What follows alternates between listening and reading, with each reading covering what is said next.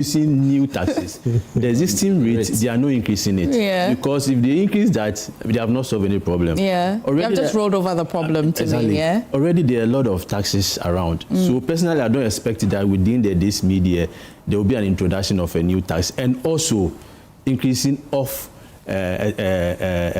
existing rate. We have had instances where they say it's a mid-year budget. We are not having any major policy shift. But we always see surprises where they have a way of introducing new taxes. So we are holding on. We are patiently waiting to hear from the minister. Okay. But you see, as you have said, the compliance is key. And I think that this review came not long ago. I think it's about 6 months. Yeah. It took quite some time before they were able to finalize. I still strongly believe that compliance a bit of time. will go up and a bit of education as well. In fact, the tax is from government and those who are paying must be educated. The new system that is, we used to, I mean, you have a standard VAT and then we had a flat rate combined together. It was extremely difficult for a typical business person to be able to even to compute and to comply to all those taxes. Now it's relatively easier, but I expect that the GRA will do more education. For us as a chamber, we've had in almost all our branches, we've done sensitization for them on these new taxes on our own. We are looking to collaborate with GRA as well to further do that. It's when somebody understands the tax system, knows how to pay, and also the person is aware or knows that when I pay the tax, it will be used for a good purpose. The person will be motivated to pay. So they shouldn't look at only the payment of tax. How are they using our taxes? The roads that are there, we see them. They are all extremely bad now. Use the Cape Coast Road, use the Kumasi Road, use the Tema Road, all the exit points from Accra. They are bad. And they create another layer of cost for businesses. Cost increases because you go and see the cars that are broken down on the road. They have to be repaired. People are not paying more. So when I know I pay tax and you use it, I will pay. But when we have instances where we are hearing a lot of issues about corruption and the monies that we are mentioning are not small monies. You're not motivated to pay. Huge money. Okay. So somebody sit back and say, I struggle. I mean, for your normal salary, look at the tax you are paying out of your normal salary. Yeah. But you are done, about 40% of that is gone. And you expect that you go to hospital and you have beds, you don't have them. You expect that the roads are good and they are bad. You are spending more money even to fix your cars. What is the motivation to pay? In other jurisdictions where they pay tax, they see the result of the tax they have paid. Let us see the results and people will pay. When we talk about, Kofi, when we talk about the hip of the revenue collection, widening the hip of it, every now and then you hear pushback of how the port charges are. I go to the importer and then ask, of course, Guta at some points, you do some importations and all of that. Are the port charges, are they comforting at least? Are they okay? And then, Kofi, you recall that the GRA had mentioned that we're going to find an informal way of collecting some sort of revenues because they believe that a huge amount of money is usually left in the informal sector. Yeah, personal tax. Personal taxes and all of those things. If you want to look that up for me. But let me come to you, especially on the port charges. When I come to you for Chimba, I know that you have a challenge of utility. Yes. And so you almost always say that the cost of doing business locally is more expensive and doesn't encourage competitiveness, especially for those who would import. Exactly. In my mind, sometimes I feel that the currency is not favoring the person importing. But when I come back home, the person who is pushing the industrialization agenda also tells me that, in fact, it is even more expensive to do business locally. But let me go to those who attempt to do importation as part of their businesses. Guta, what's the port looking like, the charges? Okay.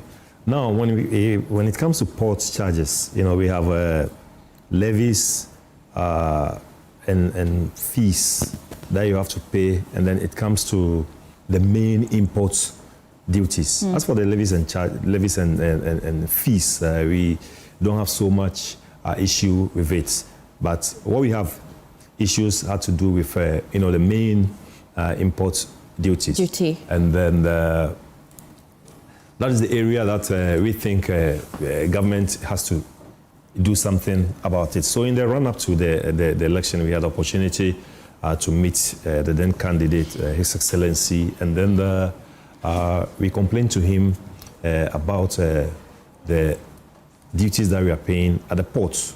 And then he promised that by God's grace, he assumed the mantle. He will see what he will do about it. So when they came into power, we were expecting, because he used a term that when he comes into power, he will rationalize the whole duty regime. I think that was the promise. That was the promise. Yeah, I'm glad. Everybody pushed back. What is rationalization? I thought it was too also very ambiguous. So government comes to power, and then we expect, the rationalization to be implemented.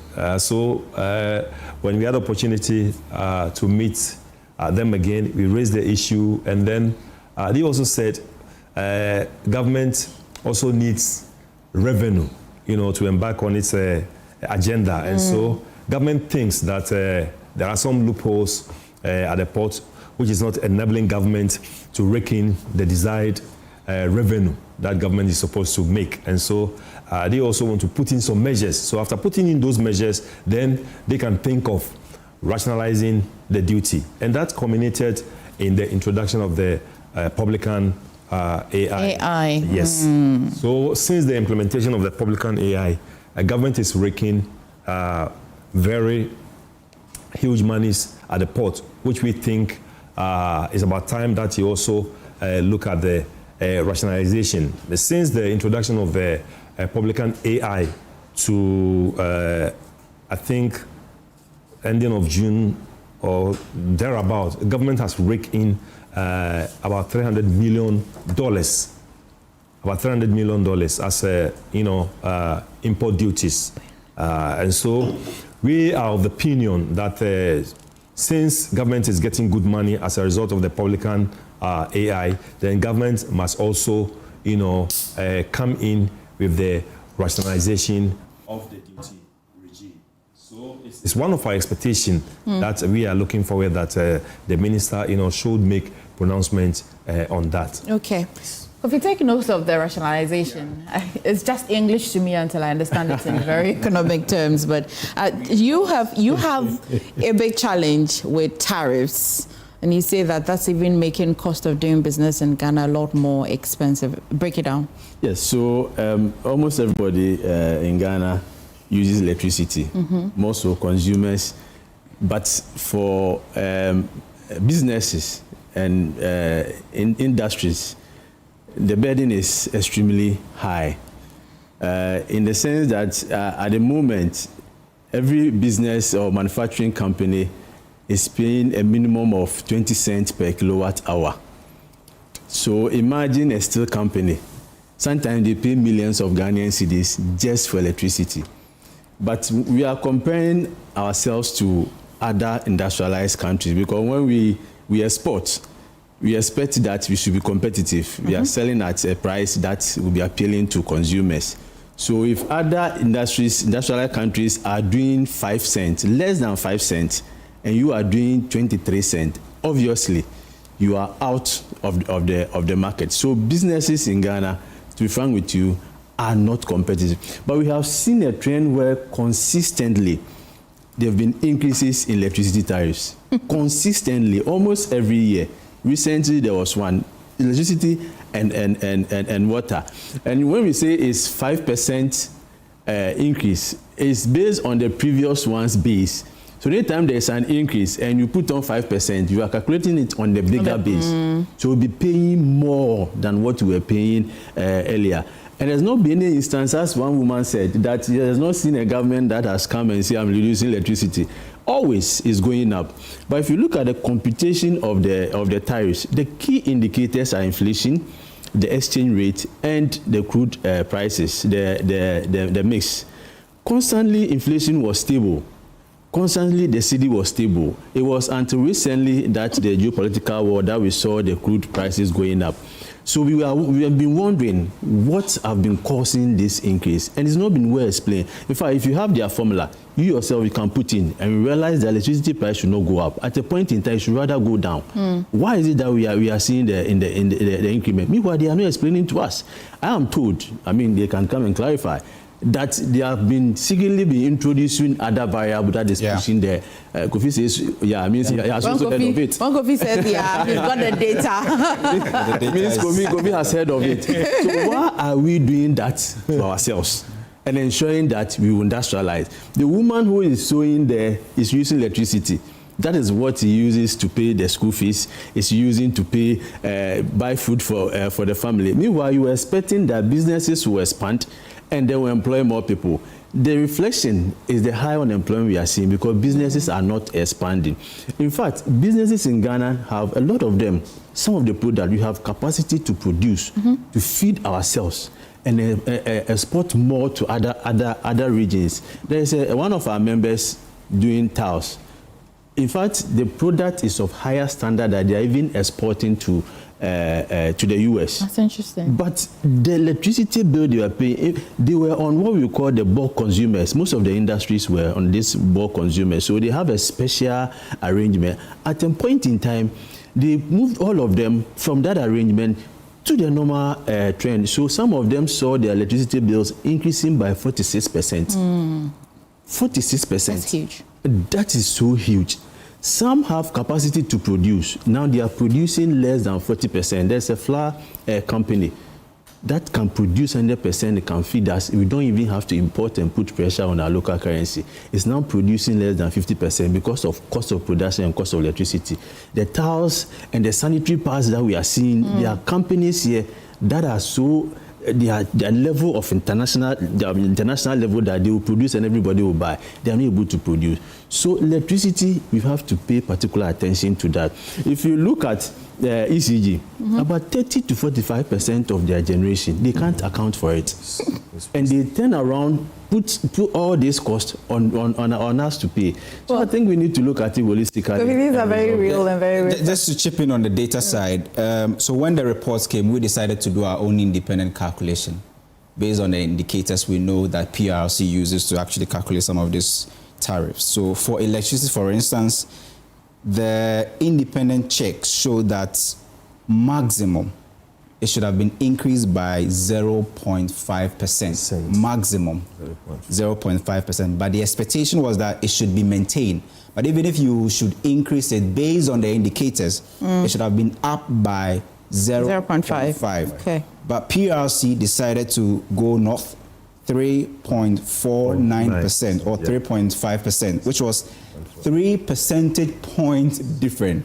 And if you know those who consume a lot to actually produce, well, those are in the industry, you know that 3 percentage points. That's a killer. Is a lot when you're talking about tariffs. Yeah.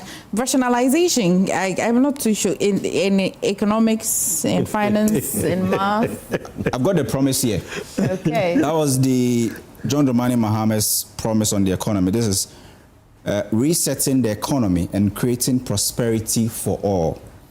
And it was a very sweet promise that was given to the people of Ghana. It says that we will, quote, scrap the following draconian taxes within our first 100 days in office to alleviate hardships and ease the high cost of doing business in Ghana.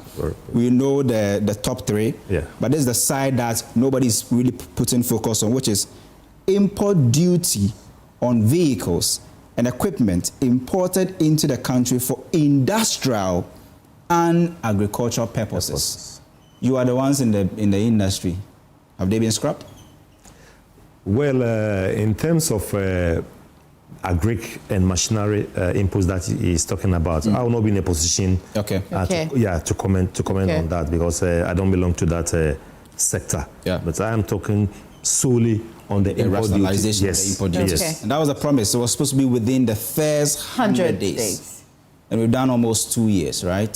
It's maybe a gentle reminder, and then that's what you're reminding them. But Kofi, let's take a minute and go to the Upper West region. Our colleague Rafiq Salam has put together a detailed report on the expectations of people in the Upper West region. Hours to the mid-year budget, and what has one demand? Fix the Solowa Road. From drivers to dealers, they say it's bleeding business. We went to the ground. Fuel is stable.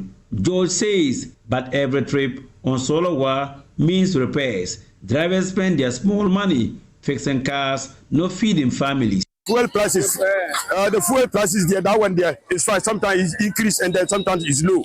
We want it like that. Well, the previous government, you can't even buy fuel. You buy fuel more than 2,000 from here to Kumasi. That's been affecting our cars. Anytime our upper arm, something will break, you use the money that you get small to work on the car. So we want we are appealing to the government that the government should give their support. He should give more money to the contractor to make the road fine for us. Baba Moses Miro also shared his thoughts. To me, it's not that bad because if you look at the past, we used to buy like 1.5 to 200 cedis. So to me, it's not bad. If it's even 100 cedis, but still it's not bad because the past, it was more than that and we are moving forward. So if you were buying lights 150 cedis to 200 cedis, and now you are buying lights 100 cedis or even 80 cedis, but I think it's good, it's okay. For Alhaji Muskala, the #1 motor dealer in the Upper West region, he raised this concern. We want the taxes, they should look inside of the taxes and look at the movement of the ports. It's very bad. Nowadays, before our goods to come out, it's a lot of challenges inside. So we expect the finance minister to bring changes inside so that it will help us. Lots of expectations about the budget, and the people of the Upper West region precisely have spoken. Reporting for Joy News, Rafiq Salam. Wow. And right away from I'm going to take you to Parliament, where the real action and the demands of the people in and other parts of the country will be happening. When we come back, we'll talk about a few things I know you're interested in. Do you like to hear about the Nkukwan Kitten? I do want to. But let's go to Parliament now. Quick, what do you have for me?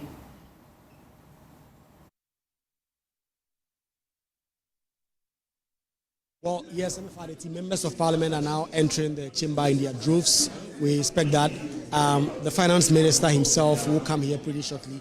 Proceedings have begun. The First Deputy Speaker, Bernard Ahiafo, is currently in the chair with proceedings ongoing. There are a couple of business that will be done. There will be laying of papers and a number of issues that will all happen. And then ultimately, we'll hear from Dr. Kasla Tuforsin after 2 p.m. today to give us an indication of the mid-year budget review and what is to be expected. And so pretty shortly we are going to talk to a number of the members of Parliament who are now here. Member of Parliament for Swami John Darko is also here with me pretty shortly. And then we're going to go into the specifics of what they expect in the minority. Yesterday, we heard from Habib Idrisu, who gave an indication that they did not expect that the Finance Minister, Dr. Kasla Tuforsin, should be asking for more money. And the indication this morning is that there will be no money request from the Finance Minister. There will be no taxes request as of now, unless something drastic changes going into this proceeding. So pretty shortly, we'll speak to the members and get an understanding of they're in the minority, whether they've caucused and they have an understanding of what exactly is to happen when it comes to the mid-year budget review, which is a very sticking point because as from yesterday, there's been a lot of talk on the floor from both the minority and majority MPs on what the big ticket items should be from the Finance Minister when it comes to these issues. So let me talk to Honorable John Darko, who is a member of Parliament for Swami. Honorable John Darko, what are your own expectations of the Finance Minister coming to the floor today? Well, I expect that the Finance Minister will tell us how the 133, the promise, is going to take off. The basis of every economy is a jobs report. What is a jobs report? The reports are dire. In fact, millions and millions of people are still out of job. The government's foremost promise was to increase jobs in this country to ensure that thousands and thousands of the youth who are out of job will get jobs. In fact, it's rather the opposite, that since this government came, people have been laid off. And so pushing too hard. They just said you passed the law pretty shortly, just about under a year ago. They said they are trying to set up the office so that they can properly roll it out. Is that not an explanation that is tenable for you? I mean, it's a joke, man. Have you seen the particular law they are talking about? That law only sets up to find jobs for Guzitano and some for about 5 or 6 people. The law, as you know, the 24-hour economy policy or law you're talking about, is setting up a job for Guzitano and about 5 or 6 people. The job report, for me, is the most important indicator as to whether this economy is doing well. And so far, we know that millions of people still remain out of job. So far, we know the 133 hasn't taken off. There's nobody in this country who goes to work in the morning, comes home for somebody to go and replace him in the afternoon. There's nobody who goes to work in the afternoon, goes home for somebody to go and replace him in the night. we still have the 5 to 8. People are even going out of jobs. And so for me, that's the best indicator because we represent most of the youth in this country. And the only thing the youth will be satisfied is when the enabling environment is created for jobs to take off. Right now, as it stands, we don't have that. And so I am very, very sad, yes. Look at the CD, look at the debt. The government will point to that to tell you that that is an indication of an economy doing well. With a CD that is balancing between 10 and 11 CD. No, the CD is 12. In fact, yesterday I got $1 is about the Bank of Ghana figures is less than that. Come on, let's not talk about that. We know the real economy is out there. It's about 12.4. Yeah, but they will say that 12.4 is better than what they took from the NPP. Okay, so did about 16. So what did they? No, it wasn't 16 when they took off in 2025. It wasn't. Let's be fair to ourselves. It was just about 13 or 14 or so. So let's not. So that's still about 2 cities. Yes. No. And what was the promise? When it came to 10, they were making all the noise, and we told you that it was as a result of the gold from illegal mining. The gold they are getting from Galamsey is what is shoring up this economy. You know, and I know, that half of the gold we export out of this country is from artisanal small-scale mining. And we know about 80 to 90% of artisanal small-scale mining is engaged in illegal mining. And so a government that is being propped by illegality, how do you tell me this government is doing well? Right, thank you very much, Honorable John Darko there. Let me talk to Honorable Kojo Oppong-Nkrumah. When it comes to the economy, he's the minority spokesperson on the economy. Yesterday, you were on the floor, you talked about the report that came from your committee on all of these big issues. You have been warning the government that, listen, don't go out there celebrating too early because the signs are still there. The government will say that you are not willing to give them credit for the incredible job they have done, like you heard Richard Achampong mention on the floor. That's their narrative. We always say that people should pay more attention to the data itself. Apart from the narrative that whether even the MPP or the NDC is putting on it, there should be more attention to the data. And the data speaks for itself. We are hoping that when the minister comes, one, he will be mindful of the fact that mid-year is not the time to announce new policies and new projects. Because we have heard the economic policy and we have approved so far in the first 2 years 650 billion Ghana cedis for the government to go and implement whatever priorities they have. The mid-year is an opportunity to account for how well you have implemented it. So I think anybody who hears new announcements, new promises, new strategies that they want to spend money on this or that, which is not in the original economic policy, should throw it away. Unless the minister is going to tell you, therefore, that he's cutting prior expenditure approval on this one and is moving the money there. It's audio money. It's one of the basic things.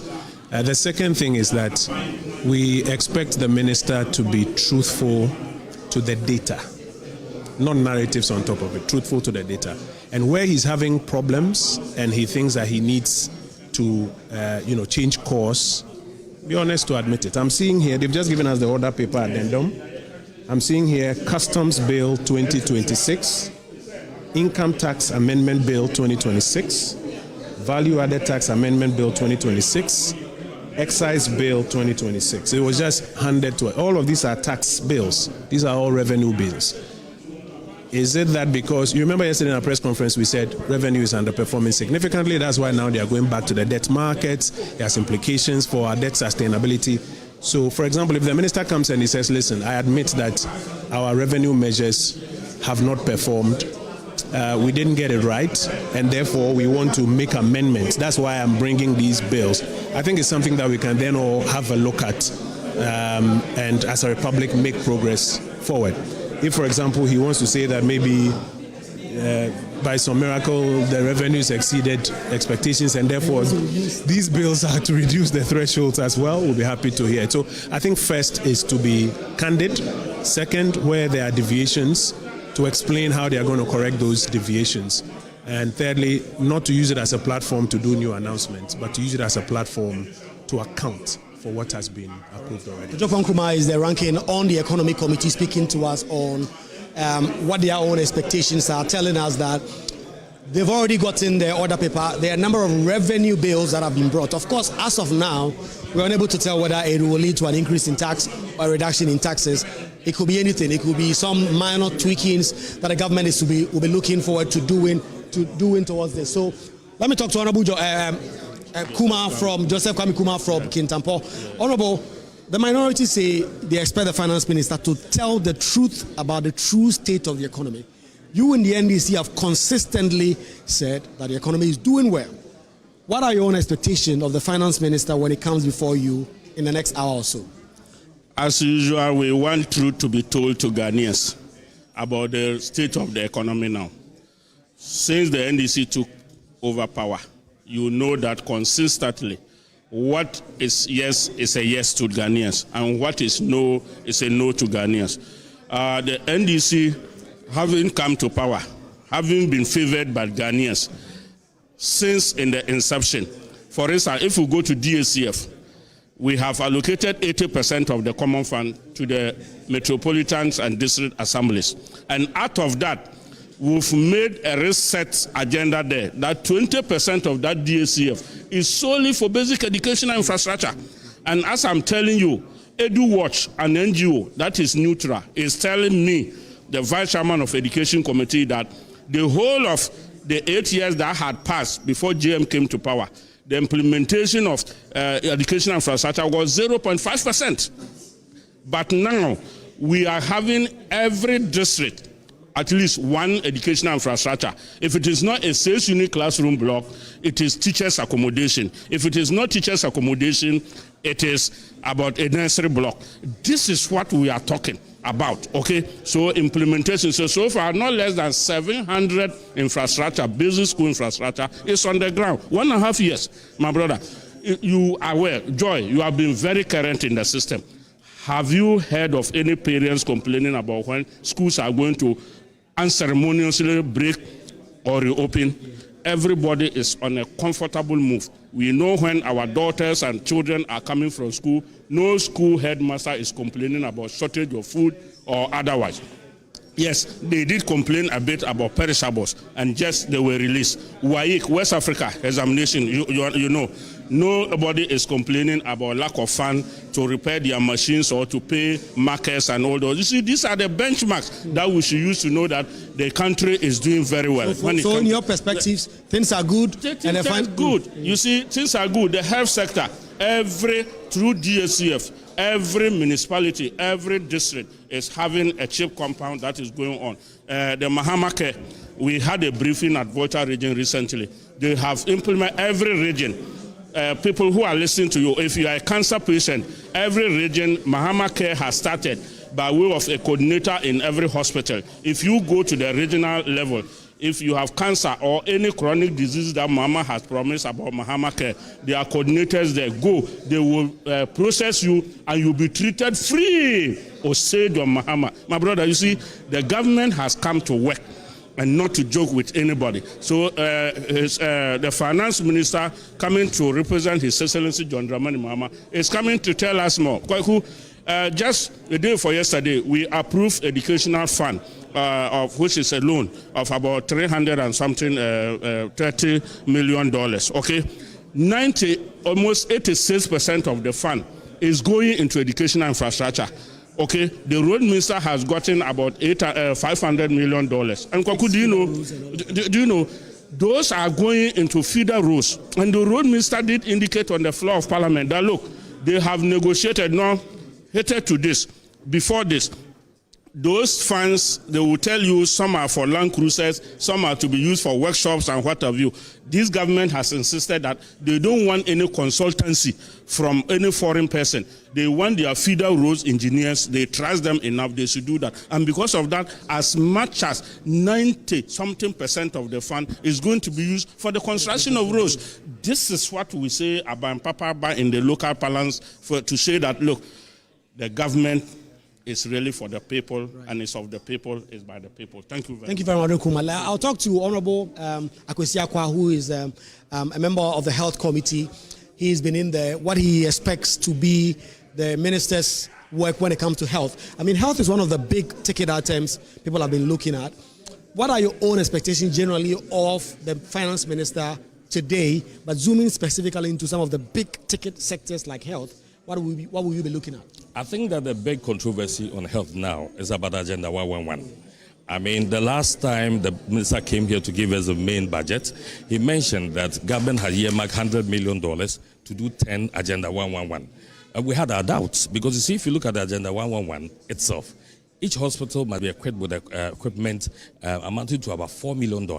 And so if you say you are providing $100 million for 10 hospitals, I do not know what you're going to do with that. The last time the health minister came to Parliament and he came to answer questions on Agenda 111, he said that now Cabinet says he's going to do 35 Agenda 111. If we have not had any information on the 10, the $100 million were 100 million cedis were allocated for. How then do you jump to 35? And so if they want to be truthful to us, we want to see how much they have earmarked for this 35, and then we will follow suit to know which ones are going to be completed. Is it your view that the government perhaps don't want to complete the Agenda 111 because it's a legacy of the NPP administration, and they will say in response that, listen, the NPP government should not have started 111 facilities across the country at a go when you did not have dedicated source of funding for all of those? How do you respond to that? Plus, whether you view the NDC government's reticence as perhaps they do not want to finish it because it's your legacy. Now they are doing 24-hour markets all over. Even in my constituency, we have already 3 markets, but they are allocated money to do 24-hour markets. The Domahin has spoken. A lot of people have said that it is more important to have hospitals than markets. You know, because why would you want to grow an economy, a buy and sell economy, when every economy grows on industry, on productivity? You understand? Yes, if you build a market, you definitely have people to come and take the stalls and start selling. How many people have money to buy from these stores? Those who are already sitting in various markets are complaining people don't buy. You understand? So we don't understand this government, why they will want to leave the Agenda 111 and play lip service to them. If you are saying that we've littered the place with this Agenda 111 hospital, what are you doing with the 24-hour market? At least we are sure that we are working towards the 2030 health for all. You understand? The global vision of having access to health facilities by 2030. You know, so if clearly there are some districts that don't have facilities, some districts that don't have hospitals, and we decided to grant them this opportunity. At least look at those that are in dire need and make sure you provide them. And so if they want to play politics with health, Ghanaians are there watching. And before that, Alexander Kwesi there telling us about what he thinks is the lack of priority on the part of the government. He does not understand why the government is on a campaign to build markets and not hospitals and all of that. So we'll speak to a number of members of parliament who are coming in, but more and more members of parliament are now arriving here in parliament. Proceedings have begun, and it is 1:45 p.m. That is the time Finance Minister Dr. Cassiel Ato-Forson is expected to be here to present the mid-year budget review. But if everything we've seen with budget reviews, the budget itself is anything to go by, usually they do not start on time. And so we do not expect that at 2 p.m. the Finance Minister will be standing at the dais presenting the mid-year budget review. It may take some time, perhaps 2:30 or even 3 p.m. Also because Speaker of Parliament Alban Baguen, as we speak now, is simultaneously delivering a lecture on the Supreme Court at 1:50. Usually he likes to be in the chair when these momentous occasions are underway in Parliament. So perhaps we'd have to wait for that event to end, for the Speaker of Parliament himself to take the chair before proceedings as it relates to the mid-year budget review will begin. But we've been hearing from MPs on both sides. The political footballing game is ongoing. No party is willing to cede grounds because they say either the government lacks the priority or they believe that the government has achieved enough. So the NPP in particular should be praising them for the kind of work they've done. And so it's going to go on. Tomorrow, it will be the first day of debate on this. On Saturday, Parliament will sit. There will be a number of debate. On Monday, there will be debate until I think on Tuesday when the minority and majority leaders will all conclude. You see behind me the Chief Director of the Finance Ministry together with the Clerk to Parliament entering the chamber. That perhaps is a signal that things are going to happen pretty shortly with the Finance Minister arriving very soon. So, MFR, Kofi J and the rest of the team, this is the situation here. A lot of people with a lot of expectations in terms of what Dr. Cassiel Ato-Forson should be presenting, with so many others, those in the majority saying that the government has laid an important blueprint, they've delivered on an important policy premise, and that Dr. Cassiel Ato-Forson is going to build on it in this. Kojo Nkrumah talking to you and talking to us about the specifics of the number of bills that have already been listed on the other paper. revenue bills that he says to signal that perhaps because revenue isn't doing very well, the government is looking to tweak some of those laws. We'll get to see all of that when proceedings, when it comes to the mid-year budget review, begin pretty shortly on the floor of Parliament, just behind me, MFA. Solid pleasure, Kwaku. Thank you so much. I trust you to bring me everything that would be missing even when we are not in Parliament. And just exactly when the minister walks in, we definitely will take viewers back. But exactly at 2 p.m., my colleague Darrell Kwa will take over and continue with conversations, the build-up, the during, and even the after. But Kofi, you picked up a few things when Kwaku was engaging some of the members of Parliament. Kojo Nkrumah made some comments which you caught. Your ears are really smart. Yeah. Let's run them through. What are some of the expectations per the ranking on economy and finance? What we are learning is that maybe there will not be any new taxes that will be announced. And if you know how Ghana's media budget works, it's when you're in crisis, that's when you expect new taxes. But don't be surprised if you hear, just according to the minority, modifications and some rationalization, amendment to some of the existing taxes. And as Kojo Nkrumah was speaking, we were counting the number of amendment that government has actually tabled currently on the order paper, and the minority actually put that out. 4 of them, including excise duties and all of that. But MFA, you were talking about the Nkukong Kete. It's a big project because I'm looking at the budgetary allocation here. It's big money going to the Nkukong Kete program this year. And if you look at the budget, it's around 245 million Ghana cedis that we've budgeted for Nkukong Kete. So if people are eating them and not rearing them, we should be worried. 245 million cedis. I mean, they have eaten 245 million cedis. If the government has released that money. No, I think there's been a certain pushback by the minister against that money hasn't been released. So far, what they've been spending is from previous budgets. That's what he's been saying. But I want to walk you through some of the big, commitments in the 2026 budget and try and see whether they are at risk, on track, or low. So first one is a big push. Our assessment shows that currently it's a bit low, although it's on track. Roads and Highways Ministry, their maintenance, we understand that there's a new money coming in, but it's still low. Education is on track. School feeding program on track. NHIS and free, primary health care, because of the underperformance we are seeing in the NHIS, or the NHIL levy in the first quarter. It's still on track, but very low. Ghana Medical Trust Care, which is the Mahama Care, currently on track. 3 new region hospitals is at risk. Complete 10 Agenda 111 hospitals at risk. Energy sector shortfall payments currently low, but still on track. Legacy IPP debt on track. Rural electrification phase 1 low or at risk. Oil palm finance, window. That's something the finance minister was very particular about. That it's low, and we believe that this year it is at risk.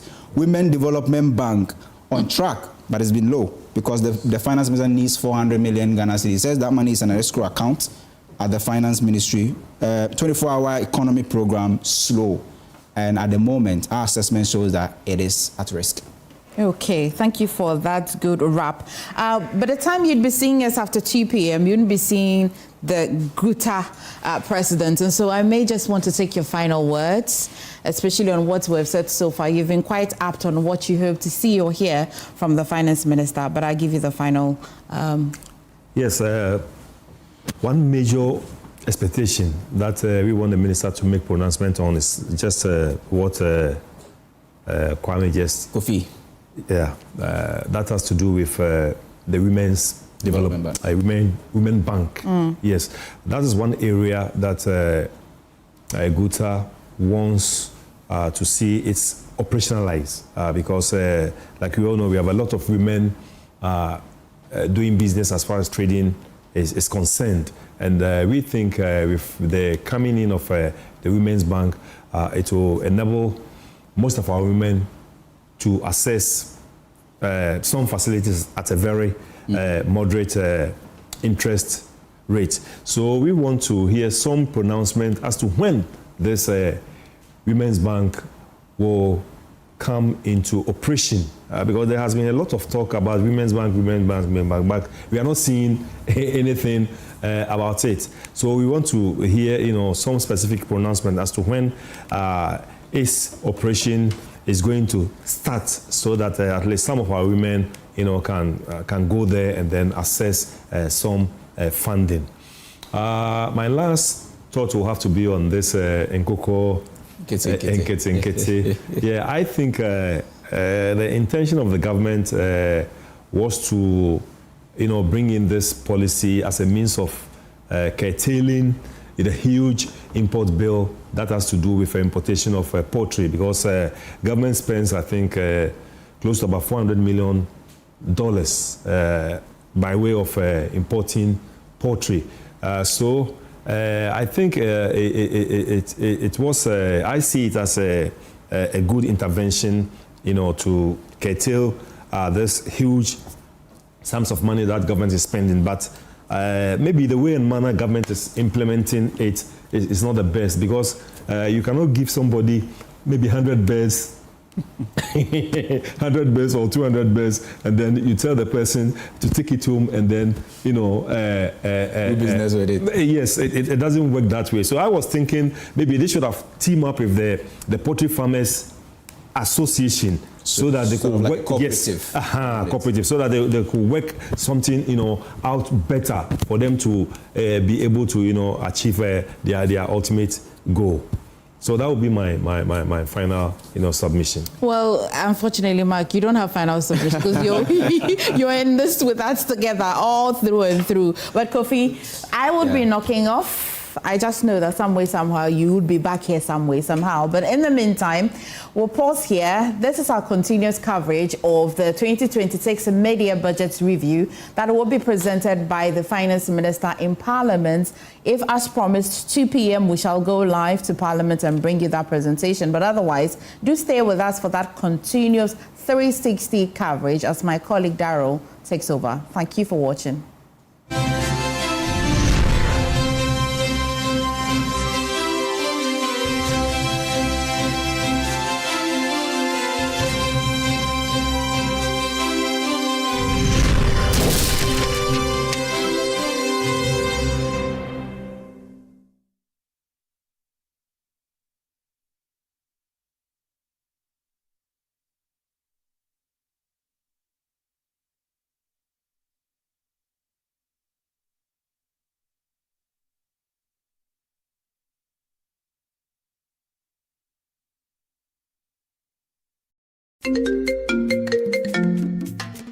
Hello, my name is Pamela from Customer Service. Please revalidate your account by texting your Ghana card number to 0500,000 247.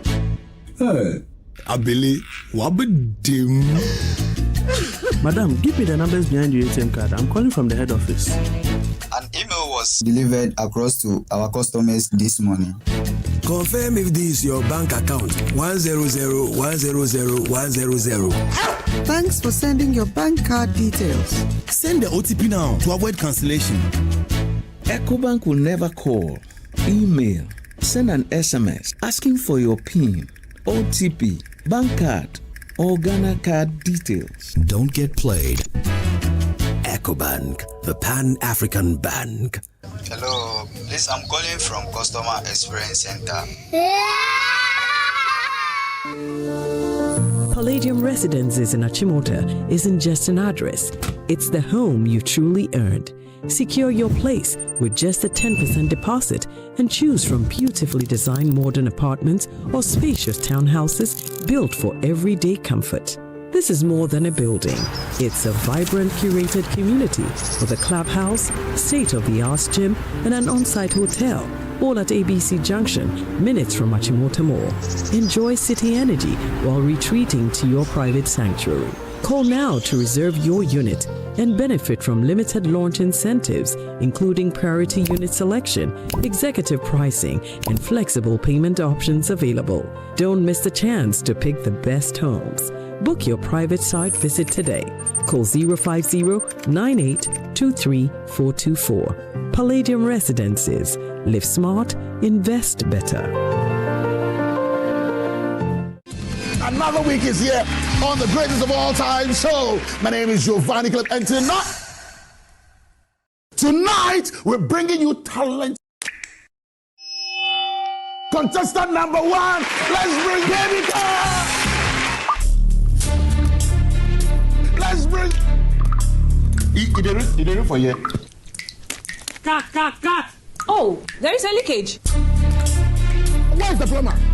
For quality and durability, insist on Syntex pipes.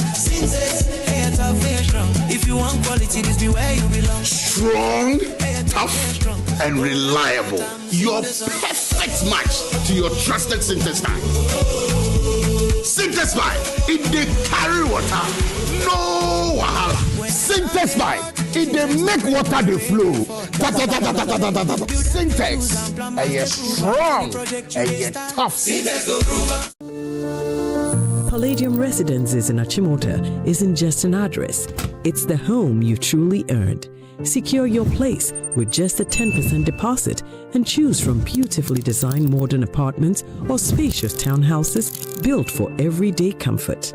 This is more than a building. It's a vibrant, curated community with a clubhouse, state-of-the-art gym, and an on-site hotel, all at ABC Junction, minutes from Achimota Mall. Enjoy city energy while retreating to your private sanctuary. Call now to reserve your unit and benefit from limited launch incentives, including priority unit selection, executive pricing, and flexible payment options available. Don't miss the chance to pick the best homes. Book your private site visit today. Call 050-9823-424. Palladium Residences. Live smart, invest better.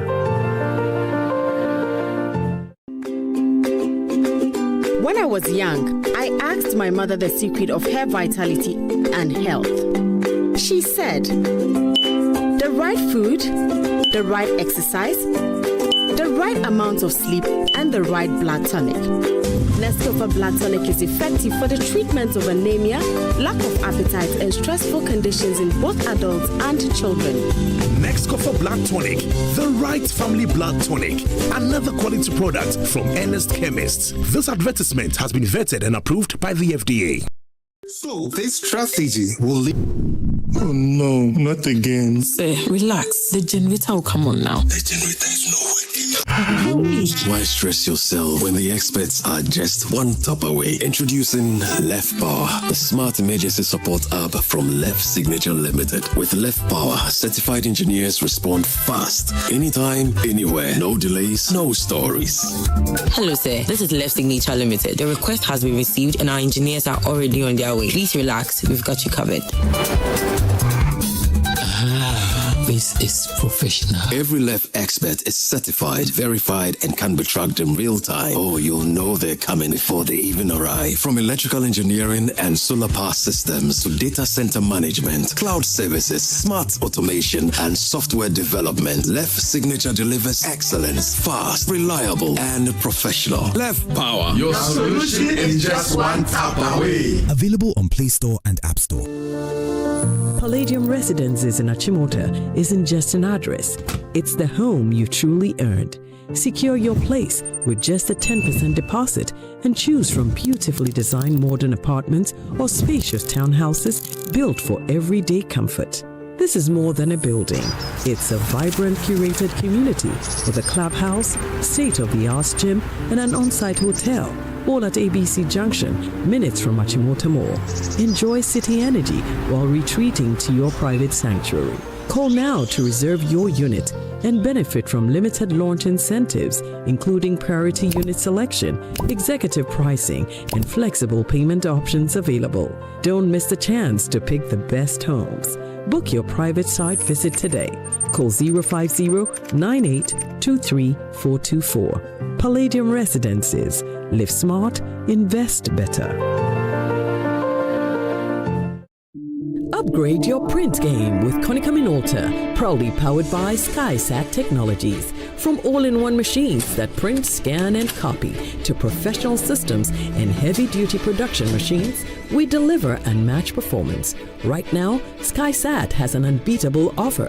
1 entire year of free servicing on all Konica Minolta machines. That's 12 months of expert maintenance for new and existing customers. Visit our new VIP Print Center at Pegasus Place, Airport Residential Area for a live demonstration. Call us on 050-164-5180 or 0302-798-829. Again, it's 050-164-5180 or 0302-798-829. SkySat Technologies. Performance that delivers every time.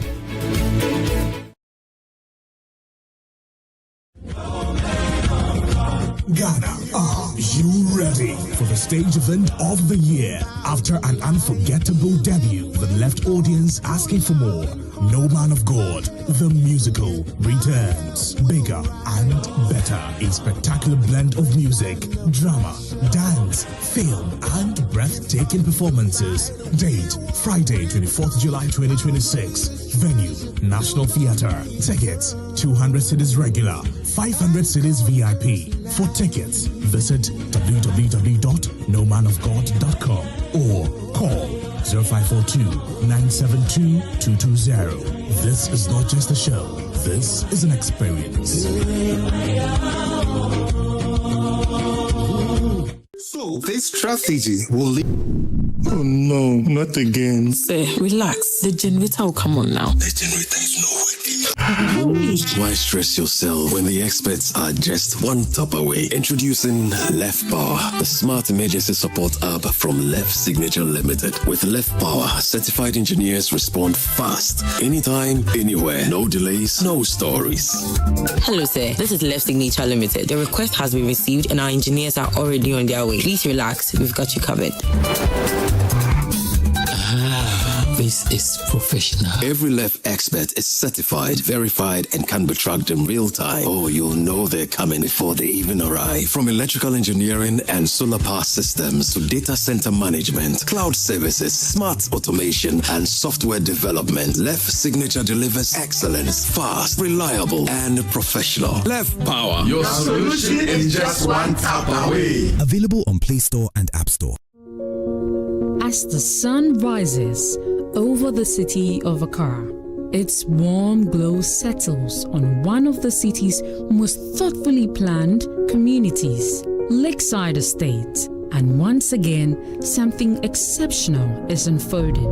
After the successful sale of our 4-bedroom Orca at Lakeside Hills, a new masterpiece is about to make its debut. An exquisite 4-bedroom story Orca home overlooking a breathtaking landscape of the Abri Mountains. This remarkable home now features a total floor area of 330 square meters, set on a generous 7,140 square foot plot. Step inside and you're welcomed by a spacious foyer leading to an open living and dining area, paired with a modern fitted kitchen with a stylish island crafted for the ultimate cooking experience. On the first floor, family living takes center stage. Spend quality time together and enjoy the convenience of a newly added infinite kitchenette, perfect for warming up your coffee or tea. For our esteemed homeowners who value privacy and productivity, a dedicated study area has been beautifully integrated into the design. This new home is a testament to trust, craftsmanship, and modern living. A space where elegance, comfort, and style come together effortlessly. Book your spot today by calling our sales expert on 020-477-5040 or 020-477-5042. Lakeside Estate, quality homes for all.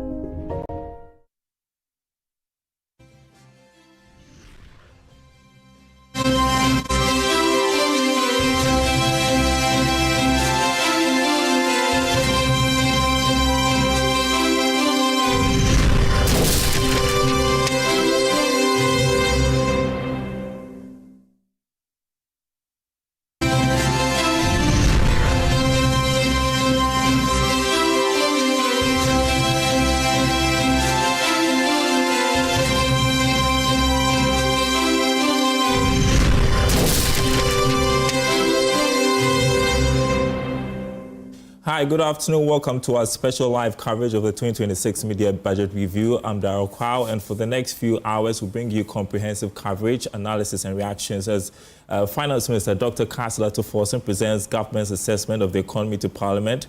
This review comes at a time when government says the economy is showing signs of stability with inflation easing, a relatively stable city and improved investor confidence and continued implementation of fiscal reforms. While today's presentation is expected to provide an update on how the economy has performed in the first half of the year and whether government remains on course to achieve its fiscal and growth targets. While mid-year budget reviews do not typically introduce major new policies, they are an important measure of government's performance against the commitments made at the beginning of the year. And of course, investors, businesses, development partners, and ordinary Ghanaians will be paying close attention to what today's statement says about revenue mobilization, expenditure management, debt sustainability, and the outlook for the remainder of the year. So it's 2 o'clock. We're expecting that the Finance Minister will make his presentation.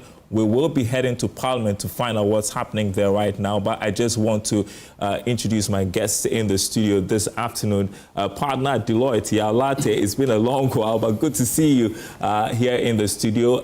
Also, Magbedu Abuaje, who is the Chief Executive of the Ghana National Chamber of Commerce and Industry. And of course, the data guy, he's got all the figures and he's been massaging them for us the whole of this afternoon. We are going to hear from him because you have some interesting data, Kofi, on expenditure, debt, IMF program. All these things are very important as we look ahead to the presentation this afternoon. But before we come to all of that, we want to head straight to Parliament. My colleague, George Rafe, is there for us to give us an update on what is happening there so far. We expect that at this moment, the Finance Minister will present the budget. We understand that Parliament proceedings have started. George, if you can hear me, any news on when the Finance Minister gets to make his presentation?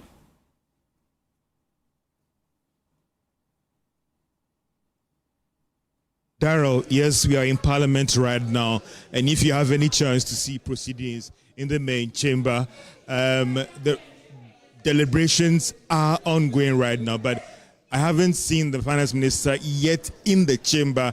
A few minutes when I left the chamber, he is not in the chamber as you speak right now. Even though earlier we're given the 2 p.m. time, it doesn't look like as we speak right now, Daryl. That time we met in terms of the minister coming to the House to do the presentation. But they are doing the normal bill reviews and engagement and debates in Parliament. And again, before I stepped out, the first Deputy Speaker of Parliament is the one who was chairing proceedings. I don't know whether the Speaker himself is coming right now. So this is what is happening here as we speak right now. But I've been trying to engage some of the members on the majority side and to see what are the expectations or what have they pick up. I have with me here the Member of Parliament for Ekumfi, Mr. Othini Okweno. Anybody who knows him, somebody who played in the financial sector for quite a long time, the treasury sector and the banking space before he came to Parliament. So, Mr. Othini Okweno, Honorable, what has your leadership been telling you in terms of what Honorable Ato Forson will present to the House in a few minutes from now? Because we know a lot of things are changing. There was something that was put out earlier. The ministry is trying to record that as well and all those things. What should we expect from the Finance Minister when he comes to the House in a few hours or minutes from now? Thank you very much, and my greetings to all your viewers. I think today's budget reading is my expectation is really about how we are going to sustain the gains we have made. I mean, looking at the background of where we had come from and where we are now, sustaining it is quite critical for us to grow as a country. But by and large, I think that what matters to the Ghanaian is basically our job creation, sustaining against to the extent that we can create the enabling environment for business to thrive. And so far, it's worked well. The minister has done quite a yeoman's job. I believe that what is left is for the transmission mechanism of these gains we have made into the lives of Ghanaians. So far, a lot of things have been put in place. If you look at the agricultural sector, the energy sector, the health sector, yes, all these sectors are responding to the gains we have made so far. However, I think some of the things that they are thinking about doing is a matter of time. let me give you an example.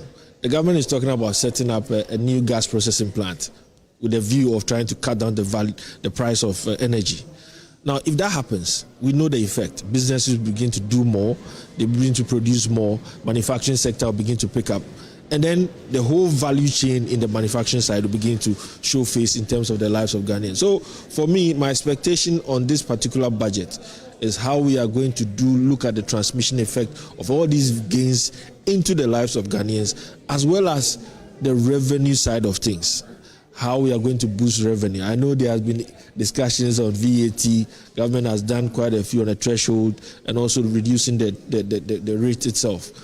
Today, interest rates have responded quite well. They have moved from highs of about 35%. We are doing less than 20%. Inflation is doing 5%. The reserves are doing okay. However, the businessman on the street is looking at how these gains that we have made can be translated. Assuming he goes to a bank, is he getting that? Yes, those are the things we are looking at. And also how the social impact of all these benefits are going to get to the Ghanaian. But Honorable, let's look at, I mean, you've talked about the expectations. What has the briefings that you've gone from your leadership meetings about what the minister is likely to touch on when it comes to the House? I think by and large, his objective has been on sustaining the gains he has made and translating the gains into creating job opportunities, especially for the youth, and also ensuring that whatever fiscal space he has created will translate into the manufacturing sector, industries, and be able to grow the economy to an extent that we, the Ghanaians, will benefit. By and large, I think that a lot of plans have been put in place. Like I spoke about this gas processing, we are talking about contracting a few loans, definitely like you saw in the past few days. Literally, all directed at creating infrastructure that will garner enough strength for the economy to take off to the point that we can all benefit. So my expectation still remains that as far as the minister's work, which we've all seen where it's gotten to, we expect a lot more to be said as far as how it's going to translate, and also build industry, manufacturing, road sector. Yes, we have seen a lot of work going in there. However, we are looking at the revenue sources that was going to boost this whole work that he's doing to the extent that the Ghanaian will benefit.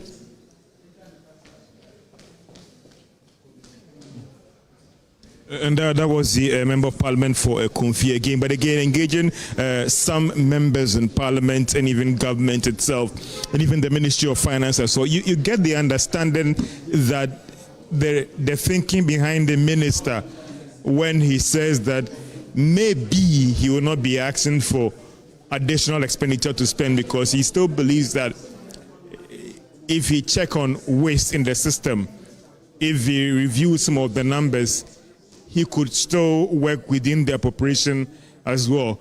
But those are the things that we're picking earlier. It looks like certain things are changing as we speak right now. So let's see what the minister will come up with. But what we also picked up is that don't expect any wild surprises when it comes to the House to do the presentation in a few minutes from now, or maybe in an hour from now, Darrell, in terms of his presentation to the House on this mid-year budget review to the House and Parliament today. Thank you, George Rafi, for the update. Just in case you're wondering why we haven't started the budget presentation yet, we understand that the majority leader is on the floor while the finance minister is around. Essentially, the speaker wants to be in the chair when the presentation is made. He's also asking for a suspension to wait for the speaker to come. And so it looks like things are going to be delaying for a while. But we know that the finance minister is around. The speaker isn't, and the majority leader is asking for the speaker a suspension so that the speaker can come in and then the finance minister can make his presentation. So while we wait for that, I just want to start with you, Yao Latte, because we haven't heard from you the whole of today. Talk to us about your expectations for the budget presentation this afternoon. Okay, so thank you very much, and I guess good afternoon to you, our viewers and our listeners. So in terms of expectation, I guess a typical accountant will look at it in 2 or 3 ways. So what's your top line? Your top line is your revenue. We want to increase our revenue without increasing or introducing new taxes. So the taxes that we have, as the Minister of Finance said before, that we have all the taxes, we have all the avenues to raise the money that we need. So we don't need to be introducing new taxes. And so for us, how do we increase the top line or increase our revenue without introducing new taxes? And we take comfort in the fact that it assured us that he's not going to introduce new taxes, and that's good. On the other hand, we're also looking at a situation where over the last few years, in the last 2 years, you've realized there's been a decline in expenditure, or government has controlled expenditure, which is good. But what that means is that some other aspects of the economy also get affected, particularly our capital expenditure. At the beginning or last year, the 2026 budget, there was an ambitious capital expenditure plan. We want to see how government embarks on these programs without necessarily destabilizing other aspects of the economy. Because what happens is that if you overspend, you put yourself in a deficit situation and it destabilizes other aspects of the economy. So now that we have opened the purse, we are going to spend more. We are going to embark on an ambitious capital expenditure program. We should be embarking on capital expenditure programs that are self-financing or that have earmark financing associated with them. So historically, you've seen we've embarked on certain programs and they get stuck. So previous government will have the same situation. The new government comes, nobody continues, and then we just leave them in the bush and we allow them to rot. I don't think that should be the way forward, and it doesn't help us as a country. So that's the investment that we've locked in the bush, whether in the form of schools, hospitals that are not completed. We've locked our investment. So for me, these ambitious capital expenditure programs should be streamlined properly. The government has got, let's say, 2-3 years left.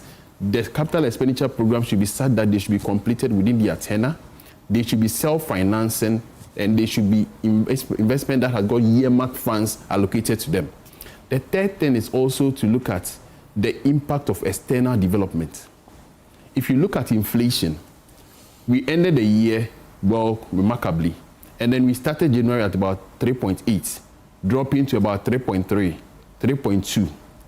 As soon as the war started on 28 February, Iran-Israel-US war started 28 February, we saw the impact. So from April, inflation started trending upwards. So as we speak, you see the inflation has risen to about 5.2.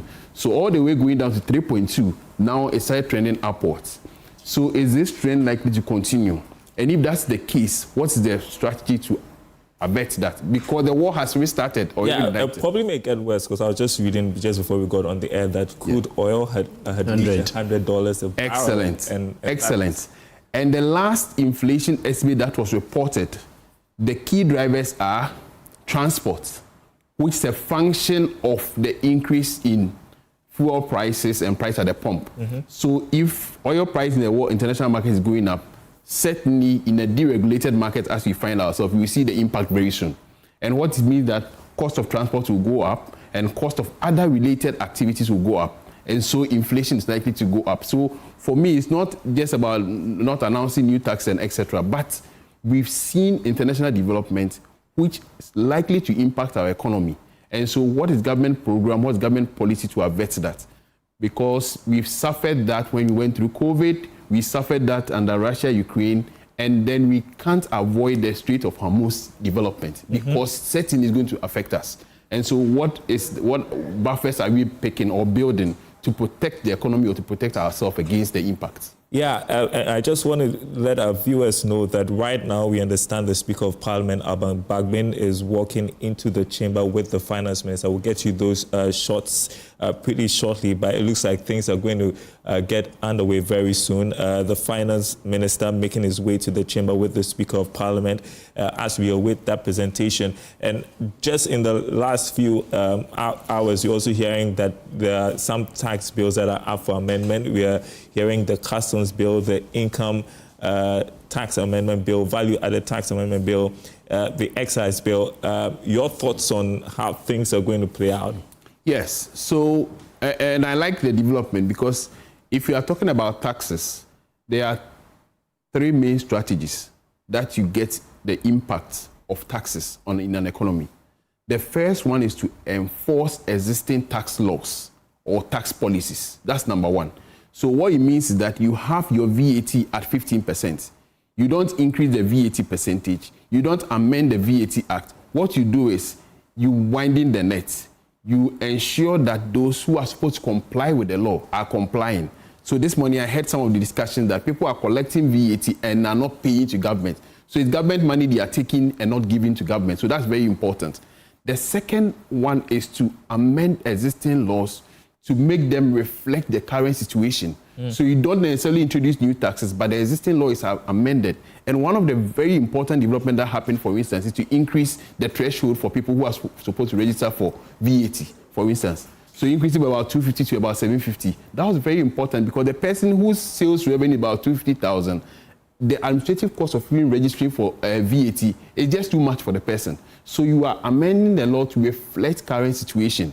The third is to introduce the new taxes. So I'm expecting the first to happen where existing tax laws are enforced properly, the tax is widened, and more people are brought into the tax to comply with the law.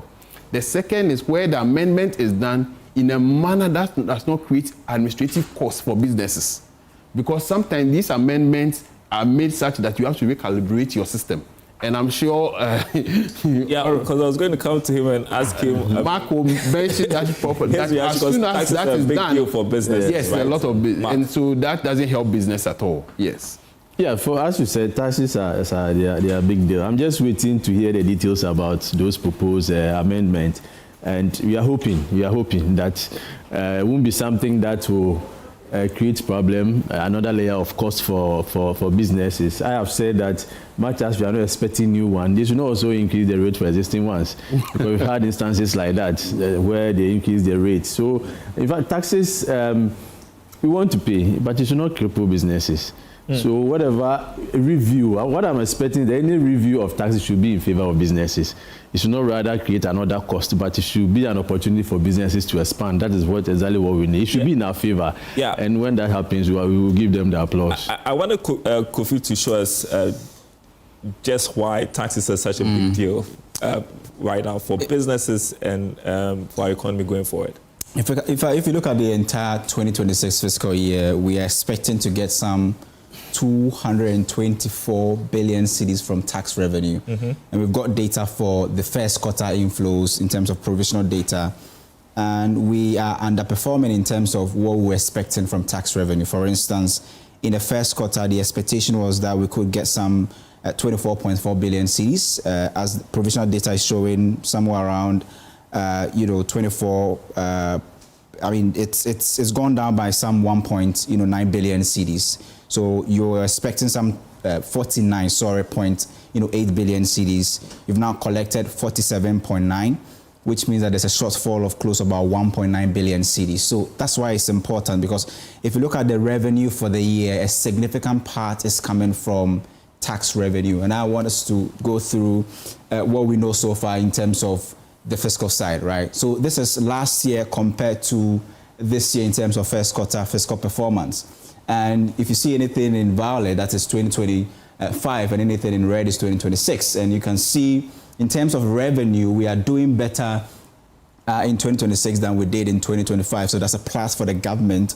And so I'm wondering how, or the nature of the amendment, how they're going to look like. Because if you compare last year's revenue in terms of first quarter, we are up by more than 10 billion cedis, right? And that is, for me, is very important. If you look at the expenditure side, 55.5 billion cedis compared to how much we spent at the end of the first quarter of 2026, that's about 62 billion cedis. Although analysis shows that we wanted to spend way above this, but in terms of the releases and the data that we have shows that there's an under expenditure when it comes to expenditure in 2026. Now, let's also look at the first quarter of 2026, just to focus on that, and that will tell you why maybe we might be seeing some of this amendment, because revenue, right? If you look at what we wanted to get programmed was around 60 billion cedis for first quarter of 2026. Now, what we've collected so far, although we understand it's provisional data, but falls short by some 3 billion cedis. Right. That is a whole ministry's budget, right? That's a significant. Expenditure, on the other hand, has underperformed. We want to spend some 78 billion cedis. Now we're spending 72 billion. If revenue goes down, it explains why expenditure is also down. But in terms of the disaggregated figures, let's look at the tax handles that got some uptake and those that reduced in terms of expectation. Income and property tax, I was mentioning that this was up by some 473 million cedis above what we projected to get in the first quarter of 2026. Domestic VAT up by some 47 million cedis, but in terms of the entire VAT system, it was down. If you add the external side, you see that external VAT went down by 842 million. And there are fingers being pointed at the exchange rate situation being one of the reasons why, and the rationalization we did, because it took the effective VAT from 22% essentially to about 20%. NHIL, and if you are concerned about the Mahama Care, this is where it is taking its lifeblood from the NHIL in terms of projection, what we wanted to get at the end of the first quarter versus what we actually got, fell by some 697 million cedis. Gets Fund, very important to Free SHS because it's been uncapped, and we now understand that Free SHS is taking its entire budget of more than 3 billion cedis from the Get Fund, basket, and that was down by 697 million. And if you understand the cascading impact of the VAT system, you will not be surprised why all of these taxes are down, because they were taking huge sums from that cascading impact, that 22% VAT that we had. So once you rationalize and you take it out, you should expect some of these things to happen. So it will be very interesting to see the rationalization that the finance minister wants to do in terms of the tax amendment. Import tax down by 1 billion cedis. That is very significant. But on the other side, we all know once the additional levy on the export price of fuel, ESLA is up by 1.4 billion cedis. Company tax for me is very important, up 725 million above what we were projecting to get. So in terms of the fiscal side, this is how the picture is looking at. But there are burdens ahead, which has to do with the debt servicing obligation. The finance minister has already declared that next month we are supposed to pay some 39 or some 10 billion cedis, or close to about $1 billion in terms of debt servicing obligation only to DDEP, right? And the following year, which is 2027, we are on track to pay about 54 billion cedis. About 39 billion will come in February or the first quarter of 2027. So all of those things, although you can see some of these good numbers, but in terms of the fiscal burden ahead, is very huge. Yeah, and so what sort of amendment would make sense? That's a question on my mind right now. Yeah. You want to take it, Abiel? For me, it's government also looking at the effects of the decision that we've taken. And I refer that to when government removed some of the tax handles, when the first budget that was introduced. The impact is that you've blocked some revenue lines, and so you have to replace them. And so what's important is you can still achieve your target without necessarily introducing new taxes. And then some of the amendment that they've made, and as he referred to, the decoupling of the VAT system, it took a while, but the bold initiative of undertaking it has helped businesses. Yeah. And you can see the impact on the right-hand side, company taxes. A lot of companies were suffering when these taxes were introduced. And so you can see the impact on the right-hand side, where it means that when you stifle businesses, they are not going to employ people. Your taxes from employment taxes, we call PAYE taxes, will go down. Your company or corporate income tax, CIT, will go down. So there's always a counter effect on some of the policies that you introduce. So you are increasing VAT, you are killing business, or you are stifling businesses. The effect is that your corporate income tax will go down. Now you are seeing the impact. Although some of the indirect taxes are going down, your Get Fund levies and others are going down, the impact is that your direct taxes, corporate income tax, will increase. Your PAYE, employment taxes. And you are not to cut you, but the PAYE, as you mentioned, is up by 204 million. Excellent. Excellent. So it means that companies are able to employ more people, and then you get the benefits. So that's the angle or the discussion that you have with government all the time. That there's no point increasing indirect taxes all the time. Sometimes you allow business to grow, employ more people, you get the benefit on the other side. Yeah, you're looking to make money while not hurting businesses. And I guess for the businesses, it's also about the operations going forward, right, Mark? Yeah, of course. I mean, taxes for us is they are cost to us. So anytime you see any tax going up, it means that you are adding additional cost to our cost of production. And also, sometimes the compliance cost alone is also very high. But you see, when we allow businesses to grow and we are taxing them, I think we will get more than when they are young and we are overtaxing them and killing them. That is the experience we have had over the years. That sometimes you are burdened with so much tax that you don't grow. So you decide to keep your small business and keep a small number of people, at least just to make sure that you are able to break even and sustain your business. So when you allow them, I mean, some tax relief, some other benefits, and they expand, they employ more people. Now, we need to exactly look at what is it that we want as a country. Right. Everybody that you meet on the street and you ask, they will tell you, we need jobs. The students are coming out, they need job. Those who are already out, millions of them, they need job. So you need to ask, do you want to impose more taxes on businesses so they will not expand and collapse them, or you give them that leeway to expand and employ more people? For instance, if you want people to industrialize, as we have said, as all of us we want to know, and other policies as we have had, there are a lot of tax relief that in other jurisdictions they are being given to businesses. We can learn from them.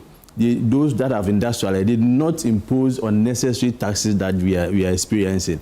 In fact, the VAT rationalization that we are talking about, for 20%, even though we moved down from 21.9 to 20%, we still think that is very high. That if there is any review or any rationalization that they want to do, I think we have to look at it again.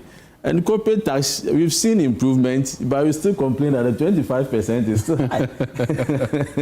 It's still high. So in all that we are doing, we are looking at finding a balance where government will get revenue and also strengthening the activities of the private sector because they know what contribution they can make to the Ghanaian economy. All right, we are just getting an indication that the Finance Minister, Councillor Tufosun, has entered the chamber. You can see on your screens the proceedings in the chamber there. I don't know if we can listen up, hear what they're talking about right now. Yeah, we'll bring you some audio if we are able to receive it. Isaac, you're going to say something? Yeah, in fact, we've got some interesting data here in terms of the taxes that we decided to scrap, the expected impact, and then the rationalization of the VAT. So we are looking at what the IMF had to say about this tax, the decision to scrap some of these taxes. So the removal of the COVID-19 levy and folding of the NHIL and GETS fund levies into the VAT was expected to cost us some 5.3 billion cedis. So what we did on that side of VAT, the impact on revenue negative is about 5.3 billion cedis. If you look at raising the VAT threshold from 200,000 to about 750,000, the expectation was that this was supposed to cost the tax, the revenue side 219 million cedis. That's also very huge. But this were what we were expecting, that after doing all of these things should bring in extra cash. So one of them is a change of the VAT on real estate from flat rate to the standard rate. Are we doing it right? Because the projection was that we were supposed to add some 242 million cedis to the revenue kitty. And change of VAT, domestic VAT from flat rate to standard rate was also 180 million cedis. But if you look at the VAT numbers, the domestic is looking fine, but the external side was down, and the fingers are being pointed at, the exchange rate situation. Introduction of the modified income tax scheme for small taxpayers, that fell below the new VAT threshold, and possibly part of the reason why we're seeing company tax go up. We're expecting to get some 1.2 billion cedis for doing this. Removal of import VAT exemptions for 347, product lines. We're expecting 1.7 billion cedis to the revenue kitty as a result of this, an improvement of VAT compliance.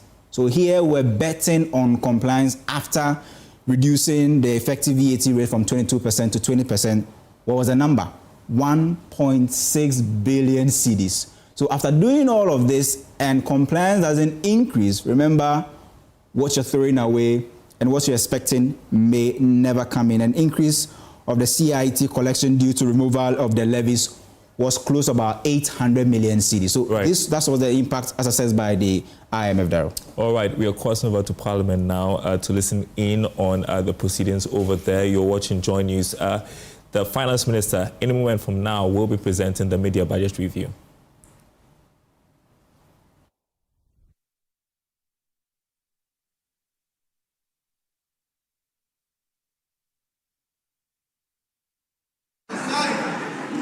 Yes, Minority Leader. Speaker, thank you for the opportunity, Mr. Speaker. We're happy the Finance Minister is here. My main concern is that on the government side, I see a lot of empty seats.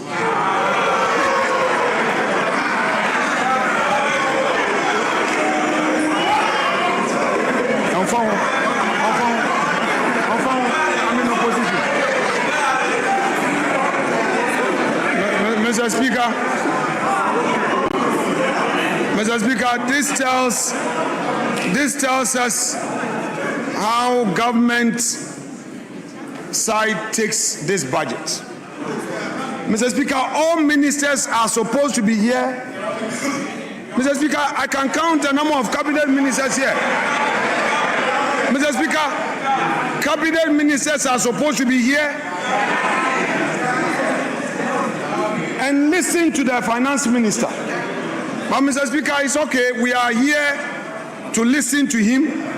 If they have decided not to come in their numbers, it's fine. We have picked the signal. But the leader of government business has given an indication. So some of the facts will be contentious.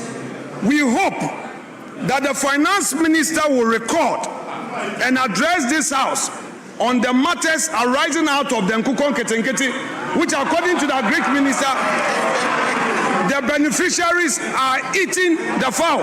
Like what happened to the confirmed, Mr. Speaker, this is a serious matter we hope you would address.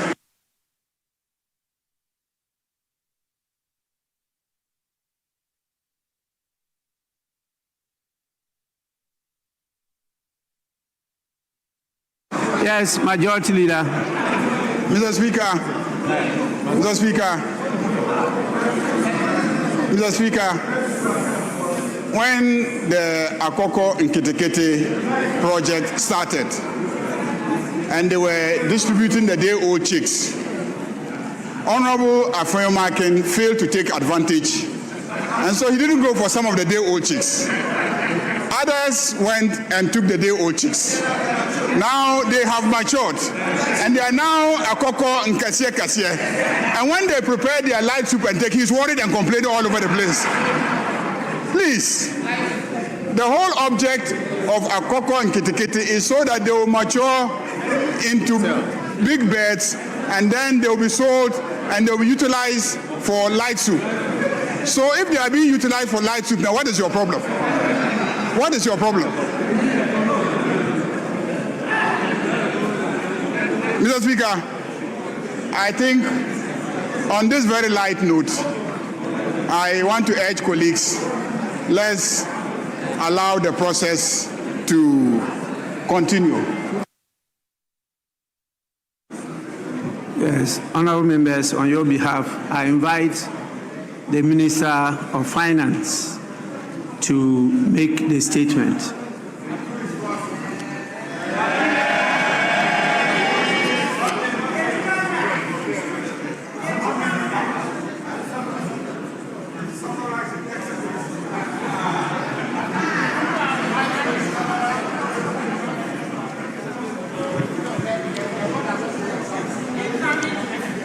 Right Honorable Speaker, on behalf of His Excellency the President, President John Dramani Mahama,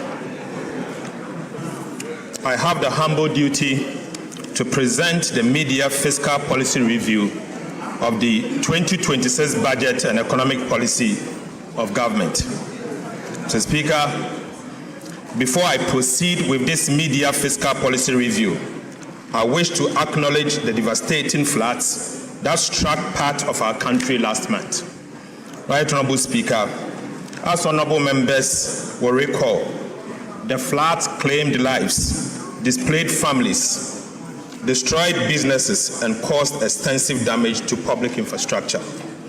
Ghana was not alone. Similar floods also affected Nigeria, La Côte d'Ivoire, and Sierra Leone, highlighting the growing flood risk across West African coastline and the effect of climate change.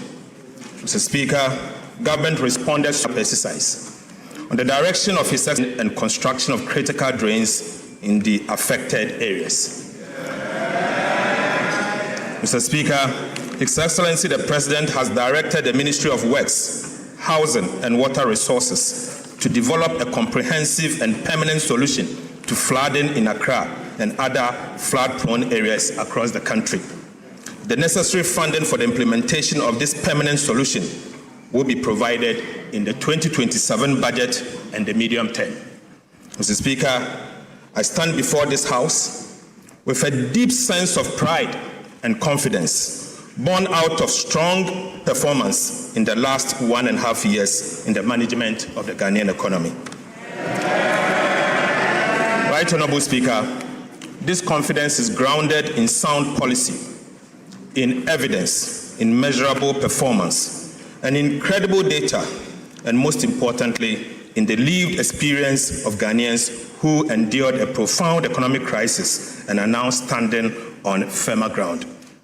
Mr. Speaker, Section 28 of the Public Financial Management Act 2016, Act 921, requires the Minister for Finance to present to Parliament a mid-year fiscal policy review not later than 31st of July of each year. Right Honorable Speaker, I'm here in fulfillment of this legal and constitutional obligation. Mr. Speaker, today I am not here to seek a supplementary estimate. The 2026 appropriations remains unchanged. Right Honorable Speaker, however, we are undertaking a strategic realignment of expenditures within the existing appropriations. Mr. Speaker, government also affirms the following macroeconomic target for 2026. Overall GDP growth of at least 4.8%. Non-oil real GDP growth of at least 4.9%. Mr. Speaker, NDI inflation of 8% plus or minus 2%.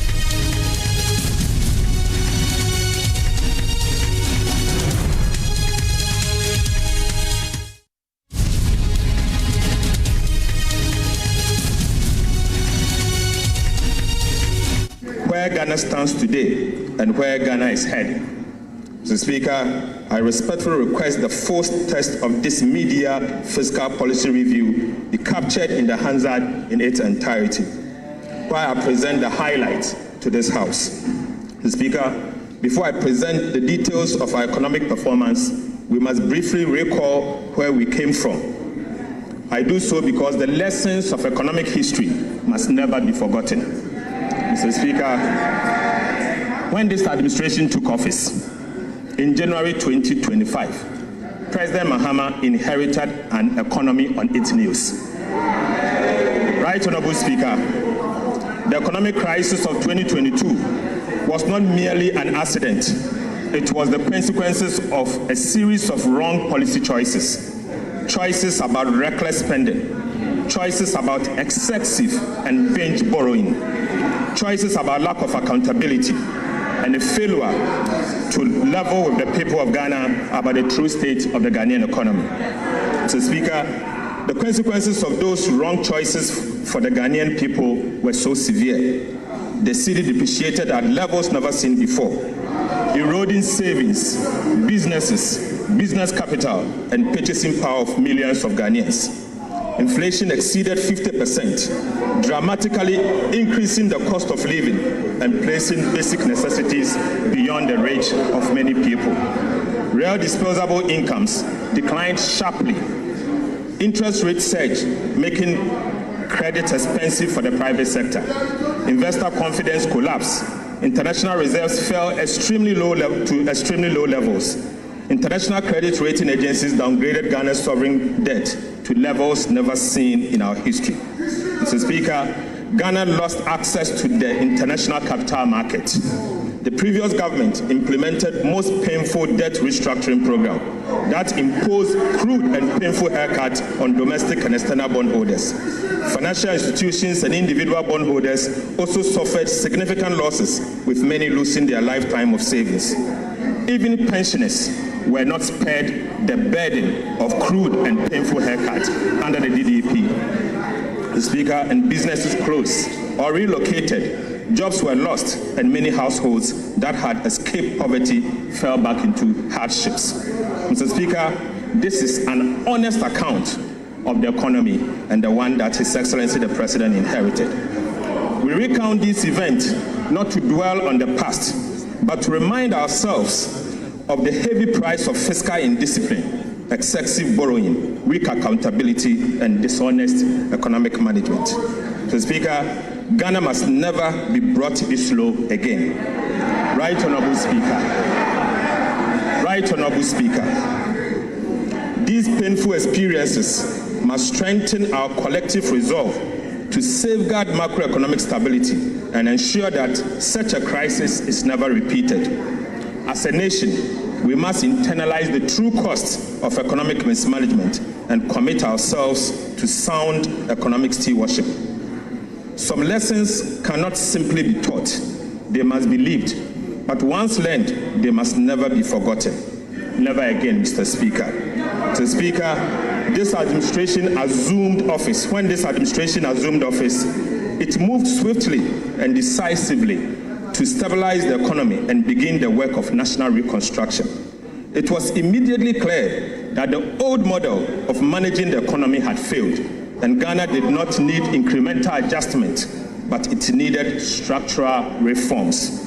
We therefore took difficult but necessary decisions which were neither politically convenient nor painless. These decisions demanded our collective sacrifice, Mr. Speaker, but they were necessary to restore stability and rebuild confidence. Right Honorable Speaker, the progress Ghana is recording today did not happen by chance. Some have suggested that our recent macroeconomic gains are simply the product of good fortune. Others have attributed the recovery solely to the debt restructuring program or the IMF program inherited in 2025. But Mr. Speaker, I firmly disagree. Our recovery is as a result of superior economic management. Mr. Speaker, for emphasis, I firmly disagree. Ghana's recovery is as a result of superior economic management. Debt restructuring may create fiscal space, but it does not create fiscal discipline. Right Honorable Speaker, an IMF program may provide a framework, but it cannot substitute for sound policy, disciplined implementation, and political will. Sustainable economic recovery is built on good policy choices, competent economic management, and disciplined execution, and most importantly, courageous leadership. Mr. Speaker, the evidence before us is overwhelming. Ghana's recovery has been driven by a deliberate program of economic reforms implemented since President Mahama assumed office in January 2025. These reforms have strengthened public financial management, restored fiscal credibility, improved revenue mobilization, reduced fiscal risk, and reinforced macroeconomic stability. The results speak for themselves. Every major macroeconomic indicator has improved significantly. These outcomes are not accidental. They are the product of reforms, discipline, and sound economic management. Mr. Speaker, it is therefore important to place on record the reforms that have delivered this turnaround. Mr. Speaker, the recovery of the Ghanaian economy has been anchored on three key transformational policy reforms. These key transformational reforms are as follows. The first is fiscal correction. The second is the modernization of Ghana's tax regime. And the third is a complementary fiscal policy for inflation targeting and exchange rate stability. Mr. Speaker, the first key transformational policy reform was fiscal correction. The objective was straightforward. First, to assume control over public finances. Second is to introduce new expenditure discipline. And third, to place public debt on a sustainable path. We therefore recalibrated Ghana's fiscal framework to ensure greater efficiency, stronger accountability, and fairer burden sharing across government. Right, Honorable Speaker, the 2025 budget reset expenditure to 2023 nominal levels, eliminating wasteful spending that had weakened fiscal management over the years.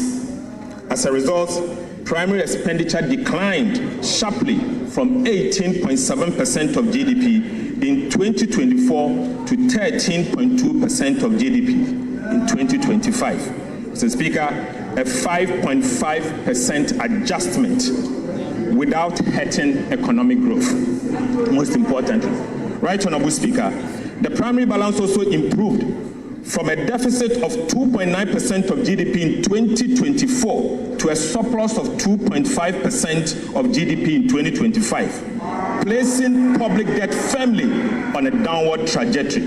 Mr. Speaker, a fiscal adjustment expenditure led by 5.4% of GDP in one calendar year. Mr. Speaker, this sent an unmistakable signal to Ghanaians, investors, and other development partners that fiscal discipline is the new order. Mr. Speaker, government also recalibrated the IMF program, shifting the emphasis from revenue-led to expenditure-led fiscal consolidation to achieve a fairer sharing of the adjustment burden. We amended the Public Financial Management Act to institutionalize a binding fiscal rule requiring a minimum annual primary surplus of 1.5% fiscal consolidation to achieve a fairer sharing of the adjustment burden. We amended the Public Financial Management Act to institutionalize a binding fiscal rule requiring a minimum annual primary surplus of 1.5% of GDP and a debt to GDP ceiling of 45% by 2034. These reforms signaled that fiscal indiscipline would no longer define the Ghanaian state. Mr. Speaker, aside, we established the Value for Money Office to strengthen expenditure efficiency, improve the quality of public expenditure, and ensure that every cedi spent delivers maximum value for the Ghanaian people. We established the Fiscal Council to strengthen fiscal oversight, transparency, and accountability. We undertook a comprehensive audit of government payables to eliminate irregular obligations. We also enforced expenditure control. Government amended the Public Procurement Act to require commitment authorization before procurement. Mr. Speaker, this reform firmly linked procurement to approved budget and restored discipline to public expenditure management across the government. Right, Honorable Speaker, for the first time, state-owned enterprises are now bound by the commitment authorization, restraining them from spending beyond their means. Mr. Speaker, over the last 10 years, liabilities of state-owned enterprises have added the equivalent of about 3% of GDP to Ghana's public debt every single year. Mr. Speaker, this occurred because state-owned enterprises failed to honor their contractual obligation, compelling government to assume and settle those liabilities. This contributed to the sharp rise in Ghana's public debt. As a result, Mr. Speaker, the resources that would have financed critical infrastructure were used to pay those SOEs' debt. This is part of the reason why Ghana's debt grew unsustainably without the bridges, roads, or hospitals to show for. Right, Honorable Speaker, what is the point of ensuring that ministries and even Parliament live within their means if state-owned enterprises are permitted to run up liabilities that the taxpayer are ultimately forced to pay? Mr. Speaker, it is therefore important to recognize that Ghana's debt challenge was driven not only by fiscal deficit, but also by the unchecked accumulation of liabilities by state-owned enterprises. This is precisely why the commitment authorization regime would have been meaningless and ultimately ineffective had state-owned enterprises been excluded from its coverage. Right, Honorable Speaker, we also operationalized the sinking fund to strengthen debt management and demonstrate to government that government commitment the government is committed to meeting future debt obligation. We restored genuine fiscal decentralization by ensuring that at least 80% of the district assembly's common fund is transferred directly to assemblies to support local development. Right, Honorable Speaker, we reduced the number of ministers from 123 at its peak to 60 and reduced the number of ministries from 30 to 23 because, Mr. Speaker, because a leaner government is not merely good politics, but it's also a sound fiscal policy. We curtailed non-essential expenditure, including excessive foreign travel, workshops, conferences, and unnecessary vehicle procurement. We also discontinued low-impact programs like the Ghana Cares of Atampa and the YouStart to redirect scarce resources to national priorities. Mr. Speaker, the second key transformational policy reform was the modernization of Ghana's tax regime. The objective was very clear. First, to restore investor confidence. Second, to revive private enterprises. Third, to provide a relief to households and businesses, and also to increase domestic revenue through better policy, stronger compliance, and more efficient administration, not through higher tax reforms. We therefore abolished a number of nuisance taxes, including the following: e-levy, betting tax, COVID-19 health recovery levy, emission tax, VAT on motor insurance. Mr. Speaker, for the first time since 2015, we undertook comprehensive VAT reforms, removing distortions, improving efficiency, and strengthening compliance. More importantly, the reforms have left businesses with more working capital to invest, expand, and create jobs. We also introduced a sliding scale royalty regime for gold to ensure that Ghanaian people receive a fairer share of the economic returns from their natural resources. Right, Honorable Speaker, beyond tax policy, we introduced major customs reforms supported by artificial intelligence and other digital technologies to strengthen compliance, reduce leakages, and improve revenue mobilization. Since the introduction of the AI-powered customs reforms, monthly customs revenue has increased by approximately 17%, reflecting stronger compliance, more effective enforcement, and significantly reduced leakages. We also amended the misuse of the tax refund account, ensure that resources intended for legitimate tax refund was no longer used as a slush fund. Mr. Speaker, the results have been remarkable. Despite abolishing multiple taxes and introducing no new tax handle, non-oil tax revenue increased by 0.5% of GDP, from 12.6% of GDP in 2024 to 13.1% of GDP in 2025. Mr. Speaker, simply put, government collected more taxes in 2025 even after abolishing the nuisance taxes, including the e-levy. Right, Honorable Speaker, the lesson here is simple. Better policy, stronger compliance, and smarter administration will always deliver more sustainable revenue than higher taxes. Mr. Speaker, the third key transformational policy reform was the introduction of a complementary fiscal policy to support inflation targeting, ensuring exchange rate stability, and building external resilience. Central to this reform was the establishment of the Ghana Gold Board to curb gold smuggling, formalize the gold trade, and ensure that a greater share of Ghana's mineral wealth benefit the Ghanaian people. Through this intervention, Ghana generated an additional $15 billion in foreign exchange inflows from gold, significantly strengthening reserve accumulation and supporting exchange rate stability. This single policy measure improved Ghana's current account balance by 6.4 percentage points from a surplus of 1.9% in 2024 to 8.3% in 2025. Mr. Speaker, this represents a 4 times increment of the current account surplus in just 1 calendar year. Mr. Speaker, this was not simply a gold policy. This was a macroeconomic stabilization policy designed to strengthen the city, build external buffers, and restore confidence in the Ghanaian economy. To reinforce these gains, government developed and is implementing the Ghana Accelerated National Reserve Accumulation Policy, GANRAP, with the objective of increasing Ghana's international reserve to the equivalent of 15 months of import cover by end of 2028. In a landmark initiative, Mr. Speaker, government has also reached agreement with large-scale mining companies to purchase 30% of their annual gold production for refinery by local refineries, strengthening domestic value addition and supporting reserve accumulation.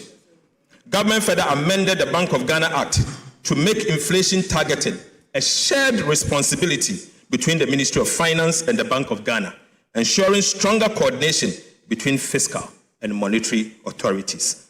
Mr. Speaker, economic reforms must ultimately be judged by their outcomes. I now turn to the evidence of what these key transformational policy reforms have delivered for the people of Ghana. Mr. Speaker, the results of the last 8 months demonstrate that disciplined policies, competent economic management, and consistent implementation delivers tangible results. Real GDP growth grew by 6.0% in 2025, the fastest pace of economic expansion since 2019. Instructively, Mr. Speaker, non-oil GDP grew by 7.6% in 2025, the highest rate in 14 years, demonstrating that Ghana's recovery extends well beyond favorable commodity prices. Mr. Speaker, the momentum has continued into 2026. Real GDP growth reached 6.4% in the first half, exceeding expectations. Mr. Speaker, for the first time in our nation's history, the size of Ghana's economy exceeded $100 billion, firmly establishing Ghana as a major emerging market economy. Ghana's per capita income increased by more than $850 in just 1 year. Mr. Speaker, rising from $2,527 in 2024 to $3,385 at the end of 2025. This is the highest per capita income ever recorded in our country's history. It is therefore not surprising that Ghana is now recognized as the 8th largest economy in Africa. Mr. Speaker, these are not mere statistics. They represent higher incomes, stronger businesses, greater opportunities, and an economy with an enhanced capacity to invest in its people. The labor market is also improving. Unemployment rate declined from 13.7% during the first 3 quarters of 2024 to 12.8% over the same period in 2025. Multidimensional poverty, which measures deprivation across living conditions, education, health, and employment, declined from 24.9% in Q3 of 2024 to 21.9% in Q3 of 2025. Mr. Speaker, this simply means that about 950,000 Ghanaians moved out of the multidimensional poverty in just 1 year. Mr. Speaker, behind these statistics are the hundreds of thousands of families who now enjoy better living conditions and greater hope for the future. Right, Honorable Speaker, inflation perhaps tells the clearest story of all. Inflation declined from 23.8% in December 2024 to 5.4% at the end of 2025 and remained low at 5.3% in June 2026. Fiscal performance has also exceeded expectations. The primary balance on commitment basis recorded a surplus of 2.5% of GDP as at the end of 2025.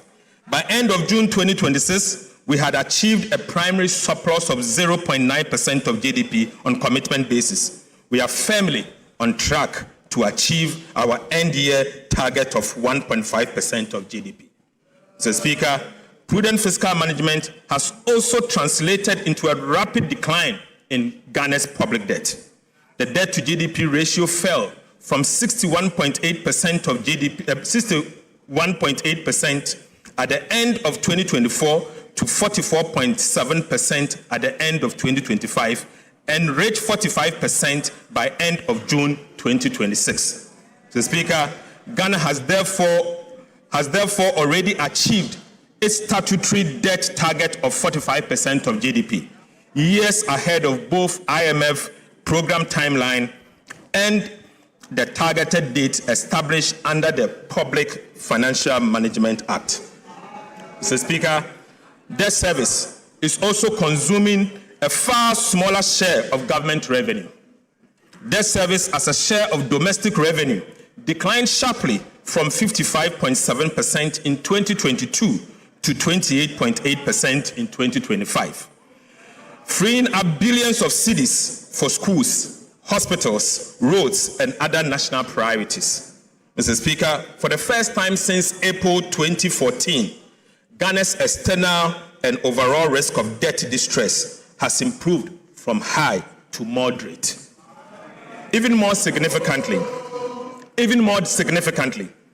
the joint World Bank IMF debt sustainability analysis has moved Ghana from unsustainable in 2023 to sustainable in 2025, and now for the first time ever to sustainable with room to absorb shocks. Honorable Minister, please, First Deputy Speaker to take the chair.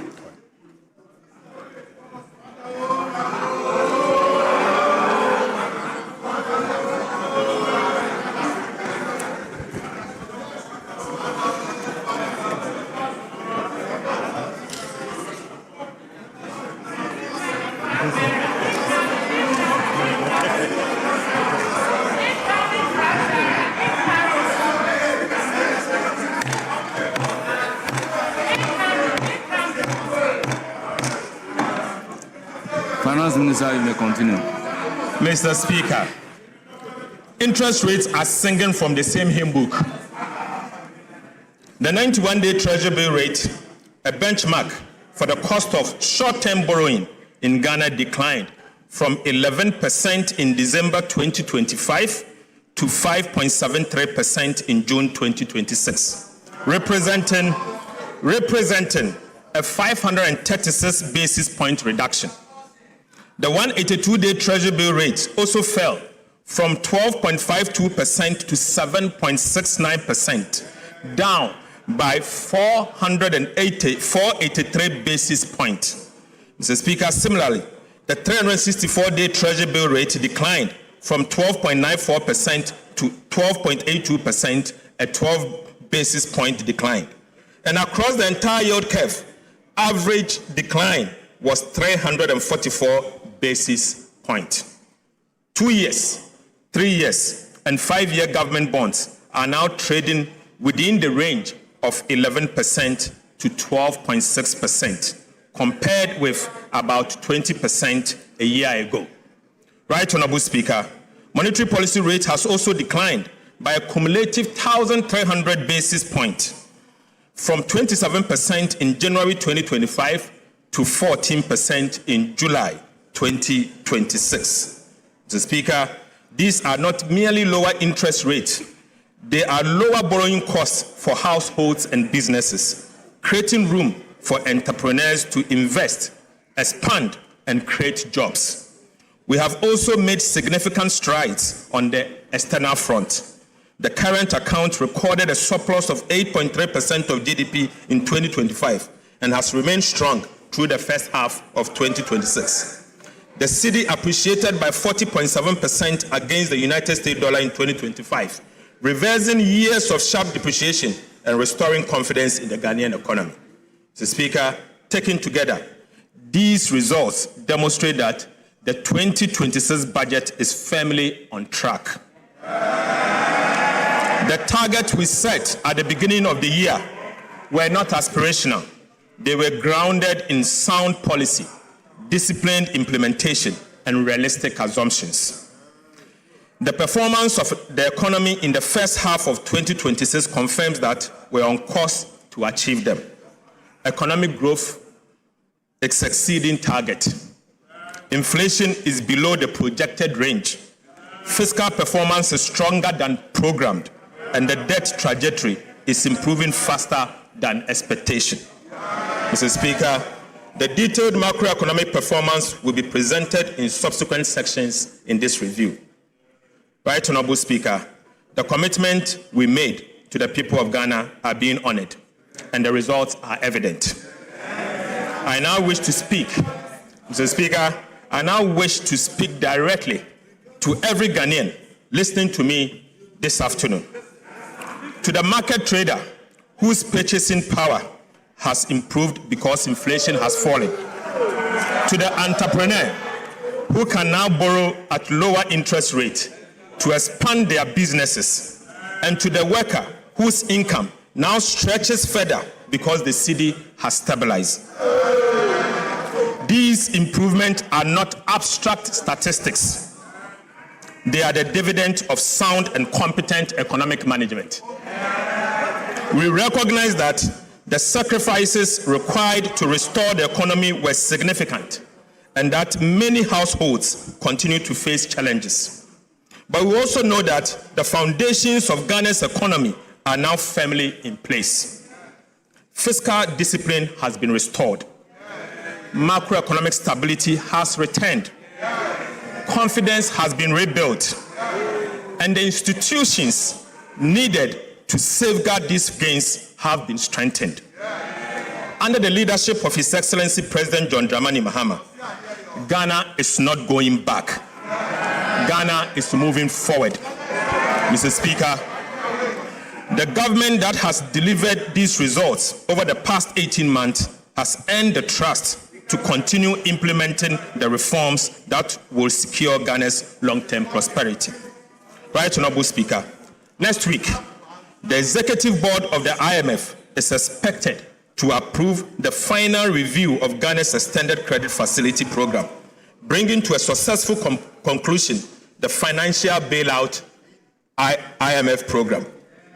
The Executive Board is also expected to approve a 36-month policy coordination instrument, a non-financing arrangement designed for countries that no longer have and are not expected to face balance of payment needs.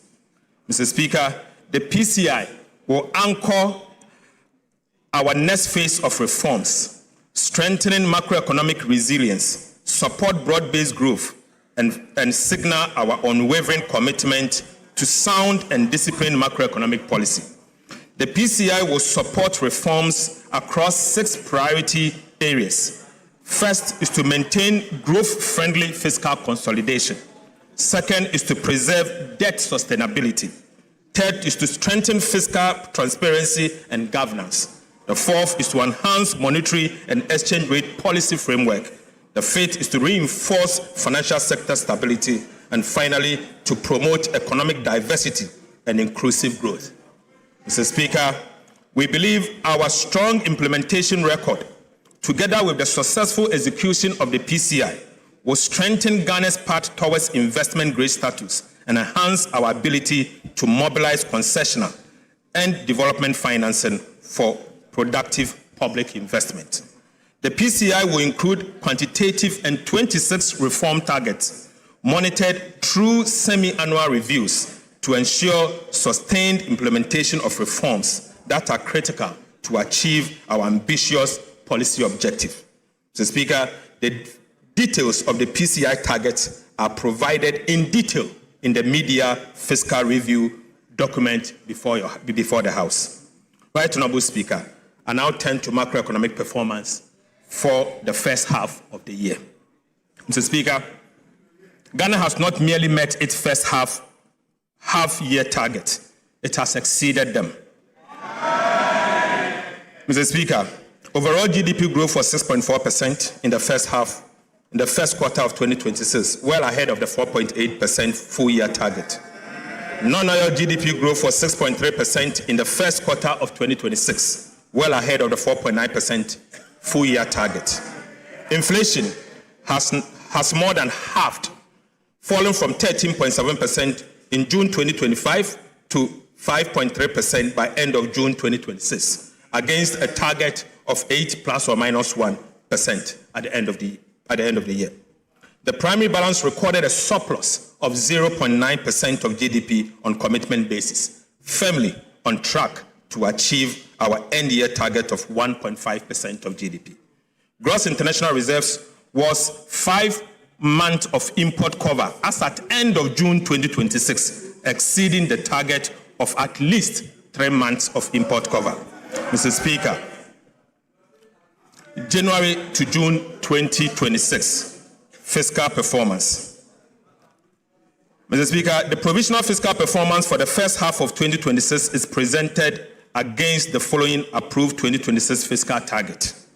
Overall deficit target on commitment basis of 2.2% of GDP, primary surplus of 1.5% of the GDP, overall deficit on cash basis of 4% of GDP, and primary surplus on a cash basis of 0.4% of GDP.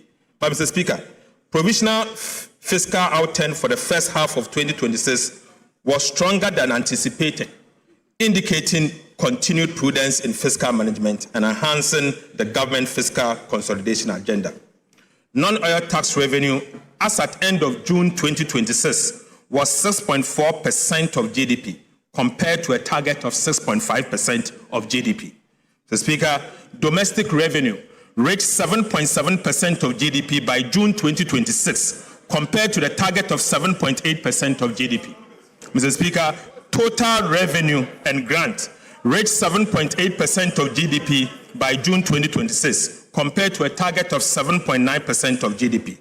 Total expenditure on commitment basis at the end of June 2026 was 8.0% of GDP against the half-year target of 9.9% of GDP. Primary expenditure, which excludes interest payment, was 6.6% of GDP by June 2026 compared to half-year target of 8.1% of GDP. Interest costs at 1.3% of GDP as at the end of June 2026 against the half-year target of 1.8% of GDP, indicating that we have saved on interest about 0.5% of GDP, reflecting lower interest rates and improved debt management. Mr. Speaker, this performance reflects the resolve of this administration to make difficult decisions, implement them consistently, and maintain unwavering fiscal discipline. Mr. Speaker, I now move to public debt. At the end of June 2026, domestic debt accounted for 54.4% of Ghana's total public debt portfolio, while external debt accounted for 45.6%. On the 17th of February 2026, government honored the 6th domestic debt exchange program coupon payment of 10.1 billion on time and in full. Mr. Speaker, the 7th DDEP coupon payment of 10.8 billion cedis falls due on the 18th of August 2026. Let me use this opportunity to assure this House that it will be paid on time and in full. Mr. Speaker, since January 2025, government has paid a total of $2.1 billion in principal and interest to Eurobond holders without placing undue pressure on Ghana's foreign exchange reserves. Right, Honorable Speaker, there was a time when the world doubted us. Today, every payment made on time answers that doubt, assuring bondholders in London, pension funds in New York, and investors at home that our word is our bond. Payment after payment, coupon after coupon, Ghana is proving one thing beyond dispute. We now keep our word. We now keep our word. That is how market confidence is rebuilt, not through speeches, but through repayment. Mr. Speaker, financial markets have delivered their verdict on Ghana's disciplined fiscal policies and prudent debt management. Right, Honorable Speaker, borrowing costs are down by half. In other words, government is borrowing less. That alone has saved us, this country, 4.2 billion cedis in just 6 months. Mr. Speaker,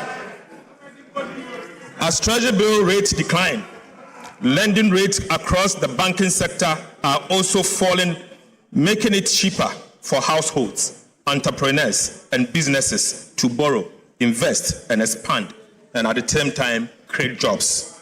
Mr. Speaker, Ghana's Eurobond yields have fallen by about 300 basis points since the beginning of the year. This is not just a number. It is the market vote of confidence in our economy and our reforms. 3 years ago, Mr. Speaker, Ghana could not borrow on the international capital market at any price. Today, the market is inviting us back, but we are not in hurry. We are not in hurry. Right, Honorable Speaker, 3 years ago, Ghana could not borrow on the international capital market at any price. Today, the market is inviting us back, but I want to assure you, we are not in hurry. 3 years ago, unsustainable debt defined our crisis. Today, our debt to GDP ratio has fallen to 45% and still declining, ahead of every target. Mr. Speaker, the work is not finished, and the PFM debt rule requires continuous vigilance. But the direction is right, the momentum is real, and the foundation is solid.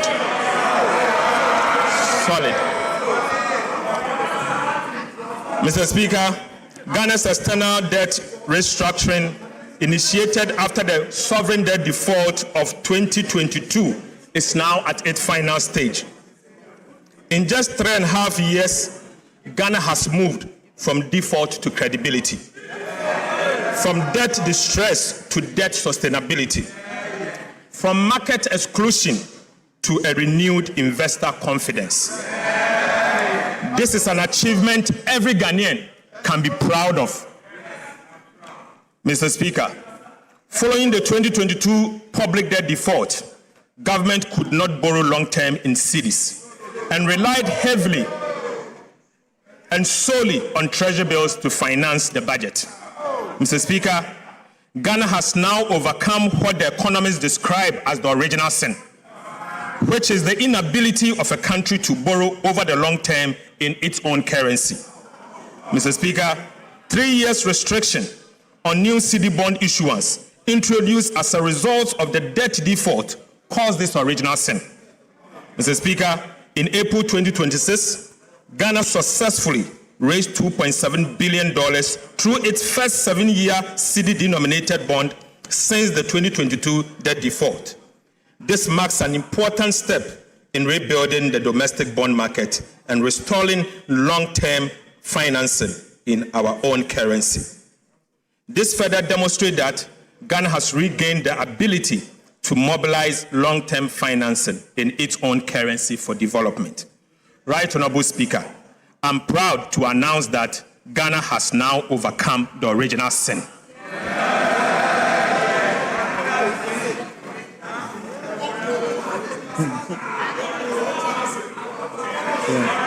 Mr. Speaker,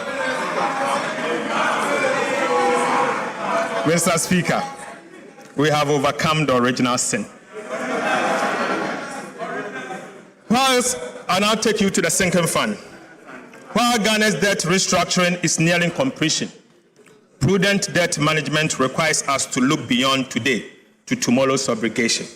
Mr. Speaker, in 2027, DDEP bonds that will fall due is 58 billion Ghana cedis. Another 53 billion Ghana cedis will fall due in 2028. In 2 years alone, Ghana has to repay 111 billion cedis. 111. Mr. Speaker, This is the true Agenda 111. Right, Honorable Speaker? This is the true Agenda 111 Ghana must deal with. Why? Because the DDEP was not designed to solve Ghana's problems. Mr. Speaker, let me take this again. This is the true Agenda 111 Ghana must deal with. Why?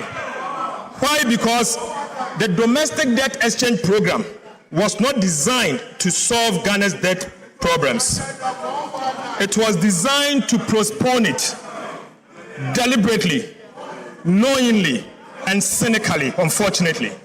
Mr. Speaker, its architect mortgaged tomorrow to survive today. Mr. Speaker, they had a duty to fix the roof. Instead, they moved the leak to another room and declared the house repaired. Right, Honorable Speaker? Meeting obligations of this magnitude requires advanced planning, not last-minute scrambling.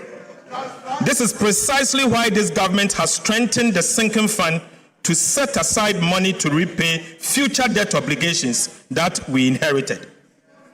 Right, Honorable Speaker? Under the 2026-2029 medium-term debt management strategy, we pledge that 7% of non-oil tax revenue, together with proceeds from domestic bond issuance, will go into the sinking fund as a war chest for the 2027 and 2028 maturities. Mr. Speaker, I'm proud to report that today I can report to this House that as at 22nd of July, yesterday, the war chest holds 15.6 billion Ghana cedis. Mr. Speaker, we are on course to accumulate 30 billion cedis in the sinking fund by the end of the year 2026. Right, Honorable Speaker, for your information, this will be enough to repay the 30 billion domestic debt exchange program debt that will fall due in February 2027. Mr. Speaker, brick by brick, city by city, we are building the wall that will meet the wave so that when 2027 and 2028 comes, Ghana will not scramble. Ghana will simply pay back this debt. This is the signal the sinking fund sent to investors, credit rating agencies, and the people of Ghana, making it clear that this government plans ahead, honors its commitment, and manages the public finances better. Mr. Speaker, I now take you to the financial sector. Government acted decisively in July 2025 to restore confidence and stability in Ghana's banking sector by fully recapitalizing the National Investment Bank, the Agricultural Development Bank, and the Consolidated Bank. Mr. Speaker, last week, the Ghana Amalgamated Trust, GATT, completed the full recapitalization of UMB Bank. In addition, government facilitated the full capitalization of the Prudential Bank through a private sector-led approach. Right, Honorable Speaker, UMB and Prudential Bank today stands fully capitalized and prime for business. So, Speaker, we want to use this opportunity to encourage individuals, businesses, and institutions to take advantage of the revitalized UMB and Prudential Bank and bank with them. Mr. Speaker, yes. The 2023 domestic debt exchange program had a significant adverse impact on the Bank of Ghana's balance sheet, substantially weakening its capital and resulting in a negative net equity position. To restore the bank's financial strength, the government and the Bank of Ghana signed a memorandum of understanding on 6th January 2025 to recapitalize the bank over time. Consistent with the commitment in the MOU, and as a result of this government resolve to restore the bank's financial position, government issued a recapitalization bond to the Bank of Ghana of $5.5 billion cedis to the Bank of Ghana in March 2026 to strengthen the bank's equity base. Mr. Speaker, going forward, the government of Ghana will make annual provision to capitalize the Bank of Ghana until the bank's equity is fully restored, in accordance with the Bank of Ghana Amendment Act 2025, Act 1158. Mr. Speaker, whilst government is helping to restore the Bank of Ghana's capital, the bank itself will undertake a comprehensive operational efficiency review to reduce costs, strengthen financial management, and rebuild its long-term financial sustainability. Mr. Speaker, to implement the Ghana Accelerated Reserve Accumulation Policy, government has significantly reduced the cost of the program from an average of 14.5% of gold purchase to 5%. Mr. Speaker, government is bearing the cost of the program and has accommodated 5 billion cedis in the 2026 budget within the same appropriations. Mr. Speaker, this investment is building an economic war chest to strengthen Ghana's international reserves, protect the cedi, reinforce economic stability, improve investor confidence, and shield the economy from international shocks. Mr. Speaker, I now take you to update of the implementation of the fiscal policies that this House approved for us.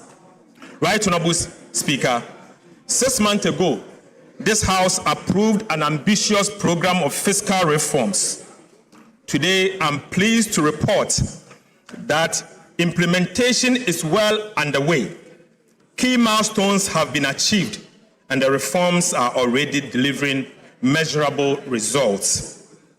On the revenue side, government is targeting an increase in non-oil tax revenue from 13.1% of GDP in 2025 to 14.1% of GDP in 2026, 1% increase, through improved compliance, broader tax basis, and enhanced revenue administration, and not through higher taxes. So, Speaker, we will achieve it. On the expenditure side, government remains firmly committed to keeping spending within approved limits while improving its efficiency and effectiveness. Mr. Speaker, I now take you to the individual tax reforms. Mr. Speaker, this government introduced the most ambitious reforms to Ghana's VAT system in over a decade to eliminate long-standing distortions, improve efficiency, and support business growth. We abolished COVID-19 health recovery levy. We decoupled Get Fund levy and the National Health Insurance levy from the VAT base, making both eligible for input tax deduction. We reduced the effective VAT rate from 21.9% to 20%. We abolished VAT on recognizance and prospecting for minerals. We raised VAT registration threshold from 200,000 to 750,000, relieving thousands of micro and small businesses of the obligation to register for and charge VAT. And we extended the zero rating of locally manufactured textiles to 2028. Right, Honorable Speaker, these reforms have simplified VAT systems, removed distortions, lowered the tax burden, and strengthened the foundation for improved compliance. So, Speaker, reforming the tax law was only the first step. Government is now leveraging technology to transform revenue administration and improve compliance. The cross-border technology solution for collecting VAT from non-resident platforms was successfully piloted in April 2026. The pilot confirmed that the system is functional, stable, secure, and compliant with regulatory requirements. Government is now moving decisively to secure the necessary regulatory approval for its nationwide rollout. Upon full deployment, Mr. Speaker, the system is projected to generate about 2.3 billion Ghana cedis in its first full year of operation, with revenue expected to grow by about 20% annually. Mr. Speaker, this is sustainable revenue without increasing tax rates. It simply ensures that cross-border digital platforms earning income from Ghanaian customers pay their fair share of taxes. Mr. Speaker,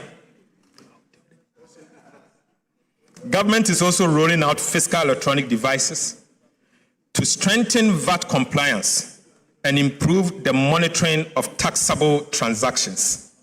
The pilot phase is at an advanced stage.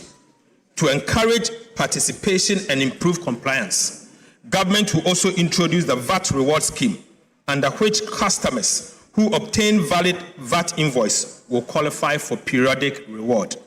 This will actively involve every Ghanaian in protecting the nation's tax base. Mr. Speaker, this is how a tax culture is built, not through fear, but through participation, transparency, and reward. Right Honorable Speaker, the concept of fiscal electronic device was first proposed by the previous NDC administration in 2026. But Mr. Speaker, the previous NPP administration deserves commendation for enacting the necessary enabling legislation. Mr. Speaker, the taxation, the use of Fiscal Electronic Device Act 2018, Act 999, laying an important legal foundation for this reform. Mr. Speaker, 8 years on, this government is taking the decisive step of implementing the reforms.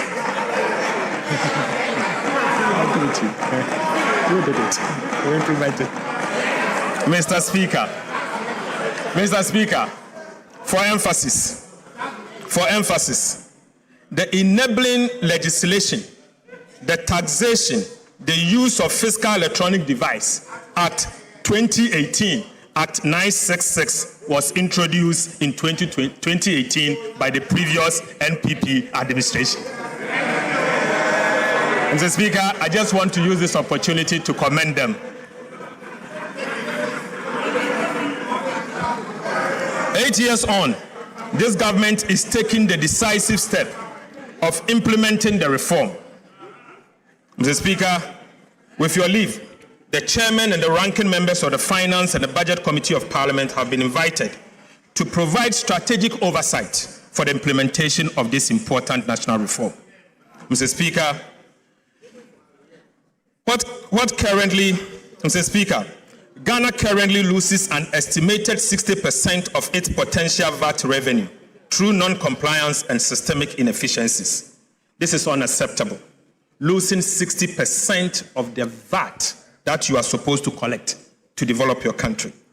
Mr. Speaker, this is unacceptable. It cannot continue, and under this government, this will not continue. I call on Parliament to support government to crack down on businesses and individuals who collect VAT from taxpayers and keep it instead of remitting it to the state. Mr. Speaker, fiscal electronic devices will help improve VAT collection, reduce revenue leakages, and ensure that businesses account properly for VAT they collect. Mr. Speaker, government has completed a comprehensive review of the Customs Act and the Excise Act. The bills are being laid before this House as part of the Media Fiscal Policy Review. I respectfully urge honorable members to give Customs and Excise Bill the expeditious consideration it deserves, so that these important reforms can be implemented without delay. Right Honorable Speaker, trade facilitation must never become a vehicle for tax evasion. Yet, Mr. Speaker, between 2020 and 2025, while 63% of taxable income entered directly into home consumption, the remaining 37% passed through customs suspense framework, including warehousing, transit, temporary admission, and free zones. These procedures exist to facilitate legitimate trade. However, Mr. Speaker, they have increasingly been exploited to evade duties and divert goods into domestic market without paying a single tax in return. Mr. Speaker, the cost extends far beyond lost revenue. honest Ghanaian businesses and manufacturers are being forced to compete with imported goods that entered the domestic market through tax evasion. Mr. Speaker, this is not fair competition. It is an unfair burden on every law-abiding Ghanaian businesses. It must end. It must end now. Mr. Speaker, the customs bill before this House introduced bold reforms to close these loopholes and restore the integrity of Ghana's customs administration. To curb the abuse of warehousing, Mr. Speaker, government will introduce statutory maximum warehousing period as follows. Perishable goods, 3 months. General goods, 6 months. Raw materials, 12 months. Re-warehousing, Mr. Speaker, will be restricted to a maximum of 6 months, ending the practice of rolling warehousing. In addition, every bonded warehouse will be required to operate electronic inventory system linked to customs to enable real-time monitoring and audit control. Mr. Speaker, these are not merely administrative adjustments. They are structural reforms designed to accelerate revenue collection, reduce port congestion, improve compliance, and provide greater certainty for legitimate businesses. Government is also introducing the first port duty rule. Under this reform, Mr. Speaker, duties and taxes on goods declared for transit will become due at the first port of entry, removing one of the biggest avenues for false declaration and revenue leakages. Mr. Speaker, this simply means, Mr. Speaker, if you are to bring in something and you are to inform the customs official that the goods is destined to say Burkina Faso customs will be at the Tema port to collect their taxes before you move. This will end the practice of Aponchi break. Mr. Speaker, Right Honorable Speaker, appropriate customs to customs arrangement with destination countries will ensure that legitimate transit trade continues seamlessly whilst protecting Ghana's revenue. Right Honorable Speaker, Free Zones regime was established to promote export-led industrialization, not to serve as a duty-free trading and storage hub. Unfortunately, over the time, that objective has been undermined by abuse of the regime and weak controls over the use of raw materials.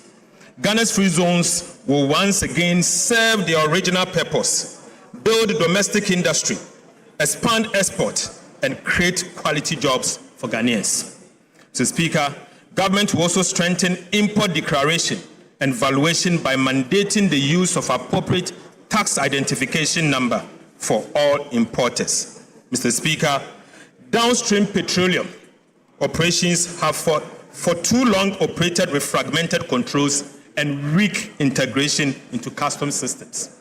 Mr. Speaker, bunkering and ship stores regime have consequently become vulnerable to diversion, under declaration and smuggling.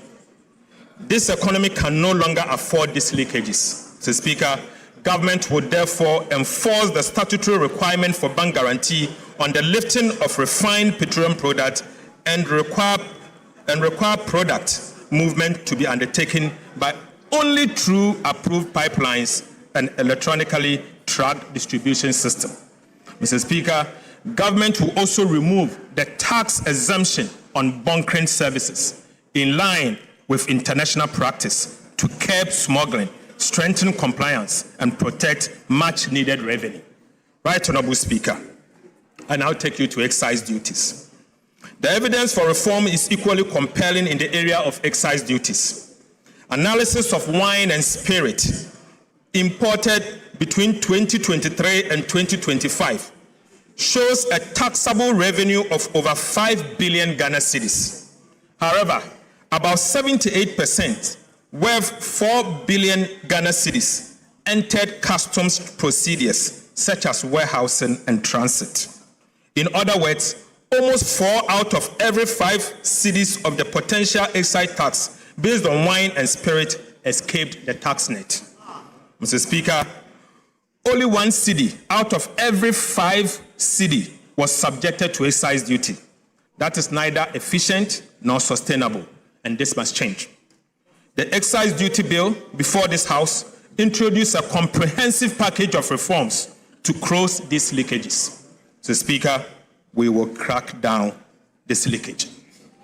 Right Honorable Speaker, specifically, government will introduce a hybrid excise system combining value-based and quantity-based taxation for wines and spirit to eliminate persistent undervaluation and misclassification and ensure a minimum level of tax is paid regardless of the declared value. So, Speaker, we will review the existing sliding scale excise rates for beer and stout product to better align them with government revenue objectives while preserving the incentive for local production.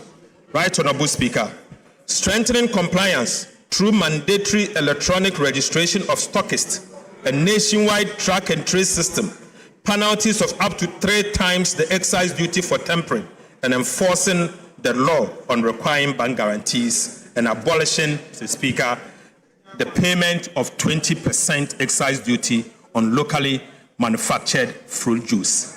Mr. Speaker, we will abolish the 20% excise duty on locally manufactured fruit juices introduced in 2023. Right Honorable Speaker, this is to support agro-processing and job creation. Mr. Speaker, I now take you to the Publican AI trade solution. Technology is already transforming customs administration. The Publican AI trade solution was fully deployed in March 2026, and the results has been remarkable. Mr. Speaker, between the pilot phase, January and February, and the full rollout phase, March to 17 July 2026, the Publican AI trade solution increased assessed customs collection by over $300 million, representing 17.5% uplift over the values originally declared by importers. Mr. Speaker, Publican increased the aggregate declared costs, insurance and freight value of imports by approximately 6.3%, but increased the assessed collection by 17.5%. Since deployment, Mr. Speaker, the system has analyzed approximately 366,000 import declarations, nearly 1 in every 4, representing 24%, triggered more than one valuation risk indicator, requiring further review by customs officials. Before the deployment of the Publican AI, many of these declarations would have been cleared without scrutiny, leading to substantially revenue losses. Mr. Speaker, the positive impact on customs revenue collection has been massive. Mr. Speaker, in March 2026 alone, Publican increased the assessed collection by $73.44 million United States dollars, representing an uplift of 25.7%. Mr. Speaker, this was followed by additional assessed collection of $51.63 million in April 2026. $72.5 million in May, and $55.82 million in June, and $35.17 million for the first 17 days of July. Mr. Speaker, the impact is also reflecting in monthly customs revenue, which has increased from an average of approximately 4 billion Ghana cedis in 2025 to between 5.3 billion Ghana cedis and 5.5 billion Ghana cedis in 2026. So, Speaker, let me take this again. In 2024, an average monthly customs collection was 4 billion Ghana cedis. Today, the average monthly customs collection has moved to 5.3 billion cedis to 5.5 billion Ghana cedis. Despite the significant appreciation of the cedi and no major increase in volumes. So, Speaker, I have included some of the cases identified by the Publican system in the media review document. So, Speaker, it is mind-blowing. Right Honorable Speaker, in each instance, the declared value was only a fraction of the value assessed by the AI Publican system. So, Speaker, I now give you update on expenditure measures. Mr. Speaker, government is proposing further reforms to the public procurement, Mr. Speaker, in 3 different areas. First, the first reform is shortening procurement lead times. Mr. Speaker, the second reform is to limit the use of single source procurement. And the third is to tighten restricted tendering. Right, Honorable Speaker, government will shorten procurement timelines. The lead time for national competitive tendering for goods will be reduced from 23 weeks to 8 weeks. Mr. Speaker, international competitive tendering for works will be reduced from 27 weeks to 14 weeks. Mr. Speaker, competitive tendering must remain the norm. Restricted tendering and single source procurement must be the exception. Government will therefore tighten the rules governing these exceptional procurement methods, strengthening oversight and improve accountability to ensure greater transparency and better value for money. Single source procurement will be permitted only in genuine exceptional circumstances, such as emergencies, national security, or where only one supplier is capable of delivering the required goods, works, and services. Right, Honorable Speaker, urgency arising from poor planning will no longer be treated as an emergency. Government will also strengthen accountability by introducing sanctions for approvals granted in breach of the Public Procurement Act. Mr. Speaker, these reforms will speed up project delivery, strengthen competition, improve value for money, and reduce opportunities for procurement abuses. Right, Honorable Speaker, I now take you to flood response and mitigation measures. Mr. Speaker, following the widespread flooding that affected Greater Accra and other parts of the country in June 2026, government sought parliamentary approval to draw 350 million from the contingency fund to finance emergency response intervention. On the 30th of June 2026, the Finance Committee of Parliament, acting under Article 1771 of the Constitution, approved the request. However, Mr. Speaker, government was unable to access the funds because the contingency fund was subject to a Ganashi order issued by the Accra High Court.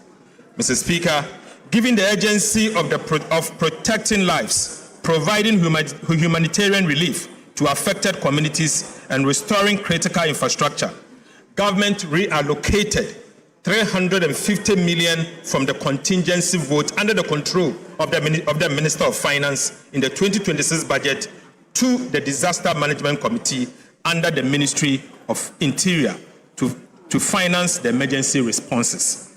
Mr. Speaker, to strengthen flood mitigation efforts across the country, government also reallocated 226 million within the budget of the Ministry of Works and Housing and Water Resources to implement additional flood control and mitigation measures. Mr. Speaker, government is committed to improving urban mobility and providing safe, reliable, and affordable public transport for Ghanaians. To this end, government is reallocating 400 million Ghana cedis for the acquisition of high-occupancy buses to strengthen the fleet of state-owned transport companies, including Metro Mass Transit and the State Transport Company.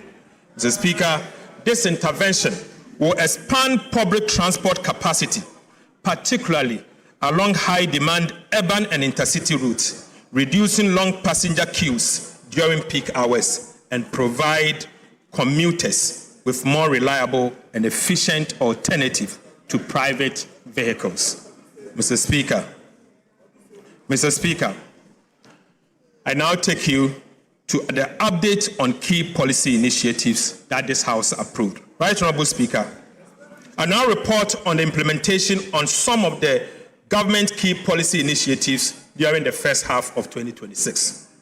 First, Mr. Speaker, Ghana's crude oil production declined sharply from 71.4 billion barrels in 2019 to about 36 million barrels in 2025. To reverse this decline, government has introduced investor-friendly reforms that have already secured more than $3.5 billion in new investment commitment from the Jubilee and OCTP partners. Right, Honorable Speaker, these reforms are already delivering results. Oil production has exceeded expectation this year, with Jubilee increasing from a projected 68,000 barrels to about 95,000 barrels per day. Mr. Speaker, while Sankofa is now producing about 28,000 barrels per day. Mr. Speaker, gas production has also increased from 245 million to about 282 million standard cubic feet per day. And, Mr. Speaker, a new agreement with the OCTP partners will increase gas production further to 350 million standard cubic feet per day. Government is also updating the laws governing the upstream petroleum sector to make Ghana more attractive for investment, with a proposed amendment to be submitted to this Parliament before the year end. Right, Honorable Speaker, government remains firmly committed to its gas to power strategy, which is replacing expensive light crude oil with cleaner and cheaper natural gas. This transition is expected to reduce electricity generation costs by at least 75%. I am pleased to report that by the end of June 2026, government has increased gas supply for power generation by an additional 35 million standard cubic feet per day, bringing total supply to about 490 million standard cubic feet of gas per day. The increase comprises 10 million standard cubic feet per day from the OCTP partners led by ANI, and 25 million standard cubic feet per day from the NGAS. So, Speaker, this strategic shift is already delivering significant savings. By replacing light crude oil with natural gas, government saved about 3 billion Ghana cedis, equivalent to $268.8 million in fuel costs during the first half of 2026. Mr. Speaker, government in partnership with the private sector, is developing 100 million standard cubic feet per day modular gas processing facility. Land acquisition has been completed, while the environmental assessment, engineering design, financial due diligence, and project structuring are underway. Mr. Speaker, this will be submitted to Parliament for consideration. Financial close is expected by end of 2026. Right, Honorable Speaker, the project is expected to create nearly 1,000 jobs and generate about $2 billion in benefit to the state over the next 5 years through fuel savings, foreign exchange savings, taxes, levies, and dividend. Mr. Speaker, I now report on our 1,200 megawatt state-owned power plant. Right, Honorable Speaker, government is also developing a 1,200 megawatt state-owned combined cycle gas-fired power plant at Kafudidi Abrobano in the Commander Edna Egwafo Ebrim municipality. Mr. Speaker, feasibility studies have confirmed the project viability, with environmental engineering and permitting processes progressing steadily. The first 600 megawatt phase is expected to be commissioned in 2028. Right, Honorable Speaker, to reduce costs, government secured the gas turbines directly from GE Vernova, achieving savings of between 35% and 45% compared with third-party procurement. Right, Honorable Speaker, the project will lower electricity generation costs, help reduce electricity tariff by 10 to 20%, and create more than 2,000 direct and indirect jobs during the first phase. So, Speaker, I now take you to the big push.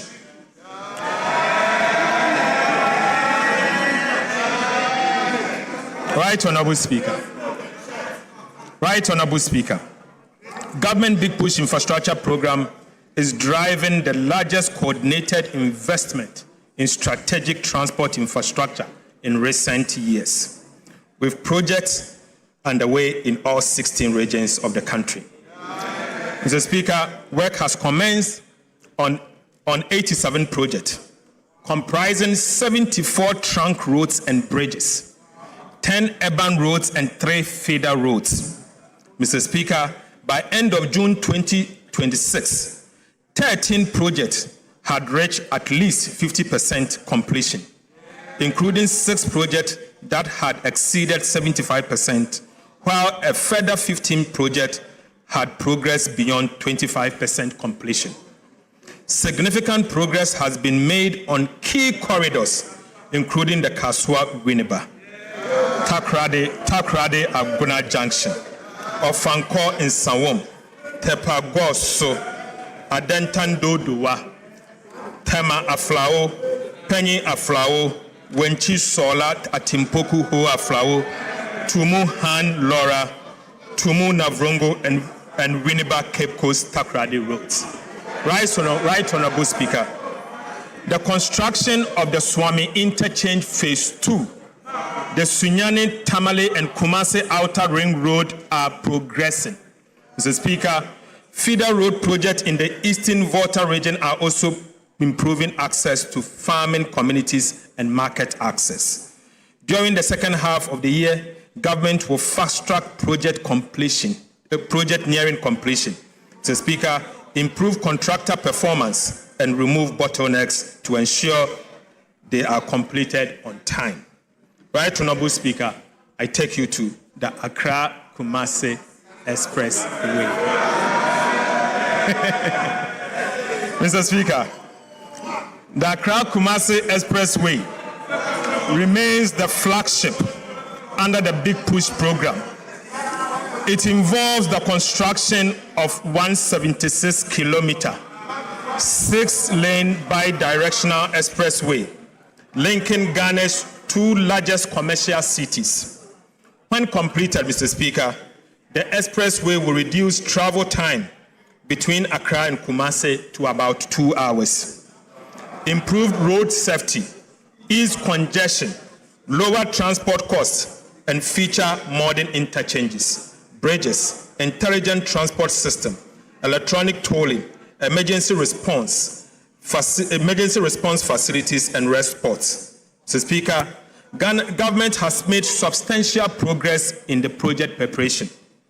As of 22nd July 2026, yesterday, the Ghana Armed Forces have cleared 122 kilometers, representing about 70% of the 120-meter wide right-of-way in just 12 weeks. Mr. Speaker, the entire corridor is expected to be cleared by the first week of September 2026. Right Honorable Speaker, compensation assessment, environmental studies, engineering design, feasibility works are progressing simultaneously. The feasibility study and detailed engineering design are expected to be completed by end of August 2026, next month. Mr. Speaker, with procurement for the main construction contract to commence in September 2026. Mr. Speaker, as of 2nd of July 2026, $1.7 billion United States dollars have been deposited into a dedicated Accra-Kumasi Expressway account at the Bank of Ghana. Mr. Speaker, for emphasis, as at yesterday, 22nd of July 2026, the government of Ghana has deposited $1.7 billion United States dollars into an account, a dedicated account at the Bank of Ghana solely for this project. The funds have been ring-fenced and will be used only after the main construction contract is awarded. I can share it. Mr. Speaker, government is therefore confident that all the requirements for this transformational project, including the resources, the money, will be in place when His Excellency President John Dramani Mahama cut the sword for the construction of the project to begin. Mr. Speaker, I now take you to Achia Mamfuom and also Achia Mamfuom Bridge.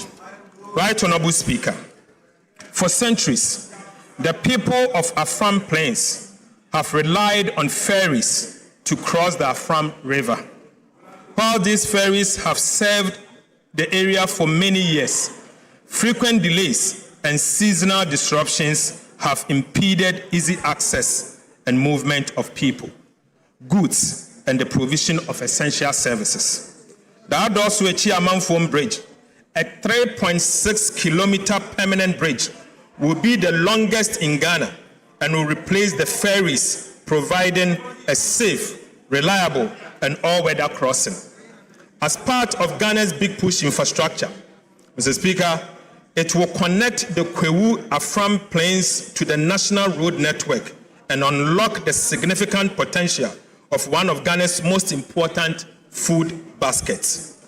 The bridge will make it easier for farmers to transport maize, cassava, yam, rice, and other produce to market, reducing travel time. It will also improve access to healthcare, education, and other essential services, while creating jobs, attracting investment, and supporting food security. Expected to be completed by end of 2028, the Adosuechi Amanfom Bridge is a gateway to opportunities, bringing communities closer to markets, services, and better future. The Speaker, the Dambai Bridge. Works is also progressing on the Dambai Bridge, a critical project that will provide a permanent crossing between Dambai and Dodi-Kope and strengthen transport along the Eastern Corridor. The Speaker, the project comprises 1.49-kilometer bridge and approximately 6.8 kilometer of approach roads. The Speaker, at the end of June 2026, fiscal progress had reached 6%, slightly ahead of schedule, with foundation work and construction of the temporary bridge already underway. Right Honorable Speaker, I now take you to the 1,000-kilometer agriculture enclave road, of which Parliament approved 2 days ago. Mr. Speaker, government has begun the implementation of the agriculture enclave road program. Government is investing $528 million United States dollars, equivalent in cedis, to rehabilitate 1,050 kilometers of feeder roads across 4 major agriculture producing corridors. Mr. Speaker, upon completion, the project is expected to rehabilitate 1,050 kilometers of feeder roads, ensure 100% of rehabilitated roads are maintained under performance-based contract, expand the National Road Asset Management Database to achieve 100% coverage, create approximately 25,000 direct and indirect jobs, including at least 7,500 jobs for women, and reduce travel time by over 40% on paved roads and 30% on unpaved roads. Mr. Speaker, the first phase will involve the rehabilitation of 1,050 kilometers of feeder roads to be undertaken across 4 agriculture clusters covering 13 regions of the country. Right Honorable Speaker, Cluster 1 will cover 300 kilometers of roads in Upper West, Northern Region, and Savannah regions, and that will be 300 kilometers. Clusters 2, Mr. Speaker, will rehabilitate 300 kilometers of roads in the Oti, Volta, and the Eastern regions. Mr. Speaker, Cluster 3 will also rehabilitate 250 kilometers of roads in Ashanti, Bono East, and Eastern region. And finally, Mr. Speaker, Cluster 4 will cover 200 kilometers of roads in Western North, Western, Central, and Ahafo region. Mr. Speaker, this investment will improve connectivity between farms and markets, reduce post-harvest losses, lower transport costs, and support agricultural transformation in some of Ghana's most productive farming areas. Mr. Speaker, I take you to the oil palm. Right Honorable Speaker, government remains committed to transforming Ghana's oil palm industry into a major driver of industrialization, export growth, import substitution, and rural employment. A key pillar of the integrated oil palm development policy is the establishment of a sustainability-compliant oil palm land banks to de-risk private sector investment and accelerate the development of large-scale plantation integrated with smallholder and outgrower schemes.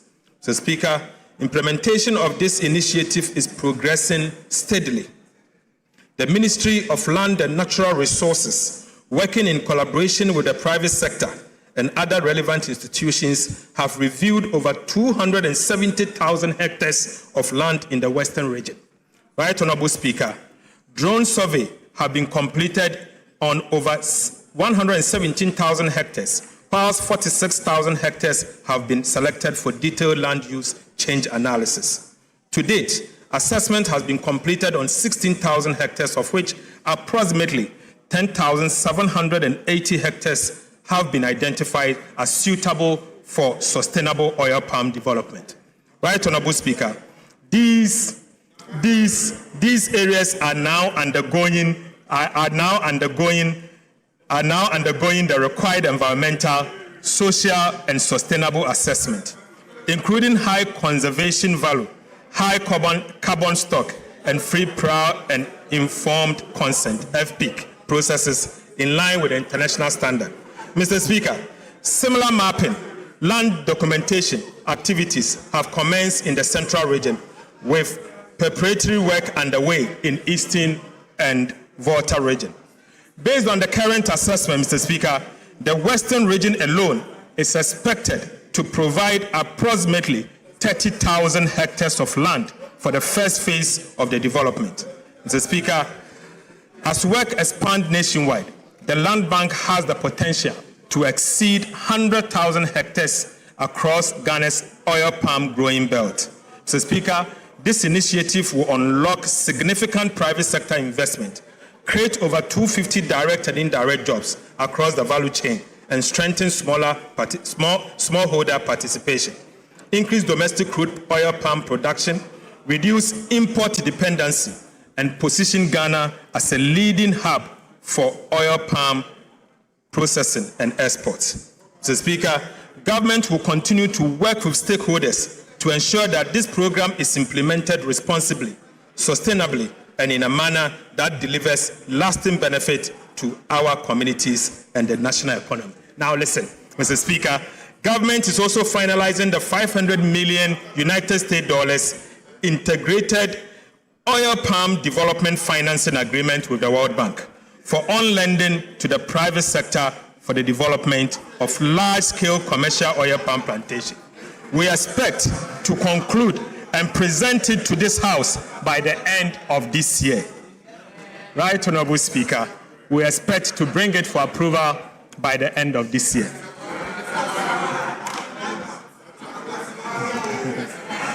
Right, Honorable Speaker, as part of Government Feed Ghana program, we have commenced the establishment of the 50 farmer service centers across the country to improve farmers' access to mechanization and extension services. To support this initiative, government has deposited 551 million Ghana cedis into an escrow account at the Bank of Ghana to establish the letters of credit for the procurement of 1,840 units of agricultural machineries and equipment. These include tractors, trailers, power tillers, plows, cultivators, seed drills, sprayers, fertilizer spreaders, and combine harvesters, which will significantly improve farm productivity, reduce production costs, and enhance food security. Mr. Speaker, cocoa sector reforms. Right, Honorable Speaker, the cocoa sector remains a cornerstone of Ghana's economy. Mr. Speaker, Ghana is serving as a major source of export earnings and livelihood for millions of Ghanaians, particularly in rural Ghana. Mr. Speaker, since the enactment of the Ghana Cocoa Board Act 1984, PNDC Law 81, the Ghana cocoa industry has undergone significant transformation.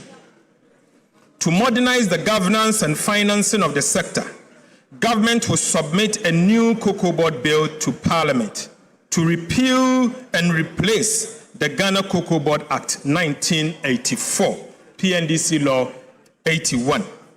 Mr. Speaker, the proposed legislation will introduce a new producer pricing mechanism that aligns producer price with movement in international cocoa price, exchange rate development, and other relevant market conditions. We will also guarantee the cocoa farmer not less than 70% of gross free on board price. Mr. Speaker, we will also seek to establish a new financing framework for cocoa purchases and related operations and restore the long-term financial sustainability and operational efficiency of Ghana Cocoa Board. The bill will also ensure that not less than 50% of cocoa beans produced in Ghana is processed here in Ghana. Mr. Speaker, we will also restrain Ghana Cocoa Board from taking part in quasi-fiscal activities. Right Honorable Speaker, Mr. Speaker, these reforms will place Ghana's cocoa sector on a stronger financial footing, improve returns to cocoa farmer, ensure value addition, and position the industry for sustainable long-term growth. Mr. Speaker, I now take you to transforming secondary education and eliminating the double track. Mr. Speaker, the government of Ghana the education remains one of the most powerful investments we can make in the future of our country. Government is therefore taking bold steps to transform secondary education through a $300 million United States dollar World Bank financing. Mr. Speaker, under this $300 million United States dollar World Bank financing initiative, government will undertake 210 major infrastructure interventions across the country. These include, Mr. Speaker, we are building 10 new secondary schools. Right Honorable Speaker, we will rehabilitate 150 secondary schools. Mr. Speaker, we are upgrading 30 Category C secondary schools to become a Category B school. Mr. Speaker, aside, we are also upgrading 20 Category B schools to be part of Category A. Mr. Speaker, we are also going to procure furniture to support these schools that we are upgrading and ensure that every school child going to any of our secondary schools benefits from textbooks free of charge. Mr. Speaker, 10 new secondary schools will be strategically distributed to improve access in the underserved areas. One new school each will be constructed in Western North, Greater Accra, Volta, Oti, Northern, Upper East, Upper West, Savannah, and Central Region. Mr. Speaker, upon completion, the project is expected to benefit about 2.3 million students, over 100,000 teachers, and about 2,000 school leaders across the country. The project will support government effort to eliminate the double track within 2 calendar years. Mr. Speaker, improved learning outcomes, particularly in mathematics and science, expand female participation in STEM and TVET education, and equip our young people with the digital, technical, and green skills required for the jobs of the future. So, Speaker, I now take you to free primary health care. Right Honorable Speaker, government remains committed to ensuring that every Ghanaian has access to quality primary health care, regardless of income or location.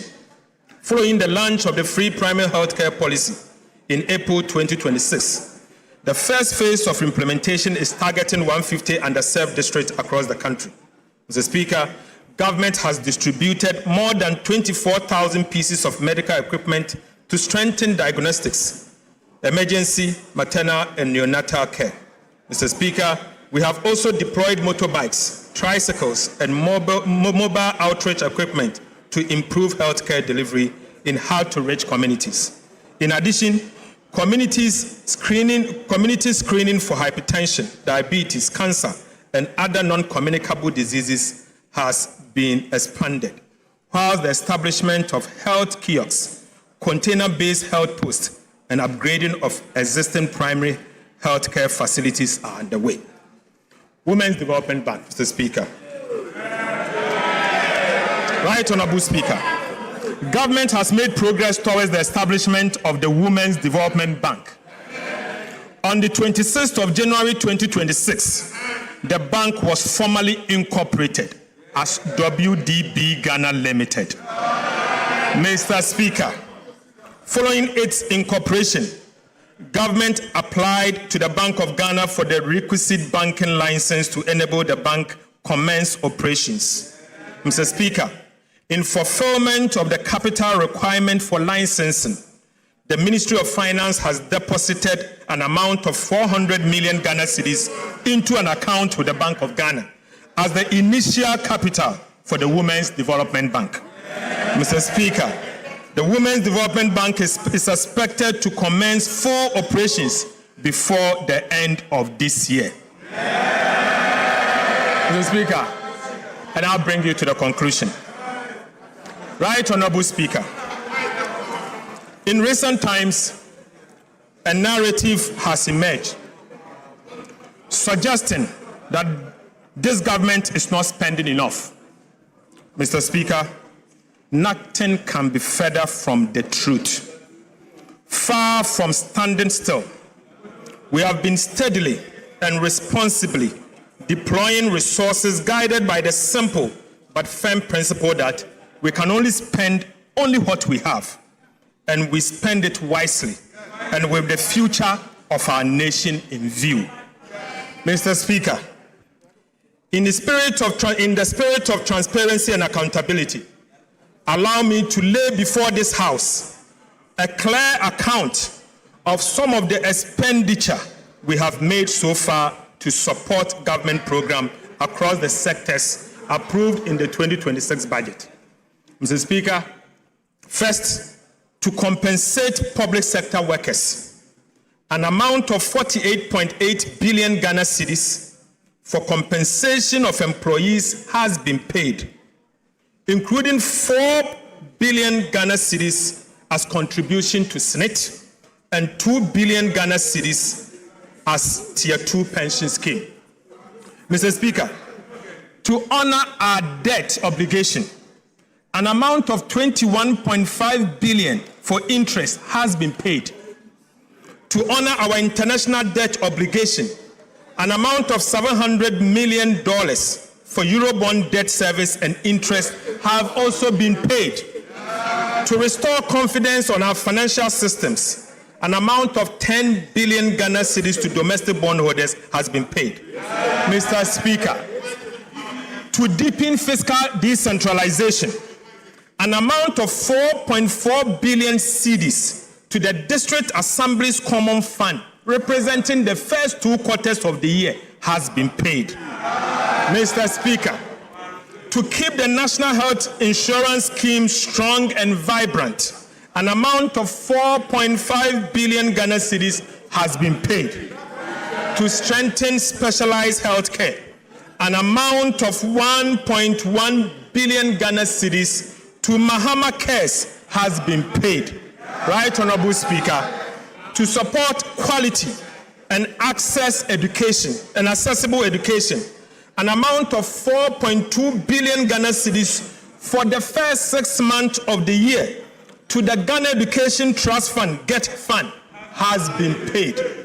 Right Honorable Speaker, to strengthen free secondary education program and ease the burden on families, and an amount of 1.8 billion cedis to the free secondary education program has been paid.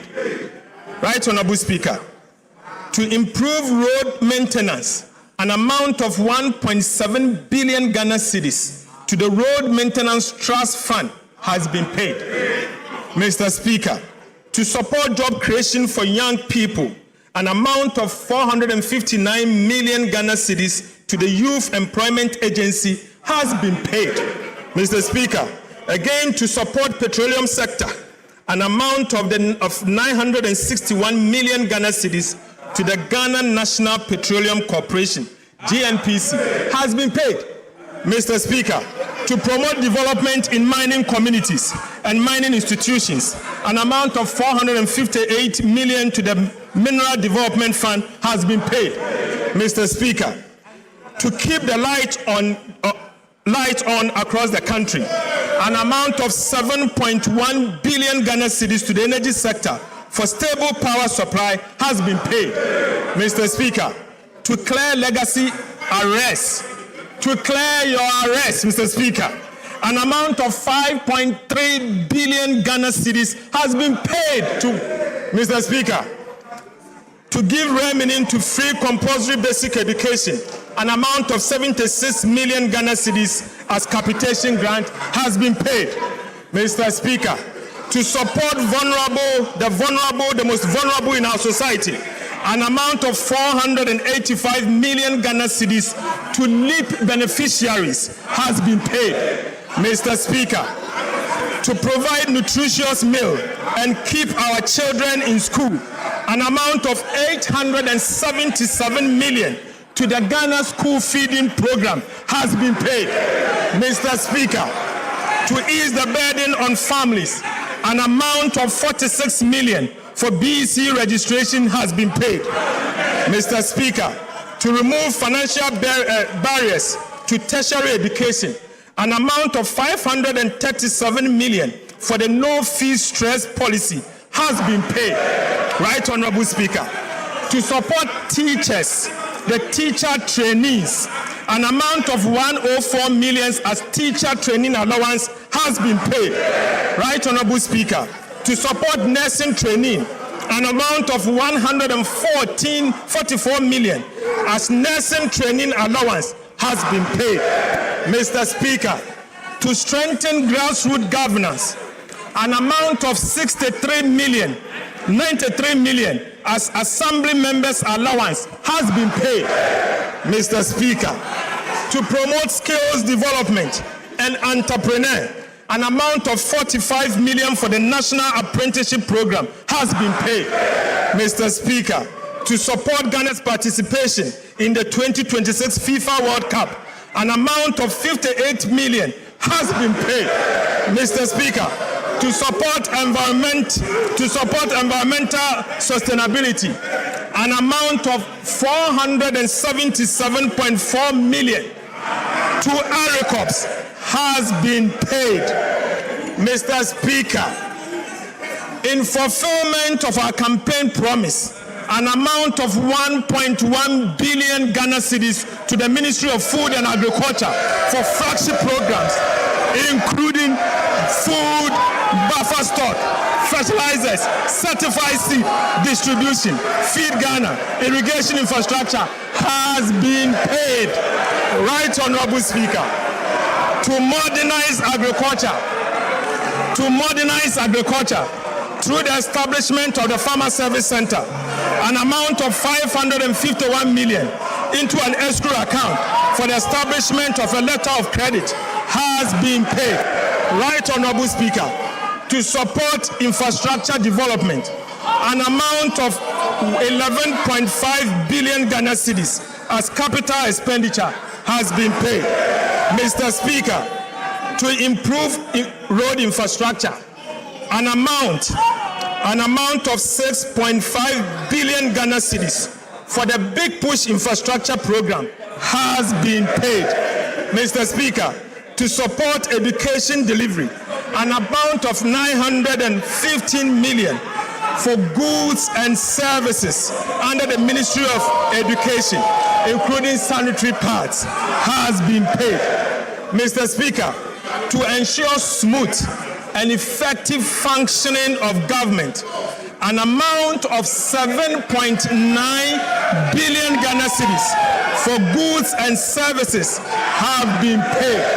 Right, Honorable Speaker, to protect our rivers, forest reserves, and agricultural lands against the Galamsey menace, an amount of 16 million to the National Anti-Illegal Mining Operations Secretariat, NIMOS, has been paid. Mr.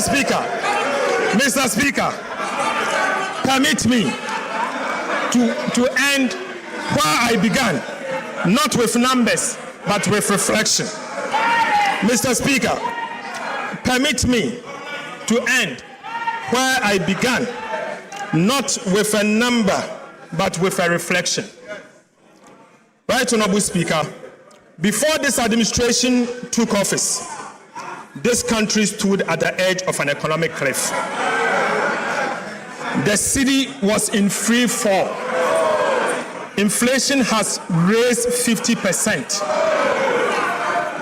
Our sovereign debt rated junk. Our access to the world capital market had been cut off. And for the 17th time in our history, Ghana turned to the IMF for a bailout. Mr. Speaker, that was the Ghana we inherited. Today, inflation stands at 5.3%. Our currency, the Ghana cedi, has stabilized. Economic growth is above 6% and broad-based. Our debt to GDP is now 45%, years ahead of schedule. The primary balance is in surplus, not in deficit. Interest rates have declined significantly. And Ghana has successfully completed the final review of the IMF bailout program. Mr. Speaker, we promised to move this economy from the emergency room to the wellness center. Mr. Speaker, we have kept that promise. Mr. Speaker, I give this House my firm assurance this economy will never return to the emergency room under our watch. Right, Honorable Speaker? I want to give this House my firm assurance that this economy will never return to the emergency room under our watch. Mr. Speaker, let me be clear. These achievements do not belong to government. They belong to the people of Ghana. Behind every number in this statement is the sacrifice of an ordinary Ghanaian. The pensioner who accepted painful and crude haircuts on a lifetime savings. The bank and businesses that absorbed extraordinary losses and costs. Millions of citizens who endured difficult adjustments so that their country could recover.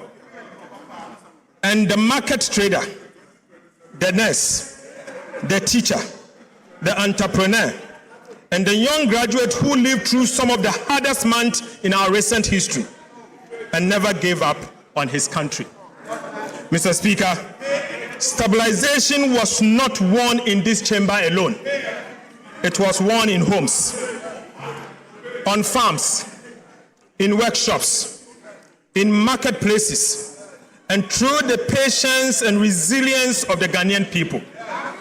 This administration will never take that sacrifice for granted.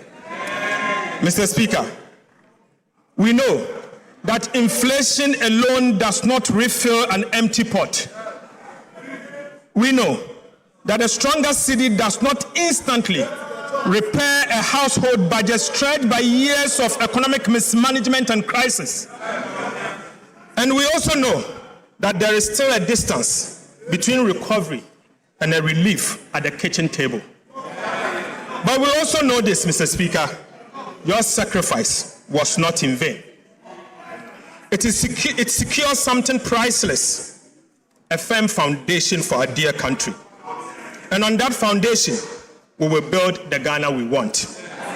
Mr. Speaker, to every Ghanaian who endured, to the market woman in Kejitia, the farmer in Busunu, the teacher in Wa, the entrepreneur in Sekendi Takrade, and every young person still searching for the opportunity they deserve, I say, on behalf of His Excellency President Mahama, thank you. Your sacrifice is the reason Ghana is standing today. Your future is the reason we refuse to stop here. Mr. Speaker, let me now speak the hard truth that discipline demands. Right Honorable Speaker, stability is not a trophy to be worn once and displayed forever. It is a garden. It must be tended every single day or we lose it. Ghana has traveled this road before. We have stabilized, celebrated, relaxed, and unfortunately relapsed. 17 times we turned to the IMF for a bailout. We are determined that the 17th time shall be the last. But that determination cannot rest on the shoulders of the government alone. This is my call to every Ghanaian. The gains we have secured are national gains. They demand a national commitment to protect them. Mr. Speaker, it means paying your taxes so that our schools, hospitals, roads are financed increasingly from our own resources rather than by unsustainable borrowings. It means demanding value for money for every cedi of public expenditure and refusing to look away when public resources are wasted. Mr. Speaker, it means holding this government and every government that follows to the fiscal rules we have written into law. Mr. Speaker, fiscal discipline can no longer be a policy of a minister. It must become the culture of our country. Mr. Speaker, stabilization can never be the destination. And stabilization was never the destination. It was only the price of entry. Ghana has paid that price. What comes next is the work that changes life at scale, the work of transformation. Through the new economy that His Excellency President Mahama will unveil, we will build an economy that does not merely withstand shocks, but create jobs, generate wealth, and grow on the strength of what Ghana produces. Mr. Speaker, the true measure of a finance minister is not how much he spends, but how faithful he protects the resources entrusted to him. Right, Honorable Speaker, the true measure of a finance minister is not how much he spends, but how faithful he protects the resources entrusted to him. The money we manage does not belong to those entrusted to manage it. It belongs to the people of Ghana. Mr. Speaker, it belongs to you and belongs to all of us. Every cedi collected in taxes, every cedi borrowed, and every cedi spent carries with it a sacred obligation to use it wisely, honestly, and always in the national interest. My assurance to this House and to every Ghanaian is simple. Your money is safe. Your money is safe. Under the leadership of President Mahama, your economy is in safe hands. And as long as I have the honor to serve as Minister for Finance, it will remain so. Mr. Speaker, I pledge to level with you always. I will tell you the truth about the state of the public finances, whether the news is welcoming or difficult. We will never conceal our challenges or exaggerate our successes. Trust is about the truth, and truth must remain the foundation of sound economic management. Our responsibility now is not merely to celebrate these gains, but to preserve them for future generations. Economic stability is not an event. It is a duty renewed every day through prudent stewardship, fiscal discipline, and unwavering accountability. Mr. Speaker, Ghana is not going back. Under the leadership of His Excellency President Mahama and with the determination of the Ghanaian people, Ghana is moving forward steadily, honestly, and together. Mr. Speaker, with these remarks, I respectfully submit the 2026 mid-year fiscal policy review of the budget statement and economic policy of government to this House for consideration. God bless our homeland Ghana and make our nation great and strong. Mr. Speaker, I thank you.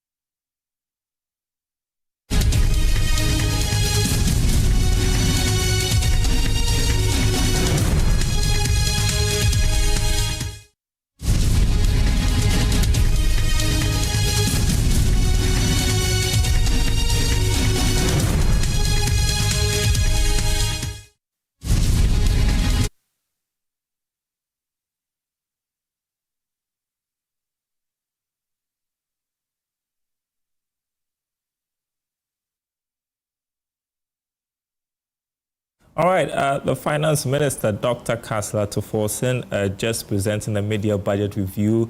We had members of the majority chant there, Ato is forcing, but he sounded pretty confident about the prospects of the economy. I just want to pick on three things. I mean, because we've been talking about taxes, the minister outlining measures to boost revenue without increasing taxes.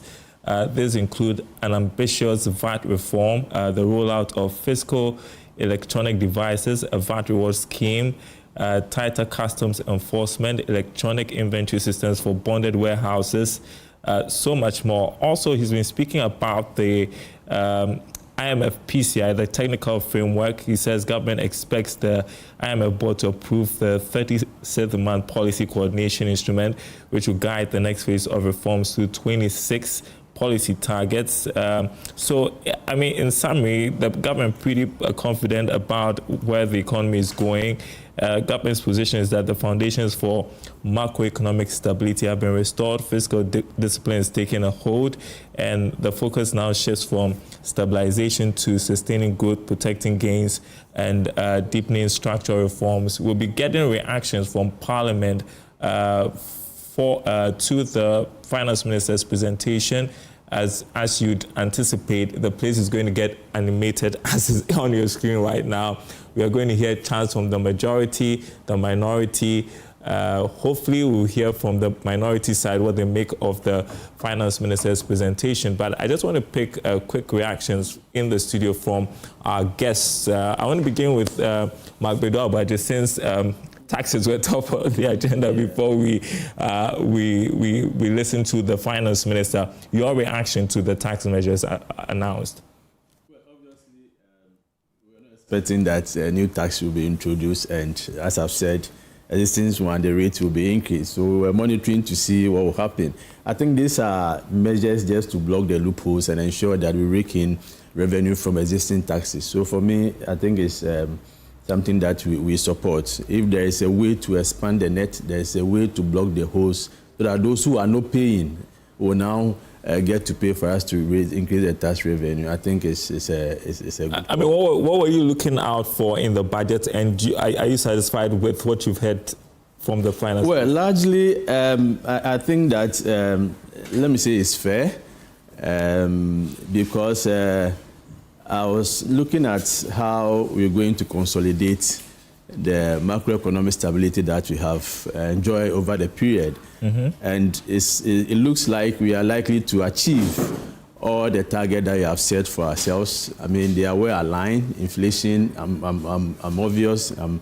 optimistic that we are going to achieve the target of the 8 plus or minus 2. The budget surplus, I'm sure we'll be able to achieve it. So we are consolidating the gains. It's well anchored, unless there is a external force that will be so strong to derail the gains that we have made. I think we are on course. I heard a lot about investment in the energy sector. Mm-hmm. We have complained about cost of energy and even reliability. So I'm expecting that all those investments will translate into a lower cost of energy for businesses, and also reliable supply of energy. So this is something that we'll be monitoring critically to see that we achieve that. The women banking, I mean, the statement is too vague. I mean, at the end of the year, I was expecting a definite statement to say that, because we've gone far, and I think they have planned all these things. So giving us, if not the exact date, at least a month that all of us will be looking up to see the women banking being operational, because something that our women are looking up to. For the chamber, we have a women wing, and one of the questions they keep asking is that, when is the women banking coming?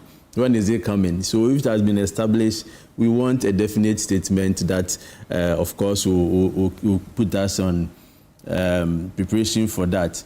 The preparation, the DDEP, I think, is one of the areas. Sorry, apologies. I just wanted to listen to what's going on right now in Parliament. Honourable Minority Leader.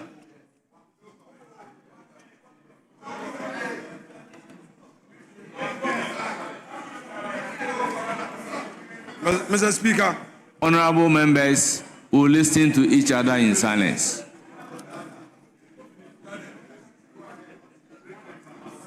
Mr. Speaker, the finance minister has just told this House that the true character of a finance minister is not determined by how much he spends. Such a statement must cause palpitation among ministers of state. Mr. Speaker, basically, what he is telling all ministers that he is not going to spend, he is not going to release funds to you. Mr. Speaker, already you are suffering and you've been redundant in your various ministries. His deputy minister told the nation that 1.6 billion was released to the Agric minister. Today, he says only 1.1 billion. You see, the true measure of a finance minister is not how much he spends. Mr. Speaker, throughout his review, there was no policy announcement for the cocoa sector. The 4 million farmers, the 4 million cocoa farmers are suffering. This finance minister, since he took over as a supervising minister responsible for cocoa, we have seen suffering and wailing, and he comes here to lament. Mr. Speaker, he talks about determining the true cost of economic policy, the true cost. He's talking about having met some debt. What he has forgotten, that he refused good counsel from the minority. When Gold Board and Bank of Ghana charges on the gold for reserve policy was at 15%, we cautioned. He didn't listen. Later, IMF forced them to reduce it to 9%. 3 days ago, the governor announced that he was no more going to participate in this gold for reserve. It's too late in the day. You've already incurred losses of 9.6 billion. That is what the IMF told you. And you come here, you're saying prudent management of the economy. Really? Mr. Speaker, this review is full of English with empty payment. The payment, he said, is done. He said they've done some payment. Why didn't he give us details? You paid your party members. You paid your party members. The monies have gone to your party members. And Mr. Speaker, the Nkukon Kitinkiti project has now become protein. Honourable members, I insist we listen to each other in silence. The Nkukon Kitinkiti has become protein for your party executives. They are all cooking Akukon Kwine. It is now Akukon Kwine. Mr. Speaker, I want the finance minister to walk the talk. If you come here and you say 24-hour market, 24-hour market at 42 million cities, and you've abandoned the Agenda 111. The hospitals, that should be your priority. You are not constructing the hospitals. Then you are spending a whooping sum of 42 million, and you say you've released 80% to the assemblies. Mr. Speaker, meanwhile, you are using the assemblies, their own allocation, to pay for the 24-hour economy. When there are no hospitals, how do you say you are constructing markets? Mr. Speaker, this review is uninspiring. There is no inspiration. What we are experiencing in this country is persecution, persecution, persecution. For the first time, we are seeing political imprisonment. One to me is a political prisoner. Mr. Speaker, Camilla Al-Hassan, a young mother of 3, is also a political prisoner, telling you how intolerant you are. And you are here telling us you are running an economy. You want this to be a one-sided parliament. When people criticize you, you threaten them. A lot of my MPs here have been threatened. You are threatening members of parliament with prosecution. Let me serve a warning to the Attorney General that the ravening clouds shall no longer be victorious. They shall not long possess the sky. Be careful. 2028, you'll be in opposition. 2028.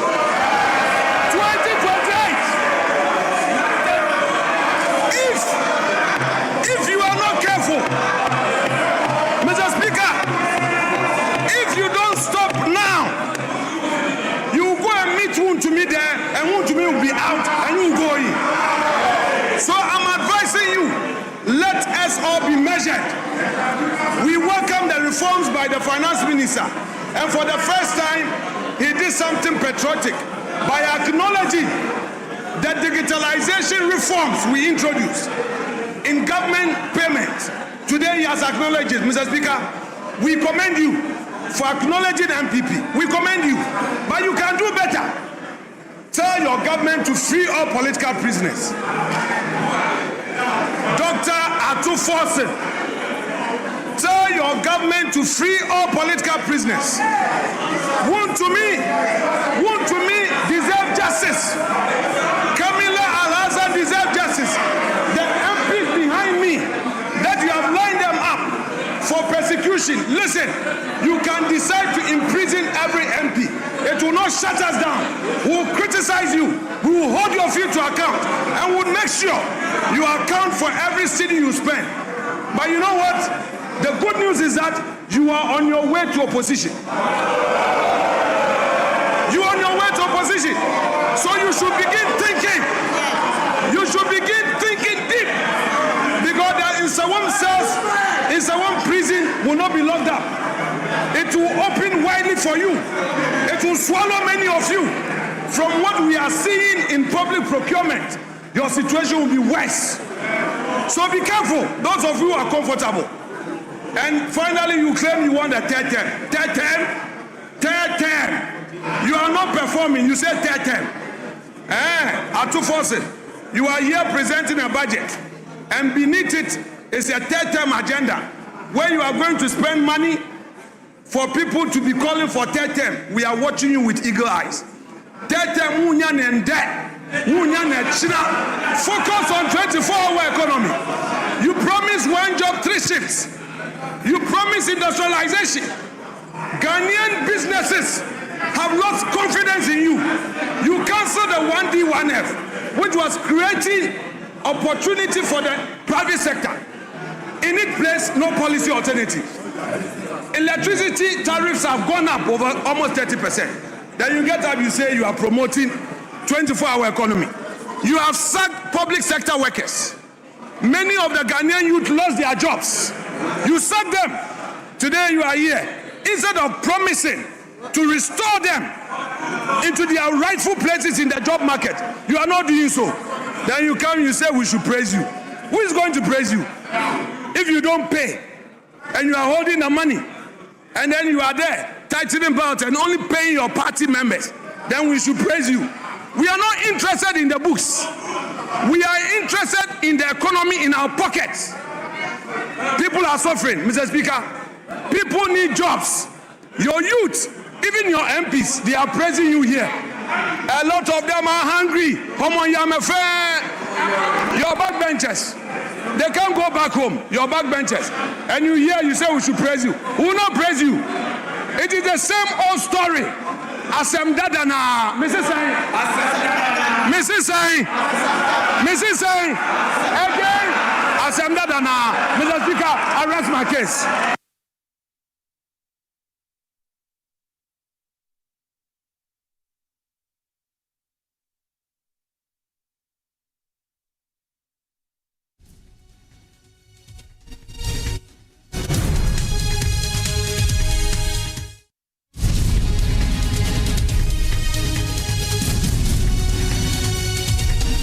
Leader.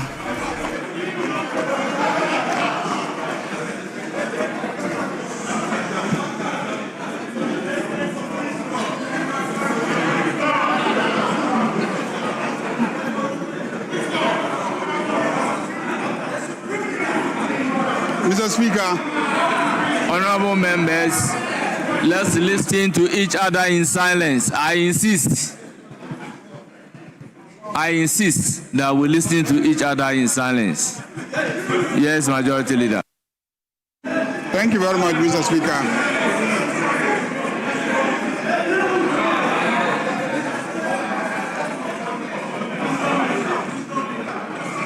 Mr. Speaker, let me, on behalf of the House, thank the Finance Minister for presenting a mid-year review of the budget, which this House approved and authorized him to execute. And Mr. Speaker, I must say that the Finance Minister has given a very good account of himself. Mr. Speaker, just to correct the records, there is no inconsistency between what the Finance Minister said and what his deputy mentioned some time ago. His deputy mentioned that he had given a release of 1.1 billion, 1.6 billion. Today, the Finance Minister reported that he has given 1.1 billion to the Ministry of Agriculture and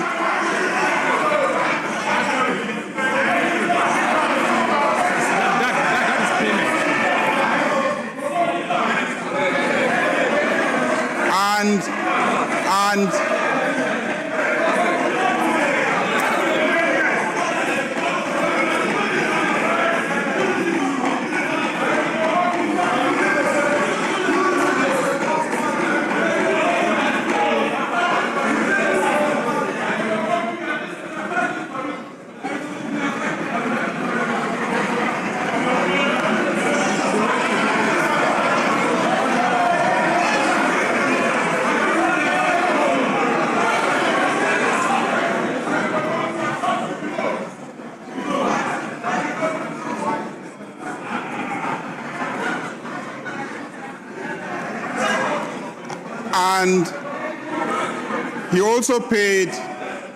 also paid 551 million for Farmer Services Center. If you put the two together, that's 1.6. That's one. It was presented. You see, the good thing about this media report. The good thing about this media report.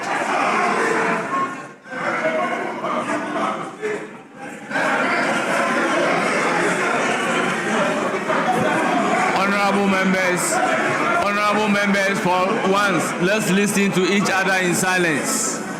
Honorable members, please.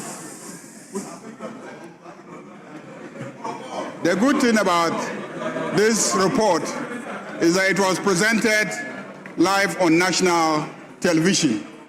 Everybody was watching and they saw the figures projected.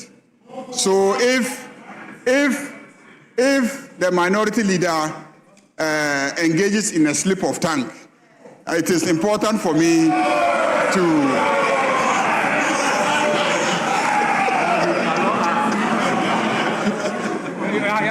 I just thought I should correct that. I know that he did not benefit from going to Fufulsu Primary School. So his mathematics might not be as good as Honorable Gina Paul's mathematics. When you add 551 to 1.1, you get 1.6. So the Finance Minister and his deputy presented an accurate figure. But Mr. Speaker,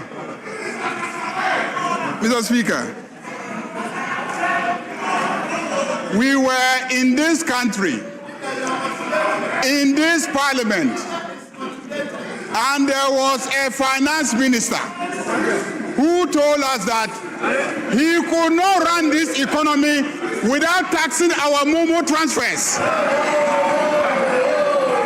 That he could not run this economy without taxing our Momo transfers. A finance minister who could not run the economy without going for debts. Today, we have a finance minister who has abolished all those taxes, and yet he is successfully managing our economy. We have a finance minister who is not borrowing recklessly, but is successfully managing our economy. That is why I said that this finance minister has clearly given a good account of himself. Mr. Speaker,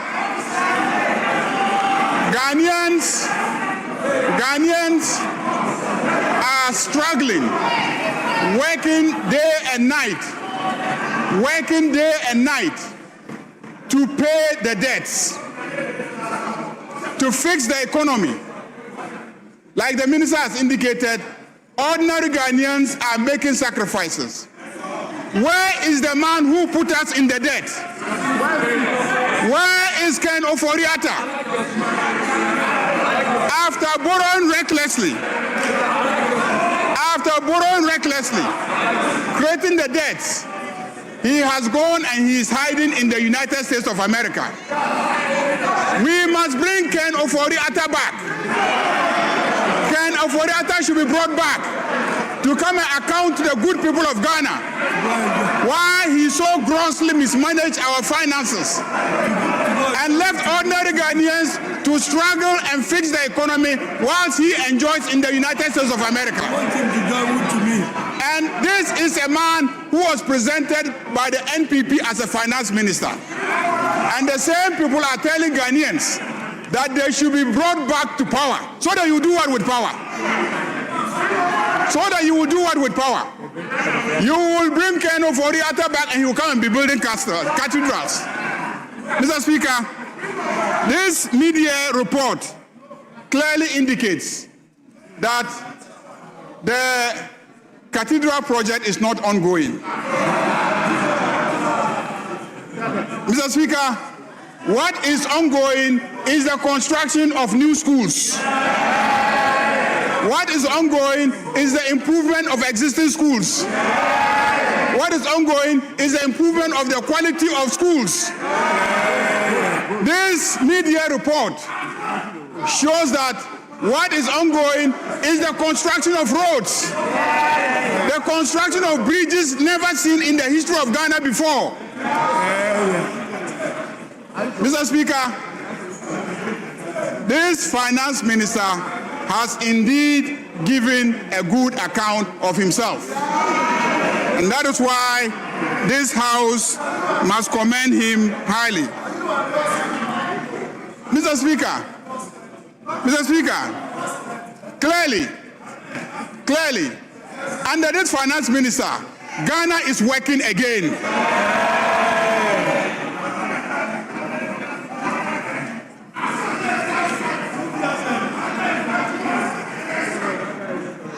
Mr. Speaker,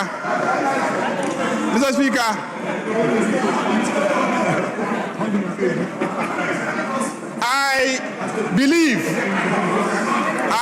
that with Dr. Atuforsen managing our economy, we can all go to sleep with two eyes closed because he will deliver. Mr. Speaker, as for the issues that my friends in the minority have raised, I am surprised that when we have been presented with a mid-year review of the budget, we are seeking to castigate the judiciary of this country. You are castigating the judiciary because it is not the Attorney General who convicted Wontumi. It is not Atuforsen who convicted Wontumi. It is a judge who convicted Wontumi. So the place to go to is the court where he has been convicted. Go and fight your case in the court.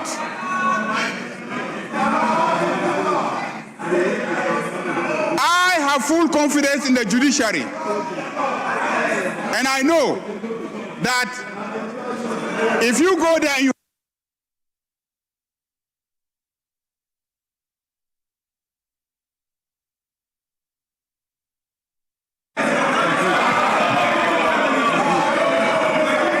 Speaker, this is not a forum to discuss Wontumi. It won't be fair to Wontumi for us to make him the subject matter of debate. So, Mr. Speaker, let me join this House to commend the Finance Minister and to assure the Finance Minister of the support of this House, of the support of Parliament as he continues to work and improve the finances and the economy. Finance Minister, this morning or this afternoon, you have laid a number of bills. You have laid a number of bills which we believe are all aimed at helping you achieve your various targets. This House will diligently go through the bills and ensure the passage of the bills. Mr. Speaker, why is the minority leader thinking that he should take the same time as myself? I speak for 189 people. I speak for 189 people. You speak for how many people? Let's count them. How many are they?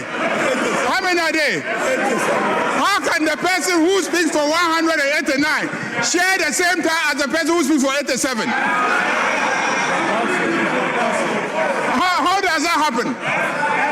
How does the person who speaks for only 87 have the same time as the person who speaks for 189? Mr. Speaker, so be measured in terms of what you ask for. Honorable. Look at your size when you're asking for material. Honorable Majority Leader. Mr. Speaker. Honorable Majority Leader, they will still keep your time for you. Yes, Minority Leader.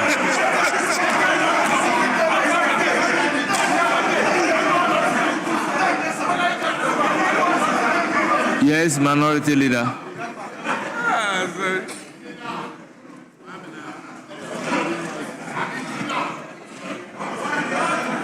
Mr. Speaker,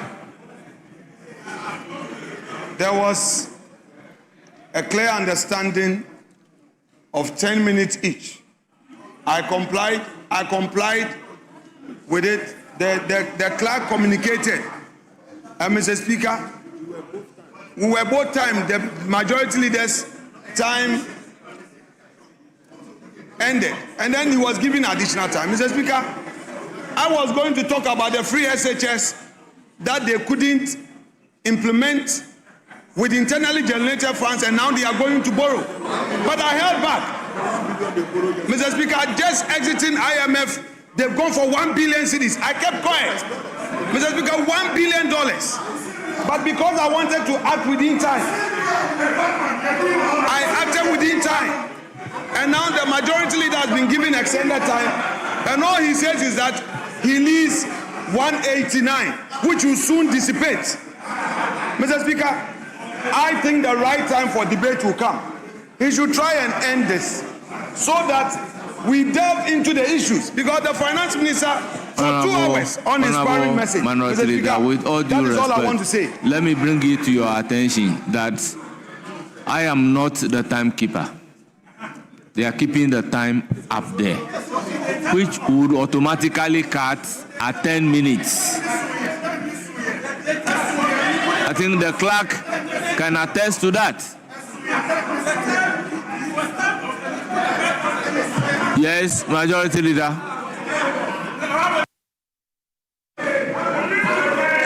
Mr. Speaker,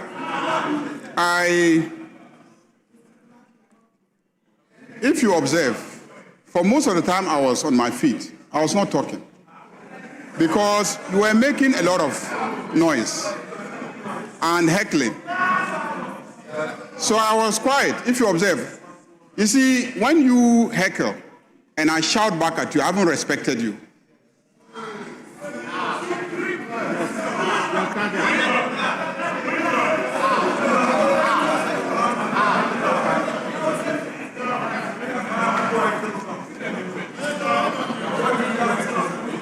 The reason is that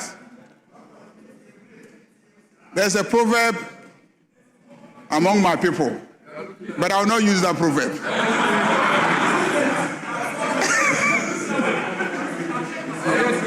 So please, when you are talking, I keep quiet because I respect you.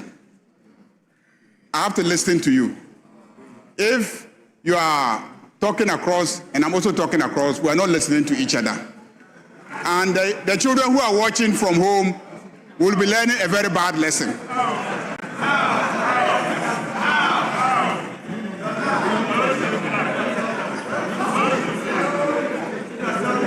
That's why anytime you start, I keep quiet. That was what ate into my time. If not, strictly speaking, I did not even speak for up to 5 minutes, strictly speaking. And I have a strategy where when a finance minister comes and delivers a very, very sweet message, I don't want to dilute it. I don't want to dilute it. I know the strategy of my friend opposite is to take attention away from this beautiful message to Chairman Wontumi. That's his strategy.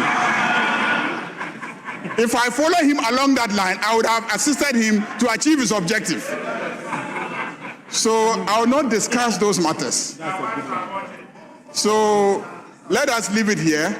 We'll have the time to comment on the statement, in fact, about 2 or 3 days to comment on the statement.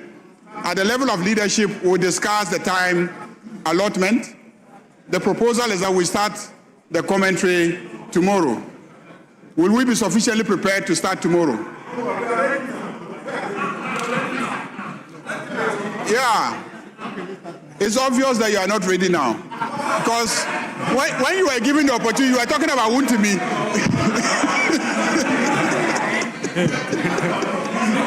When you are given the opportunity, you are talking about Wontumi instead of the media statement. So you are clearly not yet ready.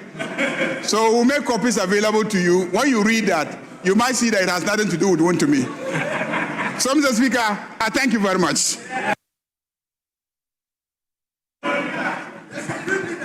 Honourable members, we defer further comment on the statement. We then turn to order paper addendum 2.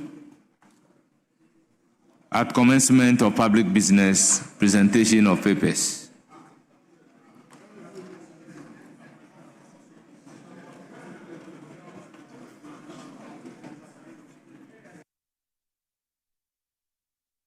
Yes.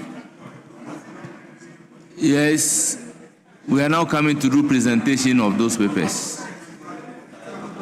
Yes, Manuel. Mr. Speaker, with respect, just for your guidance, the statement that the finance minister... Yeah, the statement has been duly laid. Yeah, no, Mr. Speaker, where he first laid it, Mr. Speaker, there is a particular spot where such important public documents are laid.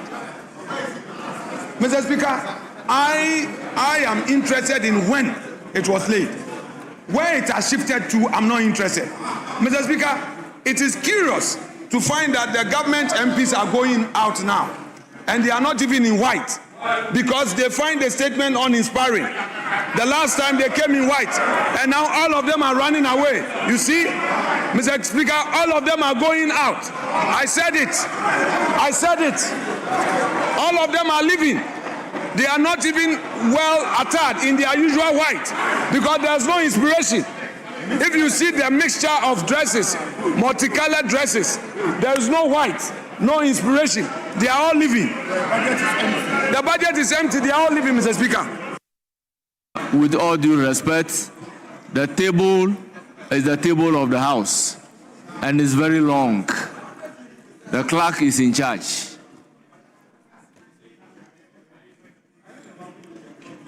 Honourable Minister responsible for finance, you may now lay item numbered 1 on the order paper addendum 2.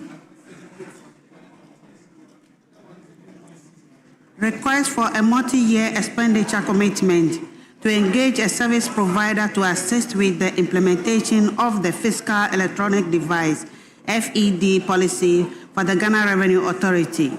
Request for a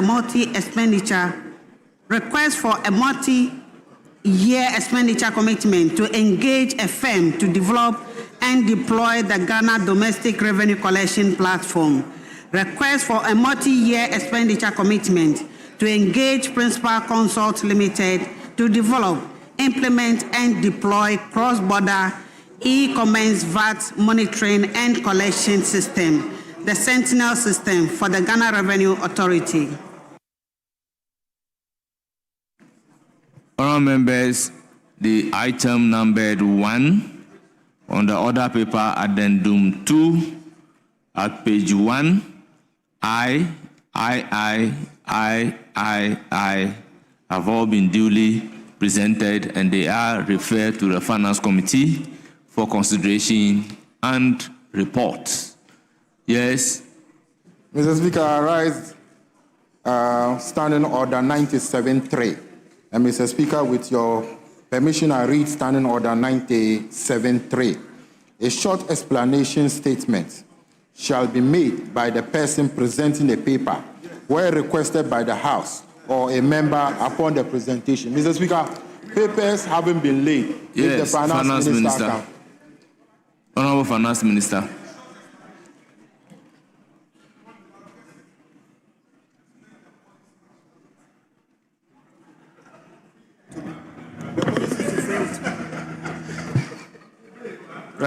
Right, Honourable Speaker. The rationale were presented as part of the media review, and I just completed the presentation to the House in detail. Each one of them, I spent over 10 minutes to explain each of them in the media review. So, Speaker, under the fiscal electronic devices, I made a statement on it.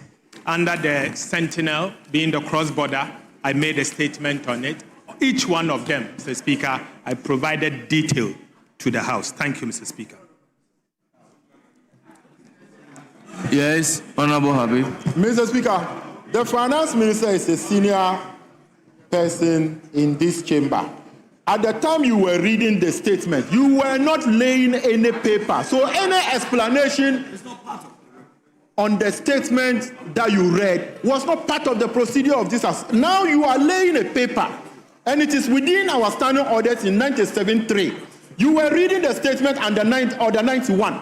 So you should do the needful, but you cannot refer us to the statement that you have made. In fact, we were not listening because it was boring. Honourable Deputy Whip, by what standard are you measuring the explanation given by the Finance Minister? Mr. Speaker, he didn't explain. The rule explain. says Mr. Speaker, he didn't explain. He only said explanation. The rules says you give a short explanation, and that is a short explanation. So the requirement of the rules have been met. Mr. Speaker, with respect, he didn't explain. He only said in his statement. He explained it in his statement. Yes. And in his statement, he was not laying any paper. He's laying the paper now, so he should give the explanation. But that is the explanation he has given, making reference to his presentation. Yes, Majority Leader.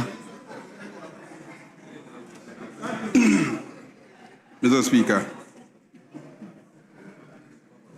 the same order 97.3 says a short explanatory statement may be made by the person presenting a paper where requested by the House or a member upon the presentation.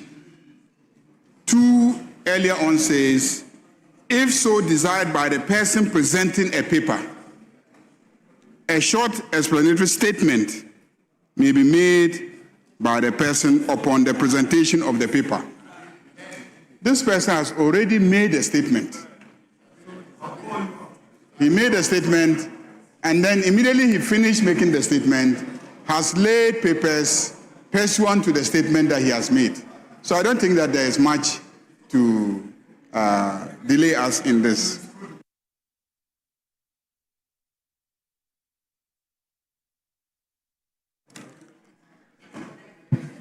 Honourable members, let me crave your indulgence to acknowledge the presence of very revered personalities in our midst. Honourable members, we have Mr. Anthony Kwesi Sapon, Commissioner General, Ghana Revenue Authority.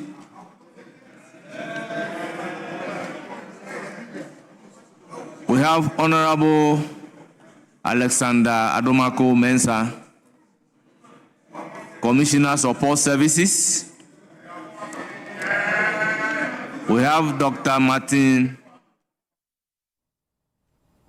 Okay, we are breaking into proceedings in Parliament to get some reaction to the media budget review presented by the Finance Minister, Dr. Kasula Tuforsen. We will be heading back to Parliament, though, for some reactions from members of Parliament and some key stakeholders over there. But I want to come in studio, pick the thoughts of your latte partner, Deloitte, to the presentation that we had from the Finance Minister. What are your takeaways, Yao? So I think it's a very informative budget statement or mid-year policy statement that has been made by the Minister of Finance. The lot of information that he shared with us, some of them we knew, especially things around inflation, the publication for the first quarter, etc. There are a few observations, some of which we actually discussed before he presented the budget. One of them is the fact that our tax policy reforms has got impact on the revenue that we generate. It's very important. So we don't look at one side of revenue generation. So you don't keep taxing and taxing an economy and expect to generate revenue. If you introduce reforms that increase productivity in an economy, you make more money in return. And so what he said, and one of the statements he said, is that despite abolishing certain taxes, government exceeded its revenue or tax revenue targets. So what it means is that some of the taxes that were there previous that were abolished were, as they describe it, nuisance taxes. And they were stifling businesses, they were stifling productivity. And so the removal of those taxes created some economic productivity that increased revenue. And the other side is that you get the benefit in corporate income taxes, you get a benefit in other direct taxes. The other thing is also, he mentioned things around... sorry to cut you. I know, events are unfolding. We need to go back to Parliament because I am told that the minority is addressing the press right now. I believe is Samuel Abujinapo who is addressing the press. Amin Adams, right, I'm told, on behalf of the minority. Take a listen.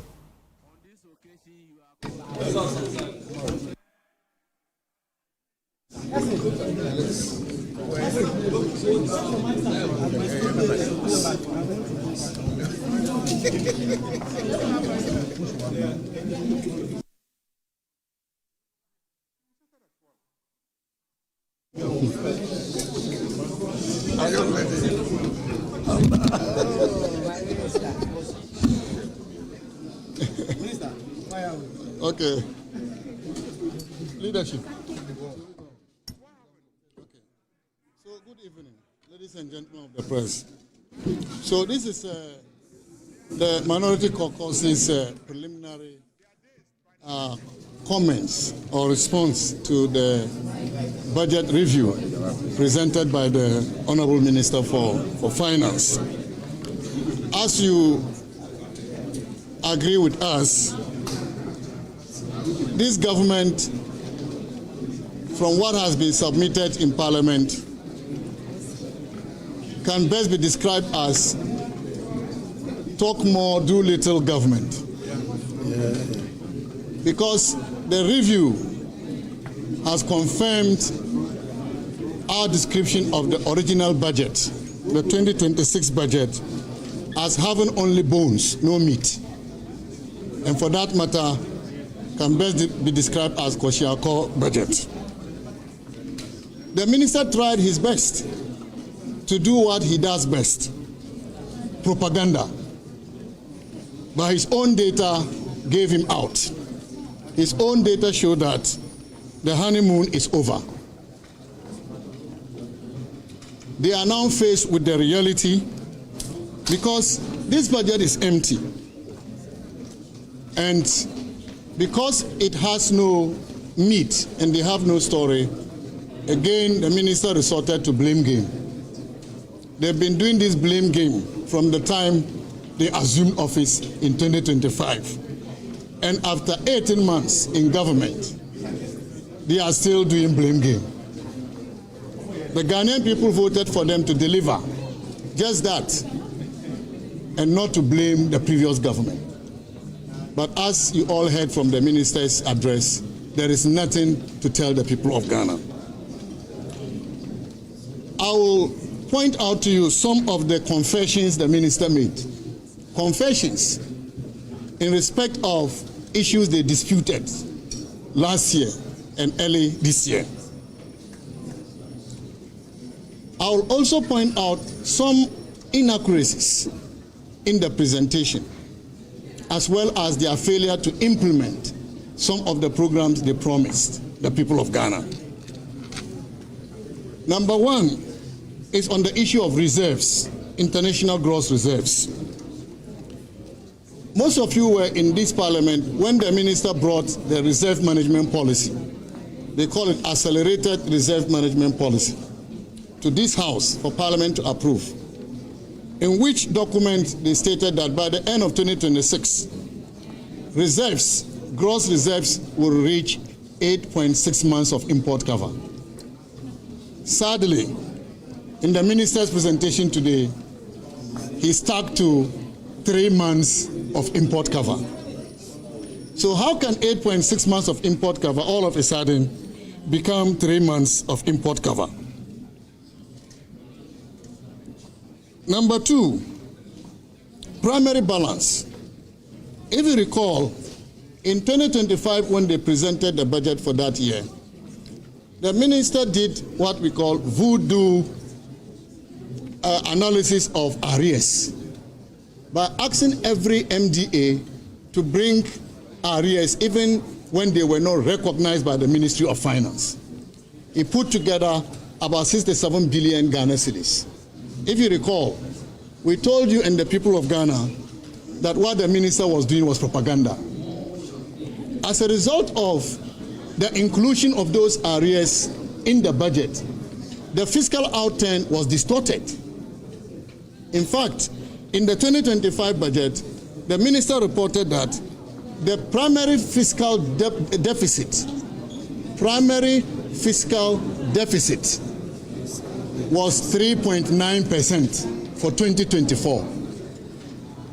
He did this so that he could undermine the previous government. 7.9. 3.9%, not the overall fiscal. 3.9%.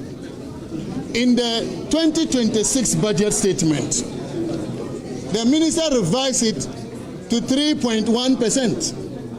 The same 2024 primary deficit revised from 3.9% to 3.1%. In this mid-year review, the minister has again revised it to 2.9%. Ghanaians can now see that these governments are just interested in propaganda.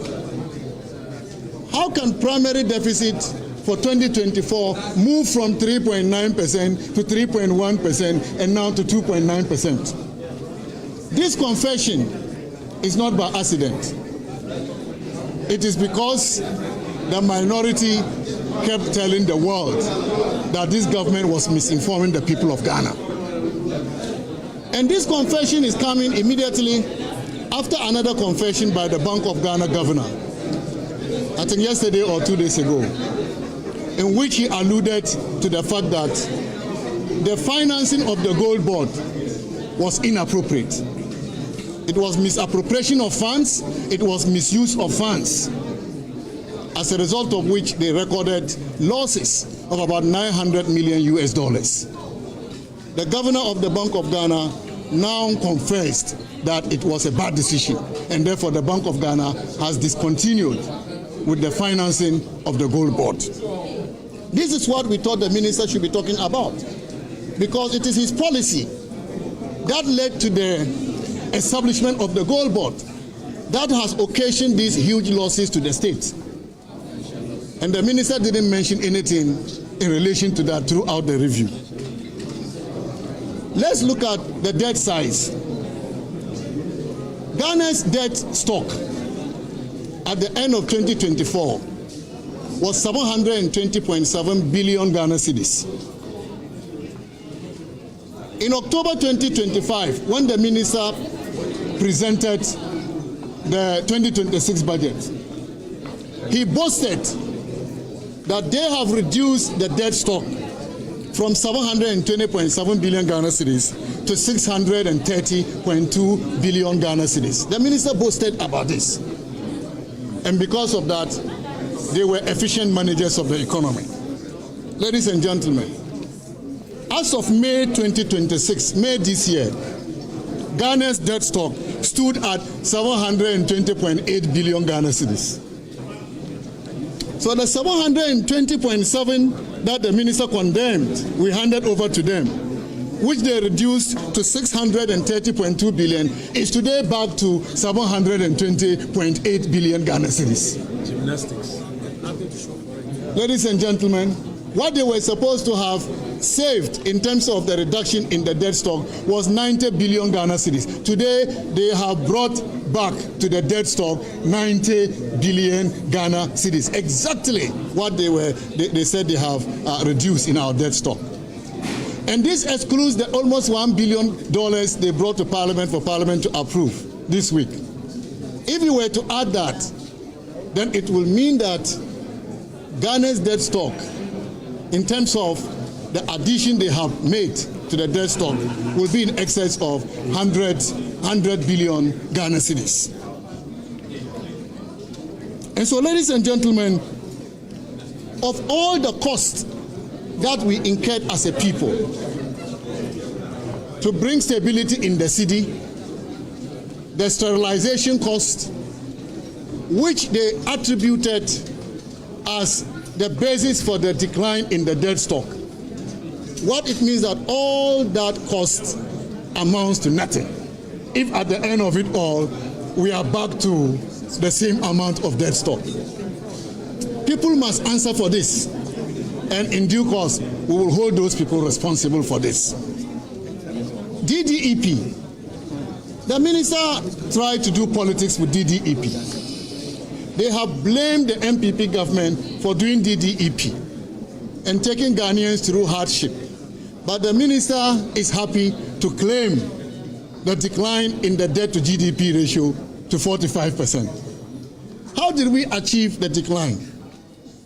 We achieved the decline because of DDEP. And so it's hypocritical. Why you will condemn a government that did the debt restructuring, and then you tend to take credit for the effect of the debt restructuring.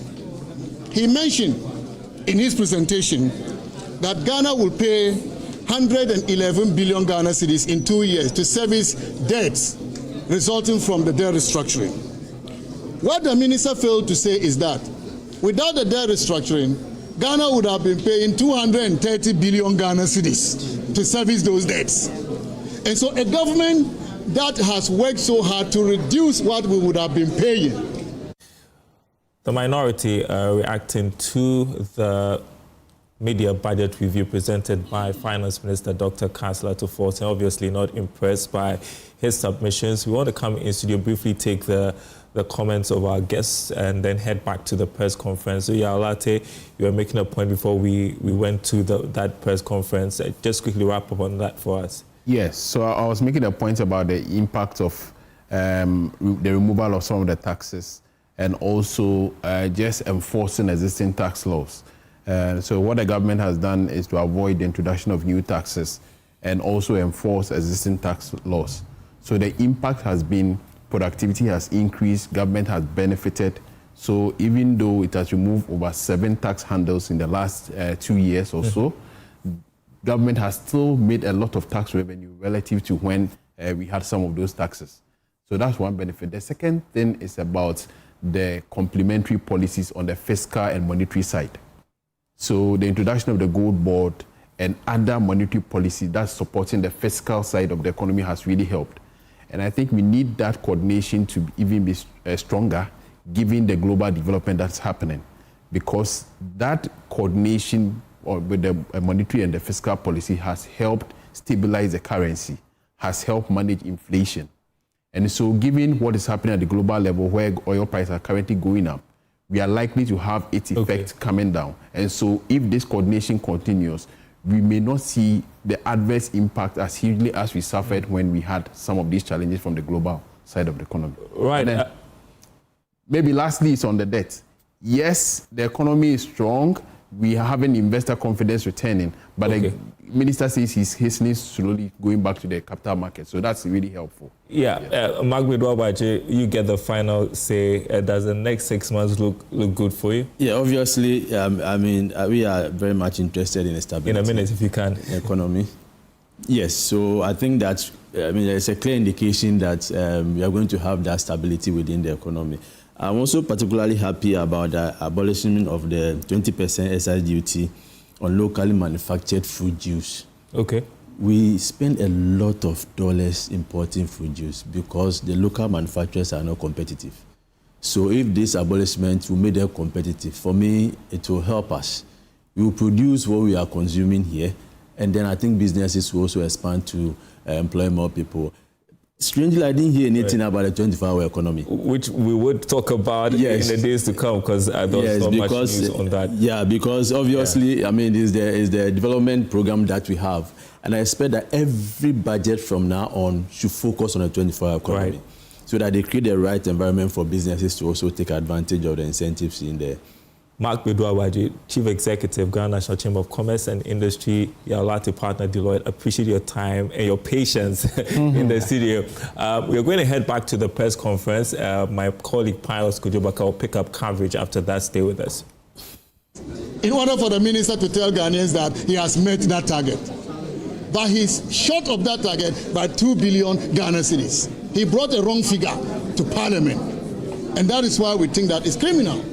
He's informing the people of Ghana. He's manipulating the data to look good, whereas the facts, if you want, go and see the 2026 budget statement and look at half-year program revenue and come and look at what he just presented today. You will see that he has reduced that program revenue by 2 billion Ghana cedis so that he can tell Ghanaians that he has achieved the target.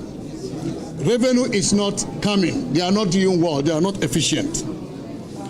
After calling customs officials criminals for engaging in diversionary fraud, the only thing the minister could impose on customs was the AI publican system. And today he's telling us that customs revenue has increased by 15%. When we didn't have the AI, customs revenues in the past were increased by above 20%. Above 20% year on year. So what has the publican AI done after calling custom officials criminals? Ladies and gentlemen, let's now come to the issues that I think must be of concern to Ghanaians. The IMF program. Our government negotiated the IMF program. This government, the NDC, they lambasted us. They criticize us. They condemn us. But we got an IMF program with financing, $3 billion. Today, when they are touting their achievement of achieved stability, they have gone to negotiate an IMF program for 3 years without financing. The government that negotiated IMF program with $3 billion financing, you call that a bad government. And today you have gone to negotiate an IMF program, what we call the PCI, without financing for 3 years, under which the IMF will continue to impose conditionalities on Ghana to supervise even how this government is working. If you think you are better managers of the economy, why do you need IMF supervision? Why do you need IMF guidance? So this is the deception we must point out to the people of Ghana.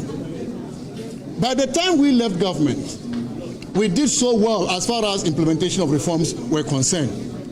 The minister said today that they have changed the model of economic management from the old system to a system that is now built on structural reforms. But let's look at how they fared with the structural reforms. Before we left government, we had achieved 79% implementation of the structural reforms of the IMF program. Our peers, Kenya, is doing 70% of implementation rate. Our peers, Zambia, they are doing 70%. This government, the NDC government, brought our structural reform implementation rate from 79% to 53%. That is the secret behind the PCI. Because the IMF told them that when the program exits, we will tell the people of the world that you failed in implementing the structural reforms. And they had to go and negotiate with the IMF. Don't do that. We will accept a PCI so that we can continue to implement the structural reforms under your supervision. That is why they accepted the PCI, which is a demonstration of failure on the part of this government. And so I want to ask them, what economic model have they introduced? What new economic model have they introduced? Nothing. The reality is that this mid-year budget left out some important issues that they promised the people of Ghana. Can you remember throughout the minister's presentation a single mention of the 24-hour economy? No. Did you hear a single mention of the 24-hour economy? No. Which is their flagship economic blueprint. And so the young people of Ghana must now know that this government is not going to give them the jobs they promised them. Did you hear throughout the minister's presentation a single mention of the 1 million coders program? No. Johnny. Again, apart from the 24-hour economy, which is about jobs for the youth, the 1 million coders program is about jobs for the youth. We didn't hear a single mention of it. The speech mentioned big push, but I can tell you that big push is not big pushing. It needs a push. It needs a push. Because most of the contractors have already packed out of their sites due to non-payment. The minister brought himself up when he said that they have paid 6.5 billion Ghana cedis to big push contractors. You have signed contracts amounting to 70 billion Ghana cedis, and you have paid 6.5 billion Ghana cedis. Mr. Minister, what are you telling the Ghanaian people? What are you telling them? And this is just half year. And now you come and boast that big push, 6.5 billion, and his colleagues will say, we have paid. 70 billion Ghana cedis. You have paid 6.5 billion, and you are boasting of that, as a result of which contractors have packed out of their site. Let me now come to growth, the growth strategy. Before the statement, the Minister of Finance provided information to the effect that the minister was coming to present a growth strategy to move from stability to growth. Throughout his presentation, the minister did not mention anything relating to a growth strategy. The entire budget review was silent on a growth strategy. And so, where are the jobs going to come from, Mr. Minister? And this is why the Ghanaian people must be aware that this government has nothing to offer the Ghanaian people. They talk more, they do little. And therefore, I have no doubt that the Ghanaian people will work with us to show this government the exit in 2028. I thank you very much for your attention. My colleagues will add. Thank you. Colleagues, I just want to highlight just a few things for your attention. In the minister's presentation, I'm sure you heard him saying that as part of their fiscal reforms, they did not introduce any new taxes. You heard him loud and clear. It is our hope that you do not have a short memory, as they are hoping that you do. Remember, they've told you that the people of Ghana have a short memory. So they can tell you anything, and they believe you would have forgotten the facts.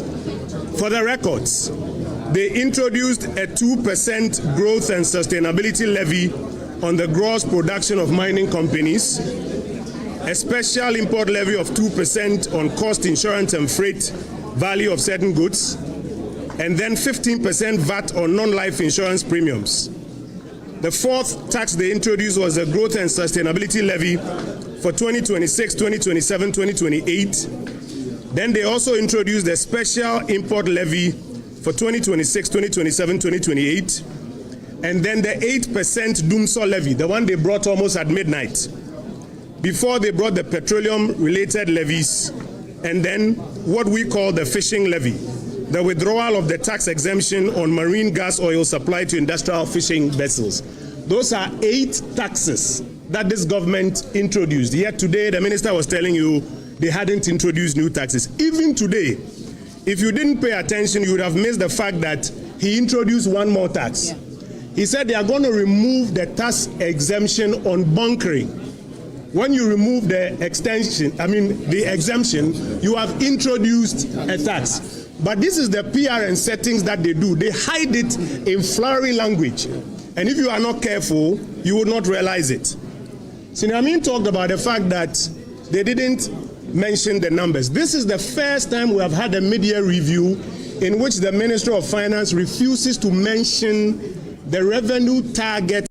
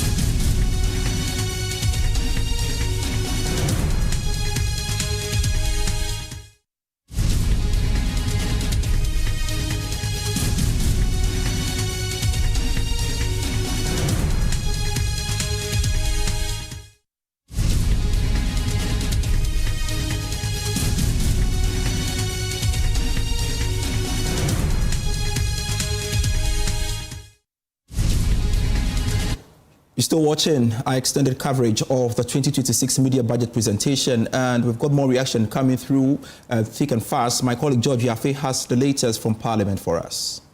Experiencing or benefiting from all these good things that we started, and they are not appreciating it and giving us the credit. That's the problem we have, and so it's becoming very difficult for us. What's more, we're also expecting them to be very candid to Ghanaians about their flagship policy, and they didn't say anything about it. I thought that was going to be the first thing they were going to talk about. I'm talking about the 24-hour economy. That's very important, and I was expecting them to at least mention something about it, but they didn't say anything about that. One of your criticisms of this administration was not spending. At the conclusion of the speech, Dr. Tuforson cataloged several expenditure items to demonstrate that they are spending. What is your response? Where did they get the money? The money, that's our sacrifice, part of our sacrifices. We did a lot for them. I mean, and you can bear with me because you have been in this space for a very long time, and you know that most of the things that we're doing were to save the money, and they came to inherit the money. Also note that they have also now taking all the monies from these state-owned agencies into the Bank of Ghana Central to spend as a government. And note that any money they are spending now is as a result of the MPP sacrifice, and that's a fact. But do you agree that they are spending, because your claim was that they were not spending, that they are restraining expenditure? No, some of the spending, so you can clearly believe and know that some of the spending are right, others are not. What did they say? They announced, the deputy minister once upon a time said that they have released an amount of money, 1.6 billion cedis to the agric minister.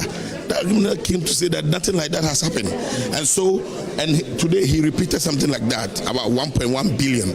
Agric Minister still told us in confidence that nothing has happened. So that's the fact. See, most of the things they are saying here are not true. We cannot fully say that everything they said is not right, but I can confidently tell you that a lot of the points they raise here with regards to numbers are not right. Finally, let's look at the free zones reforms that the minister said. That's your space, that it's being abused and they want to reform that space as well. What do you make of this proposed reform for the free zones? I support it 100%. The act is outdated. I mean, clearly there's a need for an amendment to be able to make it relevant in modern day business. The Free Zones Act 504 was promulgated in 1996. We're talking about an act that is almost about 30 years or more than 25 years. So there's nothing in there again for. So my point is that what we have to do as a country is to revise or amend the act and make it relevant to modern day business. That's how come there's a lot of abuse, because most of the companies operating under the Ghana Free Zones Authority are companies. Most of the companies operating under the Ghana Free Zones Authority are companies that are abusing the system. They are not export-oriented companies. Most of them have been given licenses and they're not even operating. It will interest you to note that during our time, we said, and it was a board fiat, that we should not grant license to commercial operators of free zones. But now, that's what they do. You go there and they are just issuing the commercial license like that, creating a lot of problems. That commercial license is the basis for a lot of fraud in the free zones system. So I support the reforms, and I believe that will save the free zones concept in this country. No, we are back live on TV, so let me bring back some of the questions that I was asking earlier on.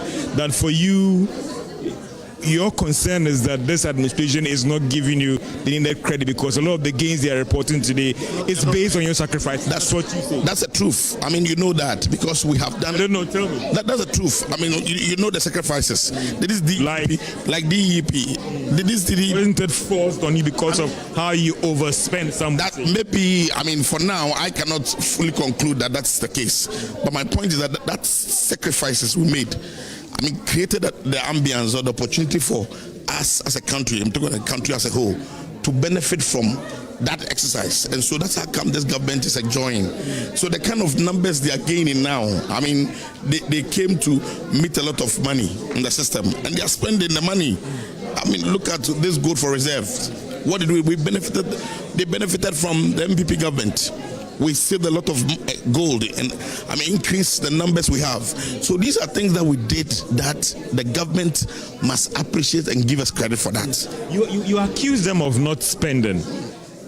Arthur Forson has cataloged expenditure items to diffuse those claims as well. Do you now accept that this administration is spending and they are spending in critical areas? I cannot say for sure that they are spending because a lot of the numbers are not real. You know, I mean, I gave an example of what the Deputy Minister of Finance once said, that they have released 1.6 billion to the Agric Minister. Agric Minister came back to tell them that it's not true. They came to tell the whole world that's not true. Today, Arthur Forson said again that they have released 1.1 million. And the Agric Minister has told us again in confidence that's not true. So we know that a lot of things have happened that is not true. So most of the numbers they're talking about capitalizing UND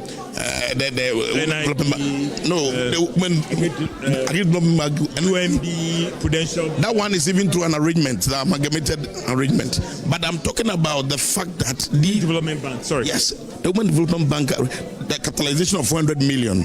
They just said it. What is the evidence? They should prove it's not true. It is not true. I don't believe it. We don't believe it at all. They said they have given the Ghana Enterprises Agency an amount of almost about 10 billion to spend to support small and medium enterprises. I mean, businesses that are below 5 years now. As I'm talking to you now, we engaged them just about 2 weeks ago. Nothing like that has happened. So the numbers are just being chunked out. But in reality, most of the numbers are not real.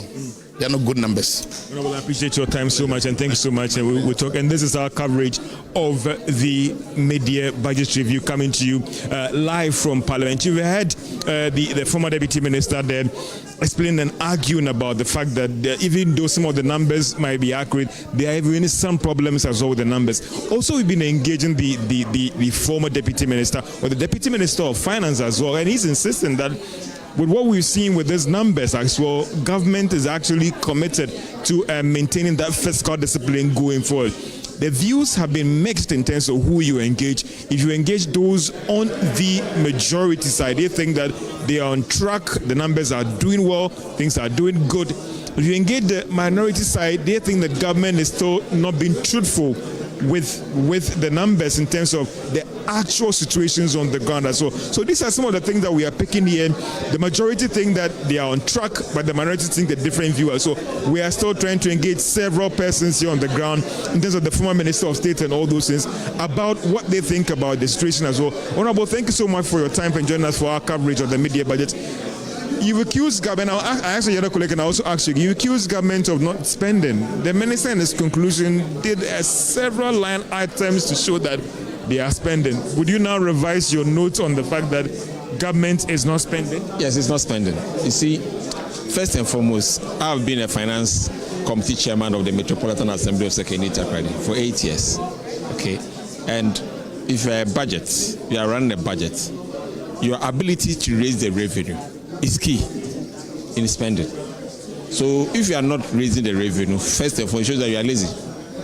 If we give you a budget to spend and you don't spend that budget, you are also lazy. It was just down by 1.2 billion or something. You know what 1.2 billion means? And you see, what you should also understand is that they themselves half year, they took away 2 billion out of that money. So add that one to the 1.2 you are talking about, and it comes to about 4.2 billion. So I want you to understand that they are not performing on their revenue, and if you are not performing on your revenue, you also not performing on the expenditure. That is why they have cut back on expenditure. It takes discipline and prudence to cut back on expenditure. In fact, it also takes laziness not to raise the money. It also takes laziness not to raise the money. And today, that is why you see that the ministers are fighting. The Minister for Agriculture was fighting the Minister for Finance. The Minister for Education was fighting the Minister for... A lot of the ministers there are fighting. For instance, if you take Big Push, for instance, they mentioned huge figures that they are going to spend about 70 billion. If you want to say spend 70 billion and half year, you have spent only 6.5. Ask yourself, less than 10% of that money. Are they spending? They are not spending. So we shouldn't be deceiving ourselves. Okay? Because those expenditures are key to the development of the economy. Not only about government, but also people in the private sector as well. After statutory payment, what government doesn't pay salary? Everybody pays. But the works and the projects that need to be spent on so that we can see so much being done have not been done. For instance, they talk about coders program. Did you hear that in the budget? No. They talked about... But this is a mid-year budget, some would say. No, but... It's not a main budget. But mid-year, after 1.5 years, your mid-year budget will have to show the big promises and how you are solving those problems. So if you are still paying goods and services, you are spending on only compensation, and the major projects that will affect the Ghanaian youth are not being funded, clearly you are not spending. And for me, that is laziness. The ministers talked about, and when I engaged Ampem Nyako, he said that they are doing some rationalizations. Projects that are not seen as essential, they will move the funds somewhere. Some would say that, again, have we seen critical expenditure being frozen? We have the petrol coming in, food feeding and all those things. Some are saying that, have we seen critical expenditure being affected? But before they came to power, where those fuel not coming in, they were coming. So the elections were not based on those existing projects that were being implemented. They were based on new hope, that John Mahama was the hope. Now the youth are not seeing anything. So clearly it shows that, one, they've been lazy in raising the money, and they're also lazy in spending on the Ghanaian people. And I believe that is where the problem is coming from. Going forward, there's a thing about fiscal discipline. What role is the minority going to play to ensure that the fiscal discipline? Because some will say that anytime there's a government in power, the numbers look good. When they move, we see the true shape of the economy. Yes, I think that if you look at the problems we've had with the Bank of Ghana and the Gold Board, spending so much money and still making the losses, clearly these are financial losses to the states. So naturally, this one, they are in power, and we've seen it. And we are going to see more when they leave power. But the most important thing for me is that they should keep to their promises and make sure that the youth of this country can survive and thrive and then do more for themselves, their communities, and the country. And I believe that if the minister is lazy in raising the revenue, naturally, he's also lazy and unambitious in spending to make the Ghanaian people good and well. you so much, Honourable. This is our coverage of the mid-year budget review coming to you live from Parliament. And over to you guys in studio to take over with the discussions and the analysis. My colleague George Yafe in that interaction with the Member of Parliament for Takoradi, Kwabena Okyere Mensah. And we want to pause for a breather. We'll be right back with the coverage.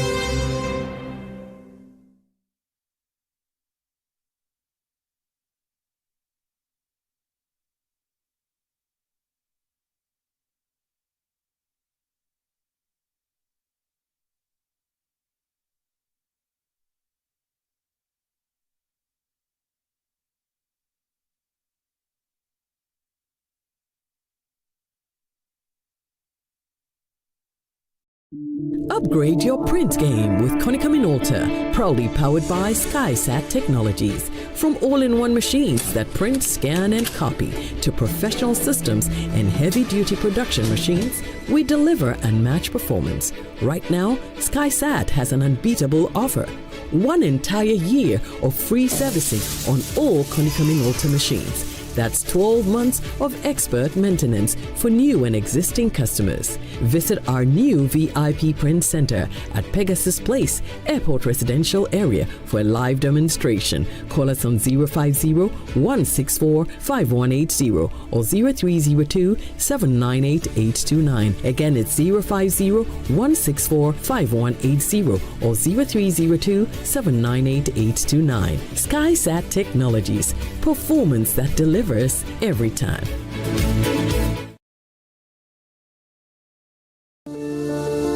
Palladium Residences in Achimota isn't just an address, it's the home you truly earned. Secure your place with just a 10% deposit and choose from beautifully designed modern apartments or spacious townhouses built for everyday comfort. This is more than a building. It's a vibrant, curated community with a clubhouse, state-of-the-art gym, and an on-site hotel, all at ABC Junction, minutes from Achimota Mall. Enjoy city energy while retreating to your private sanctuary. Call now to reserve your unit and benefit from limited launch incentives, including priority unit selection, executive pricing, and flexible payment options available. Don't miss the chance to pick the best homes. Book your private site visit today. Call 050-9823-424. Palladium Residences. Live smart, invest better. Palladium Residences in Achimota isn't just an address, it's the home you truly earned. Secure your place with just a 10% deposit and choose from beautifully designed modern apartments or spacious townhouses built for everyday comfort. This is more than a building. It's a vibrant, curated community with a clubhouse, state-of-the-art gym, and an on-site hotel, all at ABC Junction, minutes from Achimota Mall.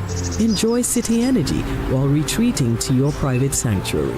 Call now to reserve your unit and benefit from limited launch incentives, including priority unit selection, executive pricing, and flexible payment options available. Don't miss the chance to pick the best homes. Book your private site visit today. Call 050-9823-424. Palladium Residences. Live smart, invest better. Another week is here on the greatest of all time show. My name is Giovanni Clip, and tonight we're bringing you talent. Contestant number 1, let's bring Danica. Let's bring. You did it for you. Cut. Oh, there is a leakage. Where's the plumber?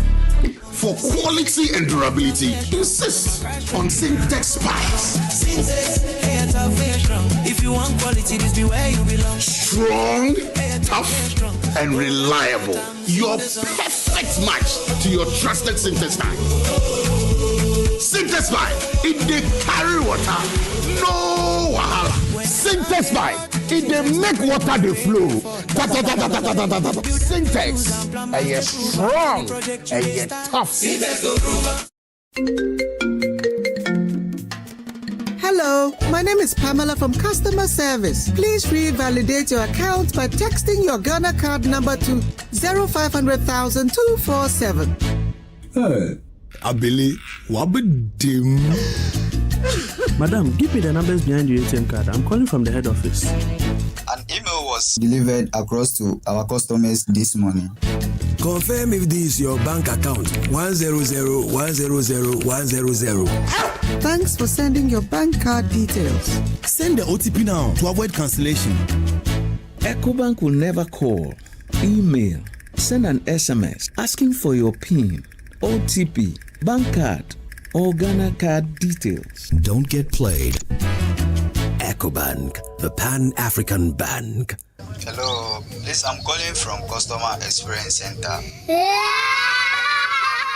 So this strategy will lead. Oh no, not again. Say, relax. The generator will come on now. The generator is not working. Why stress yourself when the experts are just one tap away? Introducing Left Power, the smart emergency support app from Left Signature Limited. With Left Power, certified engineers respond fast, anytime, anywhere. No delays, no stories. Hello, sir. This is Left Signature Limited. The request has been received and our engineers are already on their way. Please relax. We've got you covered. This is professional. Every Left expert is certified, verified, and can be tracked in real time. Oh, you'll know they're coming before they even arrive. From electrical engineering and solar power systems to data center management, cloud services, smart automation, and software development, Left Signature delivers excellence, fast, reliable, and professional. Left Power. Your solution is just one tap away. Available on Play Store and App Store. Upgrade your print game with Konica Minolta, proudly powered by SkySat Technologies. From all-in-one machines that print, scan, and copy to professional systems and heavy-duty production machines, we deliver unmatched performance. Right now, SkySat has an unbeatable offer. 1 entire year of free servicing on all Konica Minolta machines. That's 12 months of expert maintenance for new and existing customers. Visit our new VIP print center at Pegasus Place, Airport Residential Area for a live demonstration. Call us on 050-164-5180 or 0302-798-829. Again, it's 050-164-5180 or 0302-798-829. SkySat Technologies. Performance that delivers every time.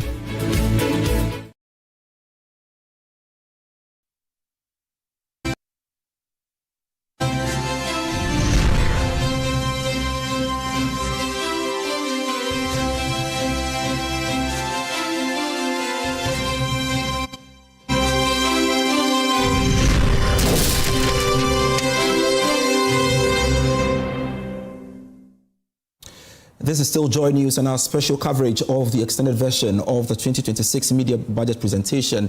And of course, we've got to bring you more reactions. And this time round, we want to engage an economist, Dr. Eric Boachi-Adom, a senior lecturer at the University of Professional Studies, who is also a senior fellow at Africa Policy Lens.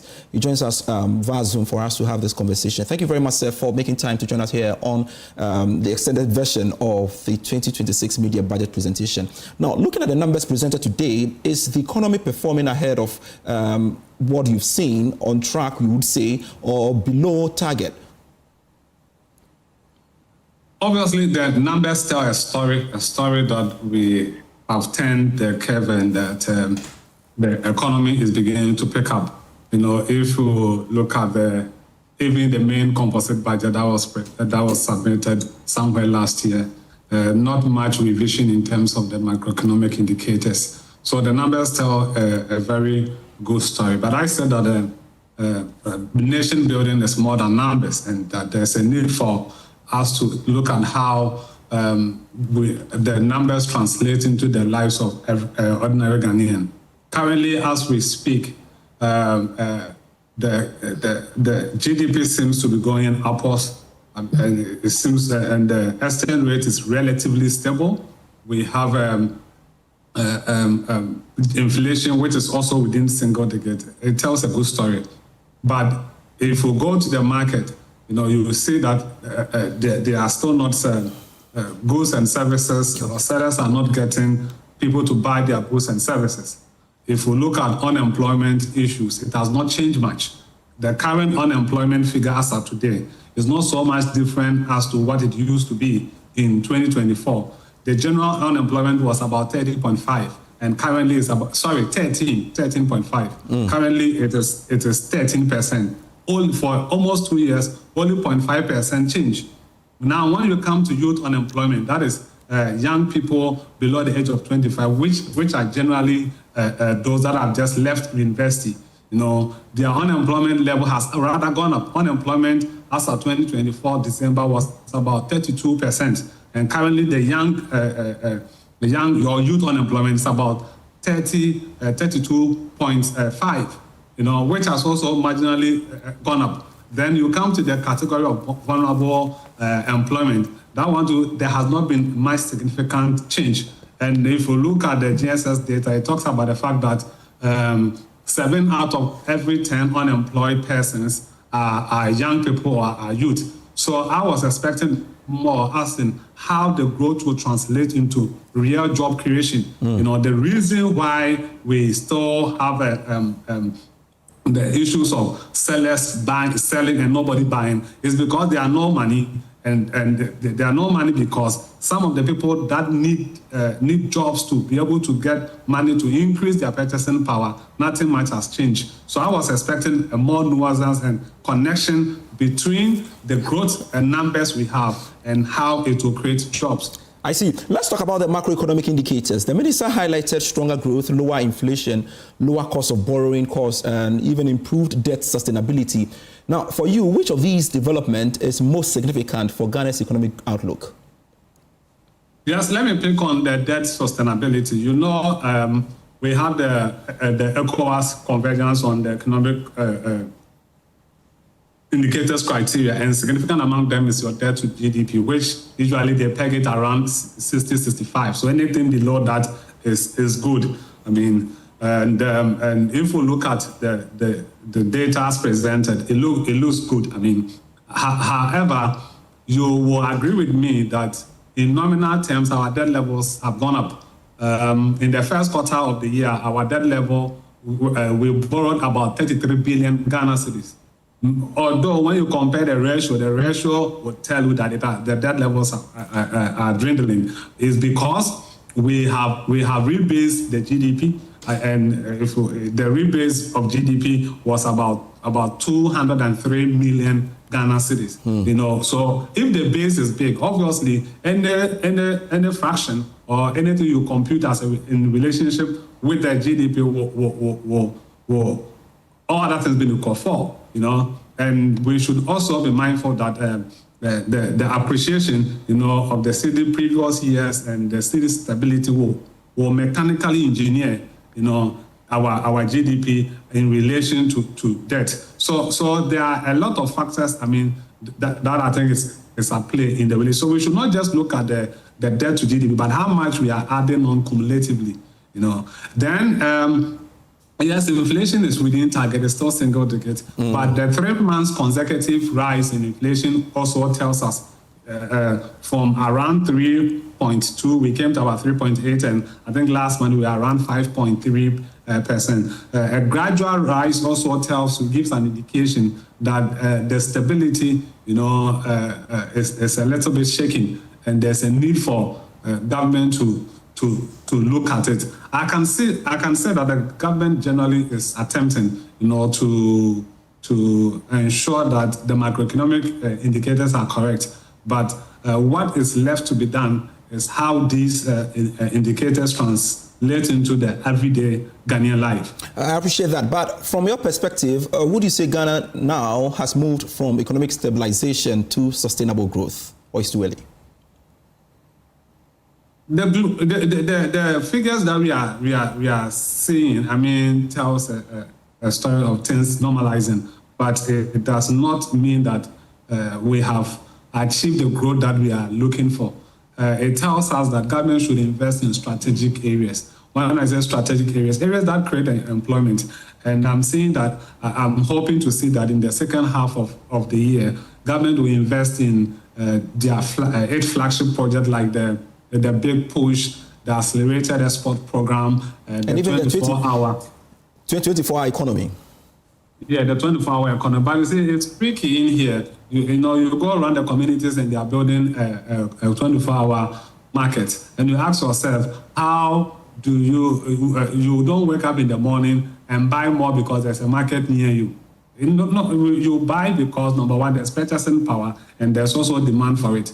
So I think that, like we've been saying, 24-hour economy is a byproduct of a certain targeted growth, like investment in agriculture and industrialization. What I'm looking more to see is those industrial parks that government intend to create, you know, and those investments, I think that it is very critical, you know, and government should be able to use the revenue that has been touted as an increase in revenue, you know, to be able to invest in these critical sectors of the Ghanaian economy. Other than that, we will come around, we will have nice figures, we will present nice macroeconomic indicators, and we are not really feeling or seeing the impact in the everyday Ghanaian life. And I appreciate the fact that you've brought in the second half of 2026. For you, what are the risks for 2026, the second part of 2026 or second half of 2026, you would say?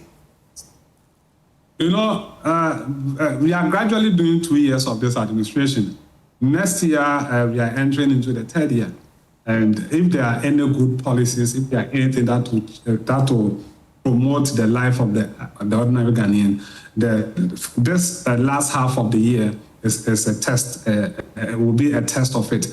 So I am betting on the government to actually roll out the reasons why the people of Ghana voted for him. And the key is the 24-hour economy of the 3-shift system that we are yet to really see, to cut down unemployment. You know, we see most of our young people leaving the university and there are no jobs for them. And if this trend continues, we may end up having a lot of young people not transition to the university after the senior high because they don't see the prospect. You know, they don't see what we call the education is the key. Education to which door? Education that cannot open the door of employment is a bit of a challenge. So I'm just hoping that the decision will move from cabinet and administration and all the bureaucracies and go into full implementation. Yes, of course, there's 24-hour economy secretariat that I'm sure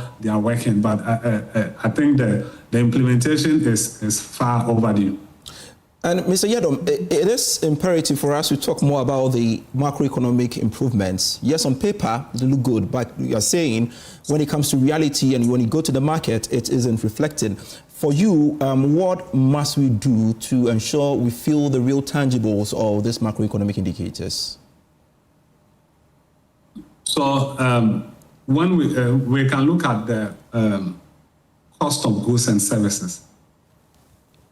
If goods and services are prices are falling, or let's say they are stable relative to my income, assume my income doesn't go up, it means that all other things being equal, I have more money to buy more goods. And here is the case that inflation is in single digit, falling. However, I'm unable to afford, you know. Generally, it brings home to the fact that I don't have enough to spend, or if I have enough to spend, there are other important or essential costs that is eating up my revenue. One of them will be utility bills. You see, electricity and water bill has gone up for some time this year. So the money that I could have used to buy other goods from the market, I would rather use it to pay electricity bill. I'd rather use to pay rent. Rent prices keep going up. I hear that to be able to afford a chamber and hall in some areas like Adenta side, you need to have about 1,500 cedis per month. 1,500, and in some places within that area, it's almost about 2,000 cedis. A young person who has just gotten a job, I mean, you have completed school, you want a 2-bedroom, or let's say, a single room, you may have to give about 1,000 cedis. The average salary of a first degree is about 2,000 cedis. A first degree, it's around 2,000. If you are doing a national service, which is about 700 and something, you can't use it to do anything. So it's a challenge. You have to take about 1,000 cedis for a single room, 1,500 for chamber and hall. So if you are earning 1,000 cedis, you take 1,000 cedis to pay your rent, your electricity bill, your water bill, the money is finished. So it becomes difficult to survive. So these are the critical issues, and government can support in terms of the rate at which the prices of utilities are going up. Yes, we understand that we are not paying the tariff we are supposed to pay per the IMF criteria and all that. What we are paying is still low. And what we are paying is still low is because a lot of people have done illegal connection. There are inefficiencies in the system. These government institutions are unable to clear the inefficiency. So the few people that are paying the tariff, they keep heaping up and piling up the cost on them. So utility is one major factor that we need to look at if we want to cushion the average Ghanaian. You see, if you look at last month inflation of about 5.3%, the greater part of that inflation was contributed by goods produced locally. Goods produced locally inflation on it was around 6.7, which was contributing close to about 80% of the inflation figure. If goods produced locally are expensive, basically one of the major drivers is utility bills, power, water, and all that. So if a household are paying high cost, I say high cost relative to their income. Businesses are paying high cost of utility in order to keep operating. Then it becomes difficult even for expansion for these local industries. So we need to look at the tariff bit. Other than that, the numbers will mislead us, and we think that we may think that we've done so much, yet beneath it, there's a real struggle and challenges. All right, but one more thing before I introduce Anthony Morrison, who is the Chief Executive of the Chamber of Agribusiness Ghana. The Media Budget Review introduced implementation updates on VAT reform, customs reform, digital revenue administration, and even the Publican AI. Which of these reforms are likely to improve the business environment, and which, of course, may increase compliance burdens, you think? Well, I think the challenges with the Publican AI is real. And today, the deputy, I was on your sister station with the deputy president for Guta, and he was complaining bitterly about the Publican AI and the fact that the issue with it, especially in overvaluation, needs to be addressed. And he also admitted that the government is taking some steps towards addressing those challenges. For example, you are importing or you are bringing goods, and the AI will look around and pick a price. Let's say you are bringing a laptop. The laptop from China, the price is likely to be different from the laptop in the UK or in other European countries. But yet it will look around and pick a price to assess your import duty. And he gave a classical case of somebody who brought a container worth of goods, and the duty was a 20-feet container, around 50,000 Ghana cedis. About 2 months down the line, that same size of container, the import clearing was about 100,000. So the issues are clear, and it makes compliance a bit difficult. Yes, we like the innovation, bringing AI to be able to help in terms of determining the value of items. But I think their concerns need to be addressed. When tax system is clear, it by naturally encourage compliance. So I'm sure the GRA, in good faith, will do something about it.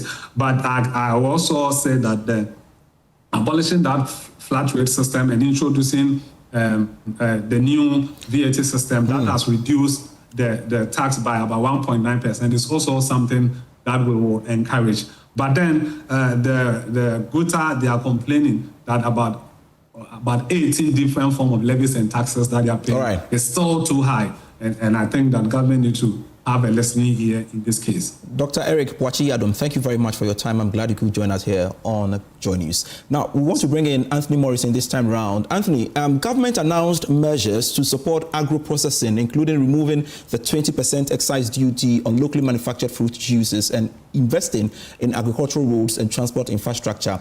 Now, question to you is, how significant are these measures for agribusiness?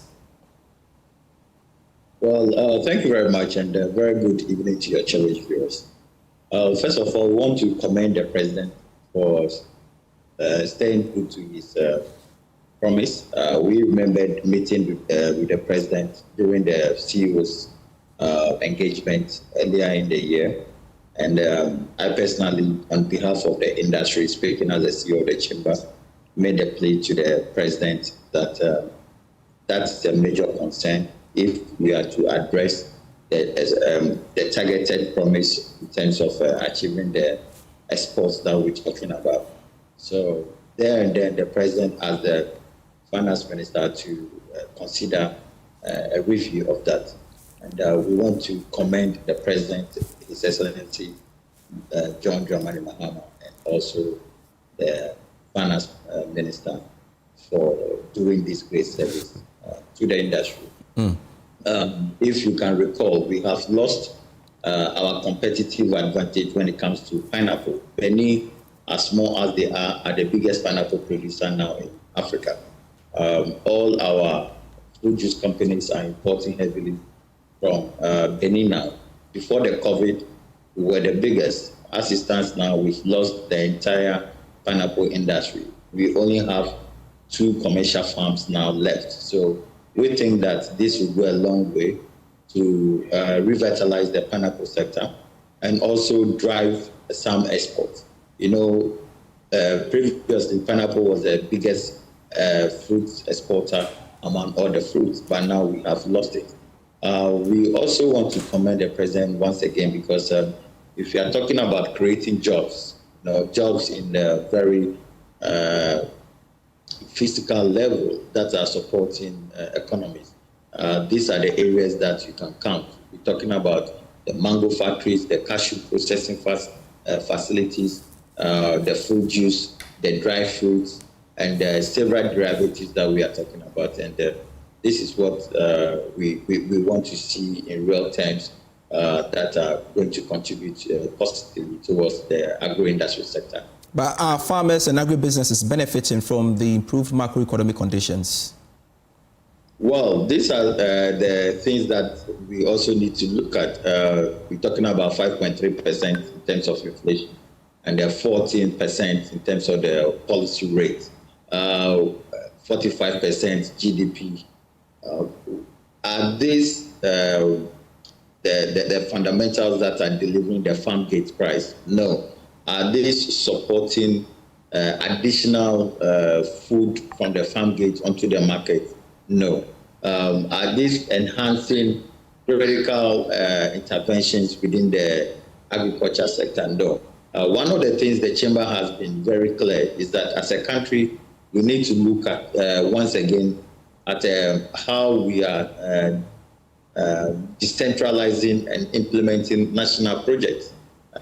We are of the strongest view that it is time we have one ombudsman, one structured strategic national agro-industry development strategy that is addressing the current situation we have in the country.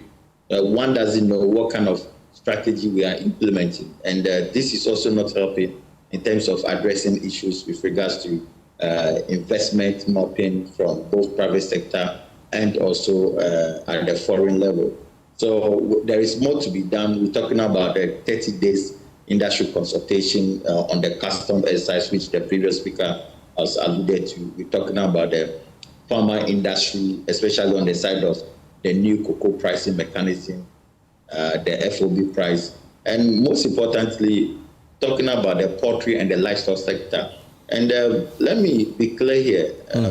Been in this industry for several years, having worked at several global levels and supporting other African governments. Any government that seeks or sought to achieve any successful reliance on food security and to also agro-industrialize itself must be looking at putting livestock first. In terms of livestock, we are achieving clear targets in terms of your food security, in terms of your export, your agro-processing derivatives, your biomass support for energy consumption, and quite a lot. So we have, over the years, been fixated with food security, and yet end up importing more than $5 billion worth of food annually. We need to be clear. Where do we put livestock production? If we put livestock as our strategic roadmap, we will be clear that we are achieving not only the protein needs of this country, but also we are also achieving the nutrition and other derivatives that are needed. If you look at it, we import poultry, we import frozen chicken, frozen meat, livestock from Benin, Burkina Faso, Niger, Mali, and several places. The cost of that on the economy is quite impactful. So we need to look at most of these things and to be consistent as well, talking about the African Union CADEP, 10% incremental in terms of our national budgetary allocation towards the agriculture sector is another target that we need to be looking at. And also, agribusiness credit. We're talking about the fact that interest rates has fallen, but it's still not easy to access credit in terms of the financial institutions. How are we creating the enabling environment that will make it easier for farmers and other industrial players? And one thing I also want to add that as a country, I think the failure of our agribusiness or agriculture sector policies over the past almost 70 years have contributed to what we are experiencing now. It is time we redesign the sector strategy, move away from the dogmatic of smallholder farmers, because smallholder farmers syndrome does not agro-industrialize and transform agroeconomies. You need to be able to handhold them, and you need commercial farmers who are able to deliver efficiency in terms of the raw materials that are going to go into agro-processing and other sectors. And this is where we can be competitive with our pricing mechanism, because there are so many efficiencies on the side of the smallholder farmer economy where they do not use hybrid seeds or they do not use the right technology, so they are unable to come up with the right yields. And besides, their pricing mechanisms are also expensive.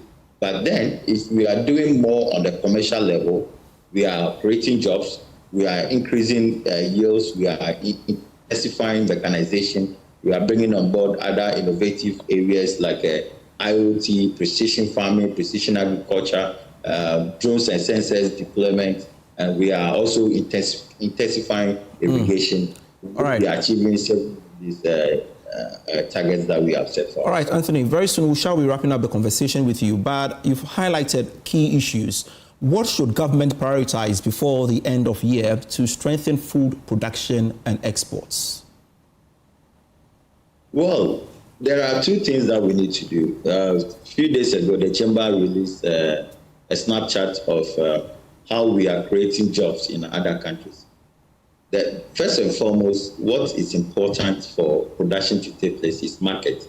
You need to secure market guarantee. And what we have over the past years and what we experience now is that we do not have market, and market is not guaranteed, it's not consistent. We need to lock up market. And for production to take place and to be able to achieve what we are looking for, government needs to come up with a design. The Chamber have worked on several designs in view of backstopping government activities, but they are not listening. I think it's time that they listen to what the Chamber and its partners have been doing over the years. These are supporting other countries. Unfortunately, our own governments are not listening to the private sector. Private sector has a key role. So we need, first of all, to look at backstopping all our activities. There is a need for us to establish And I know a lot of people have challenges with establishment, but these are establishments that are going to unlock the potentials. We need to be deliberate. Now, we need the Industries Development and Regulatory Authority. That one, first and foremost, you can't do anything about it. If you are encouraging farmers to produce, to process, and meanwhile, there is no deliberate attempt to make sure that we are actually backstopping or how to create the industries. It must be intentional. What kind of industries should be created? Where are the skills coming from? Where is the energy? What sort of energy should we be looking at? What kind of enclave? Now, the chamber is even facilitating a number of the Common Africa Agro-Parks initiatives. Okay, this morning we had a lot of discussion on it. We settled on cassava and cocoa. We are also moving on to palm. So there is some need for us to be deliberate. Who is creating the raw material map? And the final one will be that the enabling environment must be locked. You can't have a system where you are asking agro-industry players to model around a 24-hour economy model where they are incorporating the model in terms of doubling or tripling their processing and production. Now, when they go onto the market, their prices are expensive because they are competing with cheaper imports. Government must take a stand. And one of the areas we are asking government to start is rice. As we speak, we have over 500,000 metric tons of paddy rice in the system. What we are saying is that government must stop importation of processed rice and import paddy rice. Now, and even chicken. Yes, of course. So I'm coming to that. The fact is that the moment you stop importation of processed rice and you bring in paddy rice, you are not going to create jobs. You are going to create an enabling environment that will get the livestock sector to take off. Because there will be the paddy waste. There will also be other derivatives from the rice processing that goes to support the feed, okay, for this livestock. So there are and we're talking about over $5 billion that will be retained in country, while there will also be influx of high technology machines that will encourage quality rice to be processed in country. And this will also provide an opportunity for investors to then invest directly into production of rice. You see, market is key, and market requires certain critical standards to be available. So for us to be able to do that, market guarantee measures, access to credit, that takes into consideration the production cycle, must all be, and regulatory regimes must support indigenous processing. Indigenous processing must be strengthened with other government infrastructures and tools for us to be competitive. China is doing that for their local markets, local industry. America is doing that. EU is doing that. And where we bring in the rice, Thailand, India, Vietnam, Pakistan are all doing that. So why can't we do it? We hope to get there one day. Thank you very much, Anthony Morrison, Chief Executive of the Chamber of Agribusiness Ghana, sharing your perspective with us here on Joy News on the back of the 2026 media budget presentation. And that's a package by way of production. I am Pius Kujubaka. Feel free to log on to myjoyonline.com. You can get all the fallouts from the 2026 media budget presentation. See you soon. Prime News will be on at 7 o'clock. Do stay on.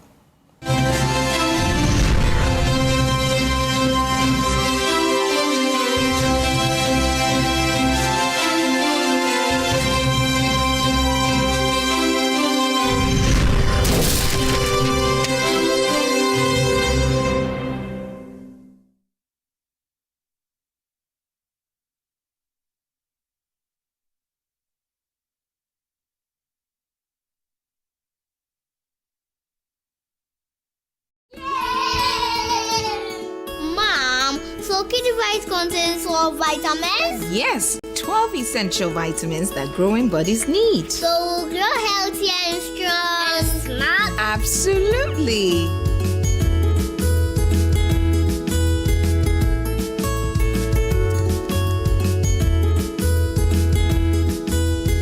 Kidivite Multivitamin Tonic contains all the essential vitamins and nutrients needed for the healthy development of children from age 1 to 12 years. Also available, Kidivite Multivitamin Drops for babies under 12 months. Grow strong, grow healthy with Kidivite. Distributed by NS Chemist Limited. This advertisement has been vetted and approved by the FDA. Palladium Residences in Achimota isn't just an address, it's the home you truly earned. Secure your place with just a 10% deposit and choose from beautifully designed modern apartments or spacious townhouses built for everyday comfort. This is more than a building. It's a vibrant, curated community with a clubhouse, state-of-the-art gym, and an on-site hotel, all at ABC Junction, minutes from Achimota Mall. Enjoy city energy while retreating to your private sanctuary. Call now to reserve your unit and benefit from limited launch incentives, including priority unit selection, executive pricing, and flexible payment options available. Don't miss the chance to pick the best homes. Book your private site visit today. Call 050-9823-424. Palladium Residences. Live smart, invest better. Hi, now let me share my wildlife experience with you at Safari Valley Eco Park. Welcome to Safari Valley Eco Park. Our electric shuttle pulled up and in no time our tour began. We were surrounded by wildlife from the moment we entered the Eco Park. We were greeted by experienced tour guides who took us through orientation and how to better enjoy the experience. Watch these animals roam freely in their natural habitat undisturbed by our presence. We saw zebras, sable antelope, brown crane, mara, silky chicken, nyalas, Shetland ponies, and so many animals I just couldn't keep up. Our tour guides taught us so much about the wildlife, their behavior, and how to interact with them. I even fed them. We also went fishing on a man-made canal. Then we took a break to have lunch in this serene environment. All this amazing experience for this price for adults? This price for teenagers. It's a bargain. As the sun began to set, it was time to go back home, but not before dinner by the campfire. It has been a thrill of a lifetime, and I can't wait till my next visit. Safari Valley Eco Park, bringing you closer to nature.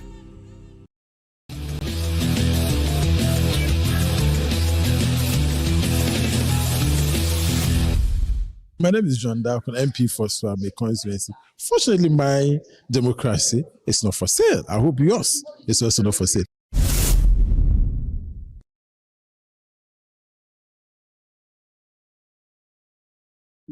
Upgrade your print game with Konica Minolta, proudly powered by SkySat Technologies. From all-in-one machines that print, scan, and copy to professional systems and heavy-duty production machines, we deliver unmatched performance. Right now, SkySat has an unbeatable offer.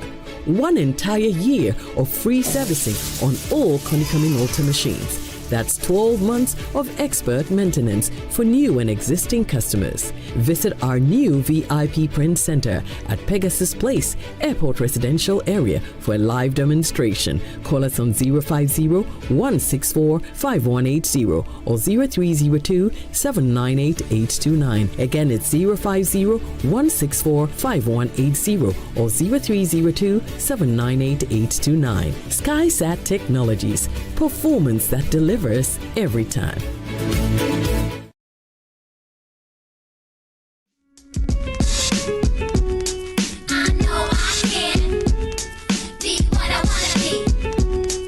The maiden edition of the What How Why Summer Camp held from the 14th to the 24th of August 2020